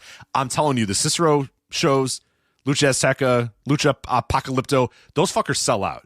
Because people are like, there's somebody in the chat room that said, oh, just show it to the building with $50. No, they will turn you away. I'm telling you, that shit is standing room only sellouts. Yes. Yeah. There is not a seat to be had in that arena. Trust me. That's why I so badly wanted to get media for it, because I knew I wasn't going to be able to actually get a ticket for it. So, well, speaking of which, this show, I did ask Cubs, and I asked some people, and I was like, it seemed like they had a pretty big crowd there in Arena Mexico, and a pretty lively crowd. So I asked, does anyone, do the smarks in Mexico, or does anyone in Mexico care about MLW? Did this actually help draw? And Cubs' take was more or less, no, nobody knows what MLW is, and they're not familiar with any of these people with the exception of Kushida, because he's been there before, and like Kojima, people like that who have been there before. But he did say that they maybe did a tad higher than they usually do, and they usually do very well, as we know, Friday nights. He said they did do a tad higher than usual, and people seem to be into it, even though they weren't familiar with the vast majority of these MLW guys, to the point that he said even one of the local Mexico wrestling reporters asked him like who some of these guys were and everything, because they just, there's no awareness. So it's bizarre that they ran like this, what was billed as a joint show with a promotion that isn't over to their fans at all. Like the AEW's guys coming in, the Mexican fans, the CMLL fans, they are clamoring for Will Ospreay and Kenny Omega. Right. They want to see those two guys. Yeah. They've been asking for those guys to come to Arena Mexico. And obviously Kenny was with AAA and did a lot of shots with them. Will Ospreay's never been to Arena Mexico. He's fired up about it. And those fans want to see that. But from everyone I asked, the consensus was pretty much they don't even get the sense that the hardcore smarky CMLL fans really understand what MLW is, and they weren't fired up about Akira Kwan coming back. Right. Oh my God, we're going to see Dijak and Akira Kwan. But the show did well, and it had a hot crowd. So, whatever. Yeah, the MLW got the Friday night Arena Mexico slot. I mean, that's it's crazy. Like it's pretty crazy. Because we just kept thinking, like, there's got to be something here. It's just like, it's the Friday Arena Mexico show, and MLW is going to be involved in it. Okay. Yeah, I mean, sure. The reality is it was just the Friday Arena Mexico show, but they had a little marketing hook for this one. Mm-hmm. You know what I mean? And they did something a little different. And I think the fact that it didn't bomb, even though there's not a lot of awareness of who Paul London is, kind of speaks to how hot the promotion is. They trust the promotion. What do we always talk about? You want to get buy-in from your fans to where they just buy it, like WWE has and has had for the last couple of years. They just have buy-in. Like they could throw anything out there and their fans are going to, all right, yeah, we like it. We're into it. You know what I mean? It's like, it's almost like at Arena Mexico right now, there's just buy-in. They're going to, combined with the tourists, you're going to have people in there and they're going to be hot. And they were hot for this, even though they didn't know who half the wrestlers were. Mm-hmm. Speaking of Paul London, him and Neon went to a time limit draw, which I thought I would love to know. Do you think Paul said, I don't know, man, let's go to a time limit draw? Do you think London? No, well, these lightning matches often end. No, I know. So I don't think that was it. He worked really hard. This was so much better than I thought it was. I watched this match because I thought it'd be a joke and I thought it'd be bad. Paul London was out there working his ass off. He missed a shooting star press, but he still did a shooting star press, and Neon was bouncing all over the ring. The crowd was into this. This match way, way, way over delivered. What I thought. Neon, I obviously I love that guy. And Paul London, he knew his role and he knew how to work this match. And he took it seriously. And this was a good time. It was a good time. And, it went the full 10. But that's fine. I don't need 20 minutes out of these two. This was very enjoyable. And then, the first half of the show, which you didn't see. You missed nothing. Reina Isis versus Alejandra Quintanilla. Who can forget? I mean, Alejandra, the quintessential MLW wrestler. Yeah, who was the MLW representative here? Was it the Quintanilla? Oh, okay. Who could forget all her great MLW moments, such as her classic against Persephone at Reloaded in North Richland Hills, Texas, back in January. I know you remember that one, Rich. Okay. Well, that's it. That's her MLW catalog. But she was. Remember, Janai Kai was supposed to work this show, and I don't know what happened there. Oh, yeah. What did happen to Janai Kai? Yeah, whatever. Hopefully everything's all right. I would love to hand it to Isis here, but the match was not very good. Oh, man. So, well, actually, you know what? I have to say this. I will say this. This was better than the usual CMLL women's match. It was. This was like a 2.5-star match. And I think a lot of times they're like 1-star matches. Okay? And Isis won it with a splash off the top. And this absolutely was one of the better CMLL women's matches that I've seen in, recent times. Do I watch every single Friday show? I don't. But this one seemed to be a step up in quality. I will say that. Dijak and Akira Kwan versus the Pirates. So we had Xander Khan Jr. and Barboza. There was going to be a match or two on this show where guys didn't mesh well. Maybe some communication issues, maybe styles clash in all the wrong ways. This wasn't very good. This doesn't sound good on paper, but they flew through the falls, and it was just like, I don't know. There's no chemistry and a total skip. And then, those Los Depredadores, they won those MLW tag titles back. This ongoing feud with Kojima and Japan's hardest striker, Okamura. And look, you didn't see this, right? I did not see this match, no. Have you seen these two teams wrestle before, though? Yeah, of course. Yeah. Then you've seen this match. Okay, all right, yeah. Okay. Yeah, that was exactly what this was. They had the same match they always have.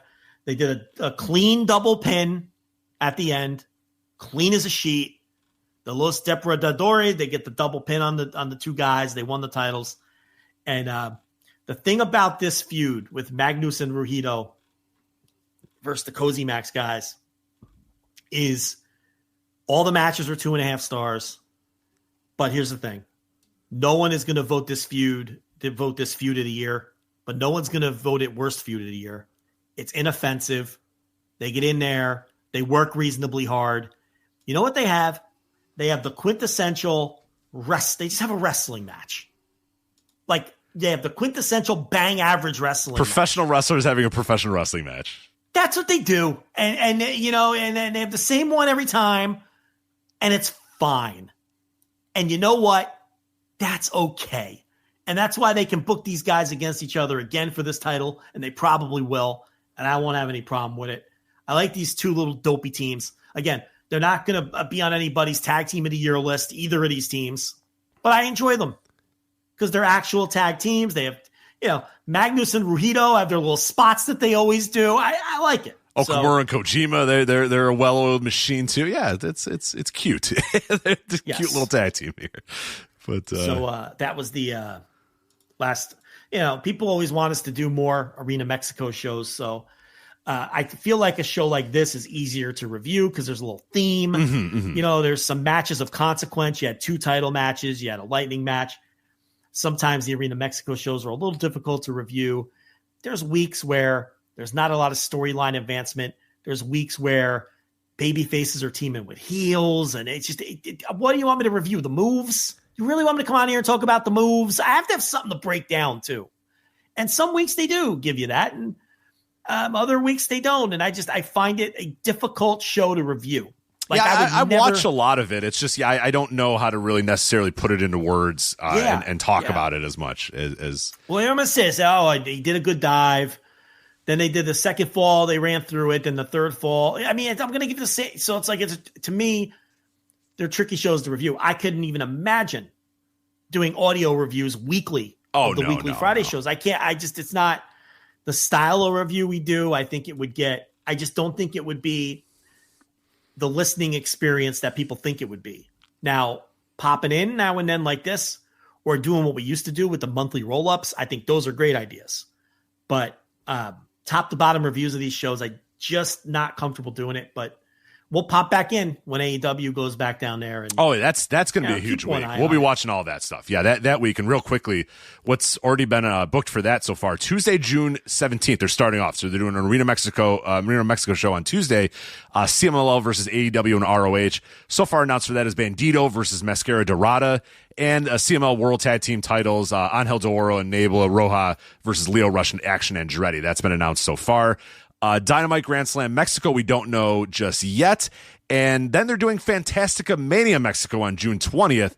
What we have so far is Robbie X will appear, Hiromu Takahashi, Shingo, and Teton versus CJ, our guy CJ, Francesco Akira, and Templario. And then what the fuck? Yarushita, whatever the fuck, versus Thunder Rosa. Sorry. I butchered that beyond belief, but... where is it? I'll pronounce it properly. You got it. Fantastica Mania Mexico. Fantastica Mania Mexico. That's Backlash. La Jarochita versus Thunder Rosa. Yeah. Yes, that's that Tuesday show from Arena Mexico. Those two matches. That already looks great. Yeah, I don't know what else is going to be on that great. show. I mean, I think Angel De Oro and Niebla Rosa. I think they'll be fired up for that match too. I think, well, that's the thing. And I know we can't go too deep into this. A lot of these guys are going to be auditioning for WWE on these CMLL AEW shows. So I think the working shoes are going to be on for all of these shows that involve the AEW talent, because WWE isn't, we tried to warn people of this, and we were getting some feedback of people who were in denial. CMLL is going to get rated. I don't know who needs to prepare themselves for that. Some of your faves are going to end up on that AAA roster with TKO contracts. Okay? That is a lock. Lock it in. So the question is, who do they take a liking to? And the thing about that is WWE has very different eyes for this stuff than a lot of people like us do. So they might pluck some surprising names. I think they'll go for some of the obvious ones too, right? But if I had to guess, I think they would take one look at Zandokan Jr. and salivate. Oh, yeah. He's got some height. He's got some size. He'd be in danger. I don't know what their mindset is if they're looking for hot flyers for Paul Levesque's traditional lucha libre that he loves so much. Then guys like Neon, obviously, Mascara Dorada, maybe a Futuro, people like that, these young flyers that they can mold in their image of work, you know. And Conan's going to be advising them. So don't think they're not going to know who's good, because they're going to be informed on who's good. Then they're going to watch and see who works hard on these shows and stands out. Anybody with size is immediately a red, you know, whatever you want to call it, is someone who's going to be on their radar. And then it depends what they're going to be looking for to kind of supplement this roster. People they find marketable, right? Maybe they make another run at Mystico, but I don't know if that bridge is too burned, because that was also a Levesque pet project that did not work out the first time. So Levesque might feel burned by that. Mystico didn't make a lot of friends when he was there. So CMLL may luck out from that standpoint. And who knows, maybe he doesn't want to do anything with them anymore either. I don't know the answer to that. But I'm just saying, be prepared. Now, you might get lucky. They might come in and pick out guys that you aren't going to miss. Maybe they'll raid the women's roster. Be my guest. I wouldn't miss any of them. But, you know, it's you know, they're coming in. They're going to be looking. They're going to be looking around. And they're going to find some things they like. And there's people who are definitely going to take the deal. It's going to be more money. Oh, yeah. And we talked about it before. CMLL is not going to get into bidding wars for people. They're just not going to do it. No, they'll say, that's fine. You want to take that guy? Fine. We got a next guy up. We got, yeah. They're very much a next man up sort of company, especially with the backing of The fact that they have the big arena. They have Arena Mexico. They have that tourist spot. That's always going to be their backbone. So they own all the buildings and they run. And I think they have that confidence that if you take one of our guys, we're okay. Short of like a Mystico. You take Mystico, okay, they're a little annoyed. They're a little... maybe. I think they'd let him walk too. I honestly... Look, they wouldn't get into $1 million bidding war for him. No, they would say, yeah, it's fine. Yeah, we'll get They're not going to pay him above and over the top. I don't think that they are going to change their pay scale. I might have a wrong read on that. My read on it is they're not interested in changing their pay scale, and they will just carry on. And if they put 1,000 less people in that building every Friday, I think they're okay with that. The problem is, now listen, they did put out that tweet last week or whatever that said, like, we are like defending the honor of Lucha. We are the traditional. So they know it's coming too. So maybe they will fight harder than I think they're going to fight. I don't get the sense they will. But it's like we talked about when this went down. This is bad for pro wrestling. If you're a fan of pro wrestling, this TKO thing, sticking their beak into Mexico, is bad. For the vast majority of people listening to this podcast right now, this isn't good. This is horrible. The question is, to what extent is this going to be horrible? And I guess we're going to find out. Yeah, we'll definitely see. I mean, the one thing you can sort of hang your hat on is that usually WWE in these cases don't really do a very good job of assessing. That's what I was trying to get across. Yeah, they don't. They don't like the Lucha Libre style. They think the Lucha Libre style sucks and it's beneath them. It's too hard to retrain. Right. So I think that is your one hope, is that they just don't get it. They come to the scene and they just don't get it. It's one of the things that probably is always going to make it hard for them to get any footing in Japan, because they just don't get Japan wrestling. They just don't understand it, and they don't understand Lucha Libre. Even worse with Lucha. Yeah, they're way worse with Lucha, because their idea of a Lucha superstar is Alberto Del Rio. Is a guy who works American style, kind of looks like an American guy, and is 6'2" and unmasked. And it's like, okay, like, you know what I mean? That's their idea of, oh, thank God, now we finally have a Lucha star. It's Alberto Del Rio. They'd probably choose Nino Hamburguesa over a lot of these guys. Of course. I think he was one of the guys that was listed as the possibly rumored to have. I mean, we'll get more into that on another show. We will, yeah. That's one of the rumored guys that they've signed, and it's like, I totally see it. I mean, Vince McMahon would have an aneurysm. Oh my God, he's banging down the doors to the new WWE headquarters. Yeah. I gotta let me book him, please. If he ever saw the Nino Hamburguesa Big Mommy stuff, oh my God, he would have lost. Which I couldn't stand. I mean, it was repellent to me. I thought it was awful. But that's like right up, like, another era of the company, but that would have been right up their alley. Vince McMahon chuckling along at the fat woman and the fat guy. Yeah. Oh my God. Oh, they're fat. Yeah. They're gonna fuck. Good Lord, look at her. Oh my God, look at her. She's disgusting. I love it. How do they even have sex? Right. It's you could just see it. Yeah. Oh God, the excitement in his eyes. Yeah. Absolutely. As the thoughts and the ideas and the stories are rolling through his head. But yeah. Well, now you're wet. Yeah. Now you're in the pool.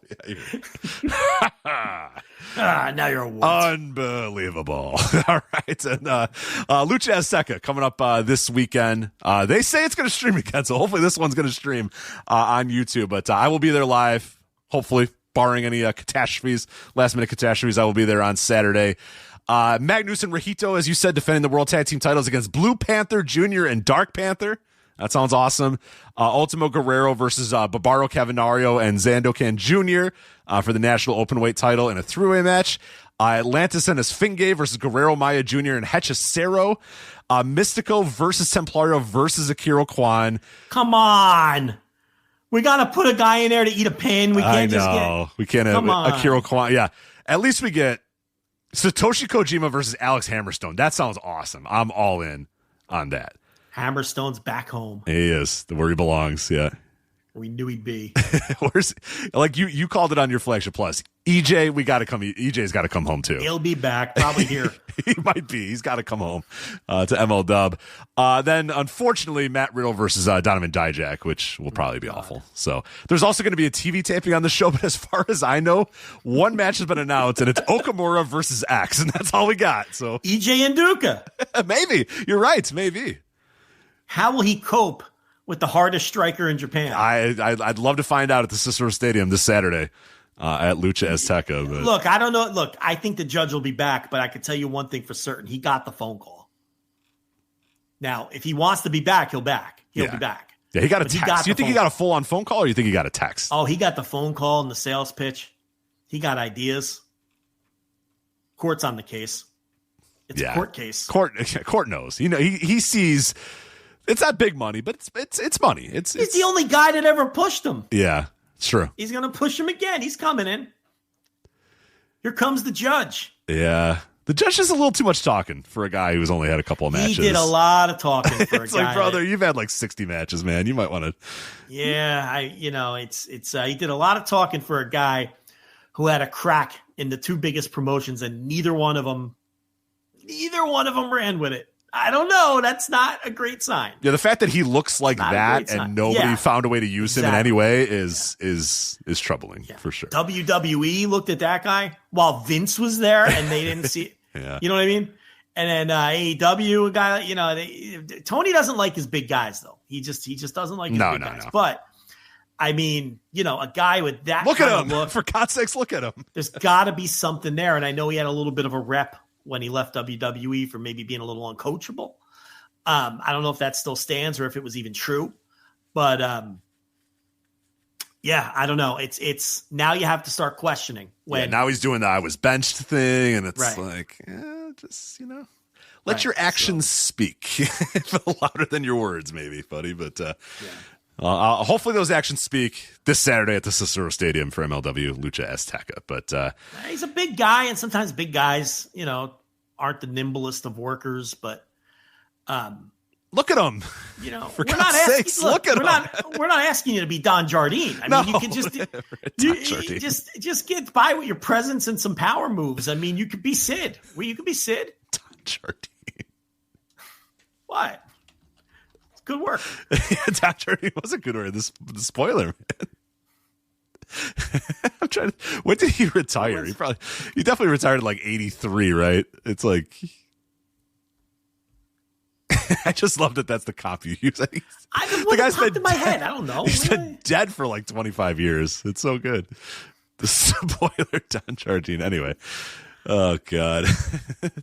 I just love the idea that a great worker, the first great worker that came to your mind for a big man was the spoiler. Yeah, I get it. Who would come in your head? There's not a lot. There's not a lot of great big man workers. Yeah, you want me to go Vader? That's chalk. Yeah, I was looking for a tall guy too. Bam Bam Bigelow. That's chalk. I was looking for a tall guy. Yeah. I mean, what do you want? You want me to go Undertaker? What do you want me to do? Spoiler, Don Jardine. Undertaker modeled himself after Don Jardine. Absolutely did. So I mean, no, I don't see the problem with the reference. I'm sorry, that's a great reference. It is a good reference. Yeah. Great reference. That was the go-to reference in that spot. Is what that was. All right, that's it for this show.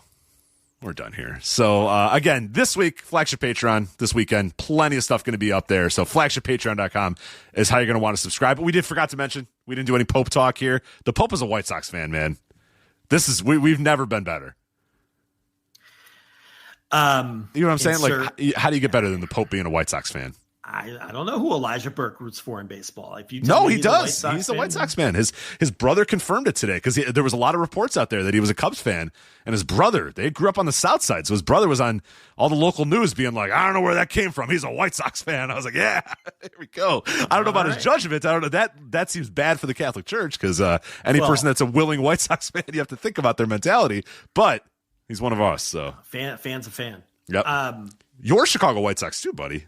Why doesn't he pray harder then? I mean, that's the obvious hacky thing to say. Can we talk to the big man? I mean, can we talk to the big man upstairs and get some stuff changing here? Like, what's going on? Like, I mean, if I were a high-ranking cardinal or archbishop or some shit, man, the praying I would do for my sports teams.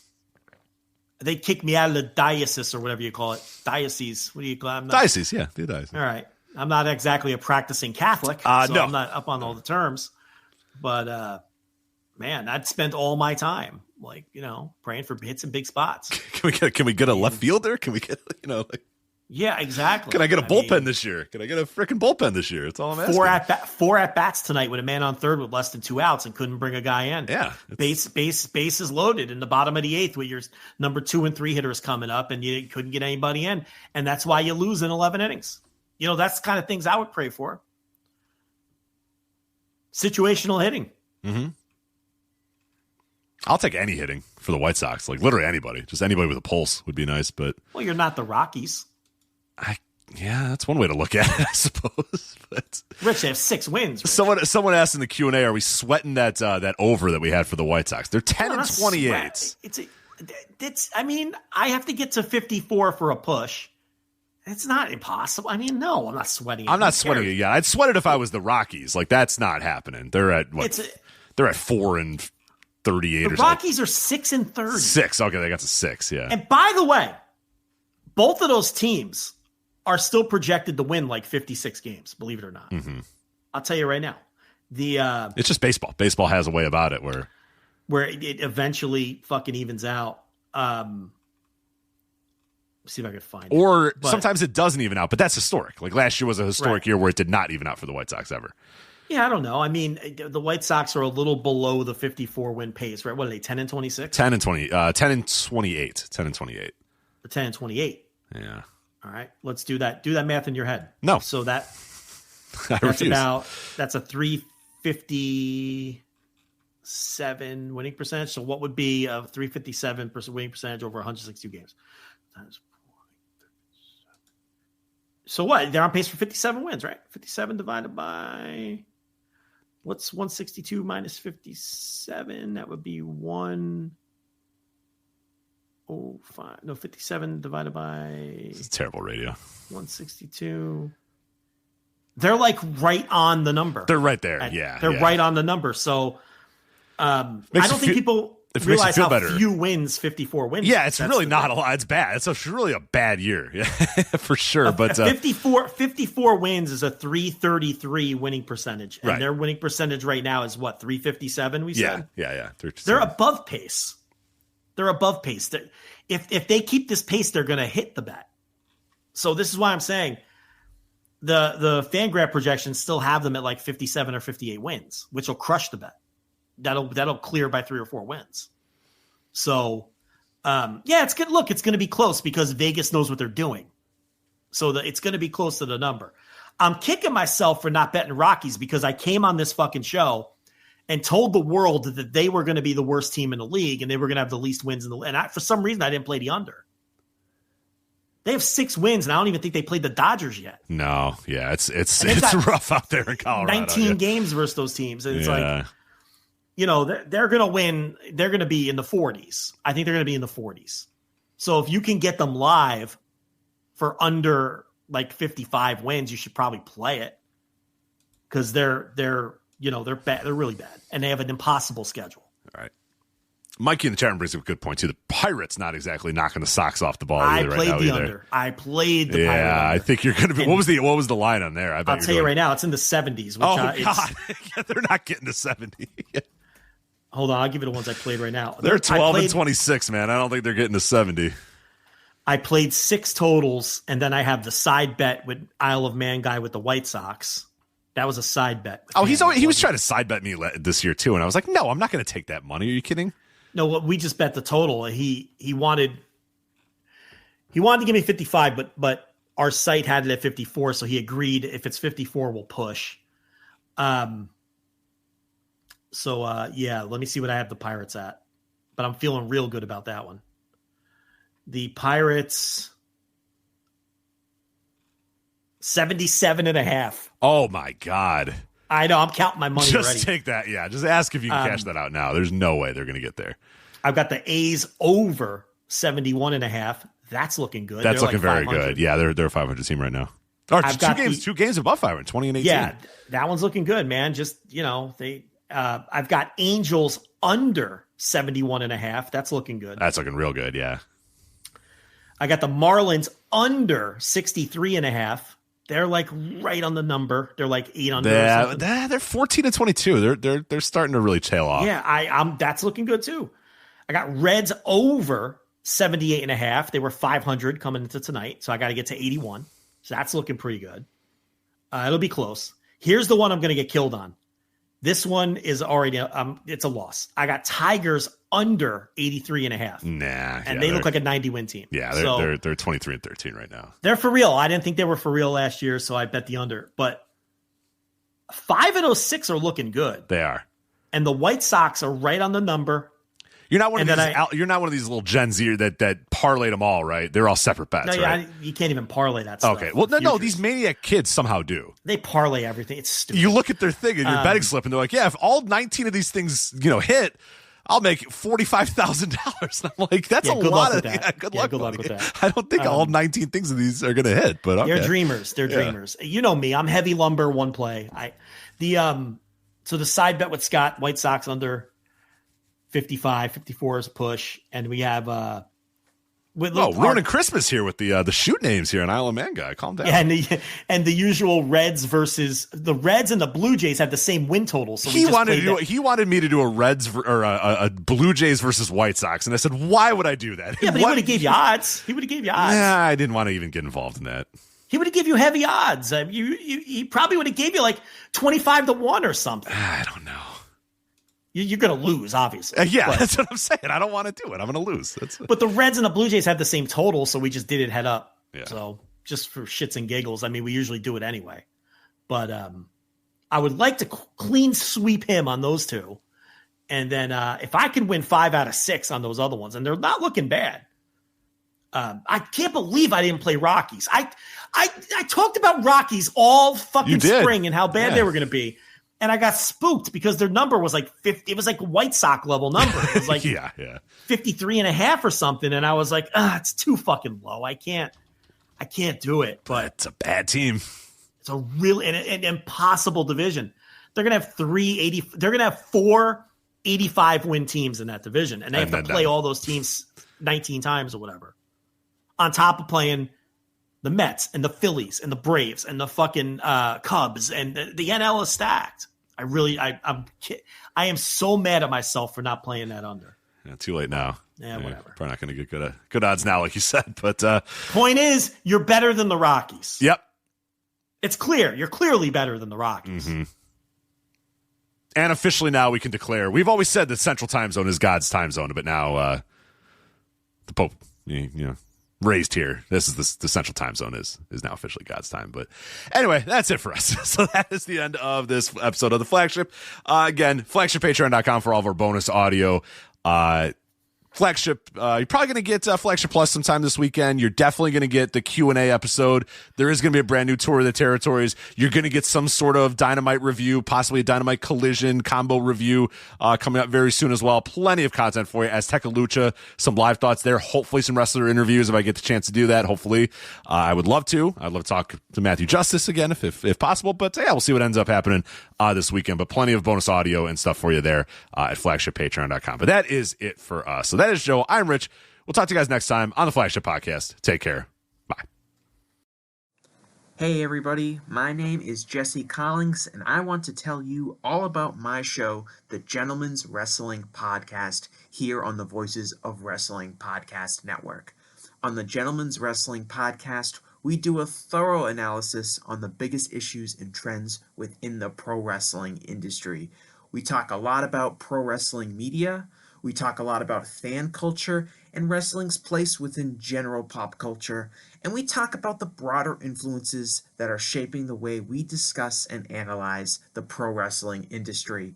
We've had some of the brightest minds in the pro wrestling intelligentsia on the show, including WrestleNomics host Brandon Thurston, both Rich Craich and Joe Lanza from the Flagship Wrestling Podcast, Trevor Dame from the Through the Years podcast, and a whole lot more. This isn't a show for hot takes. It's not a show recapping the latest episode of television.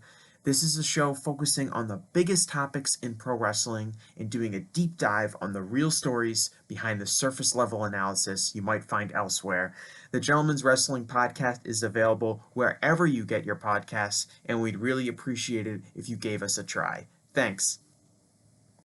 Time is precious, and so are our pets. So time with our pets is extra precious. That's why we started Dutch. Dutch provides 24/7 access to licensed vets with unlimited virtual visits and follow-ups for up to 5 pets. You can message a vet at any time and schedule a video visit the same day. Our vets can even prescribe medication for many ailments, and shipping is always free. With Dutch, you'll get more time with your pets and year-round peace of mind when it comes to their vet care.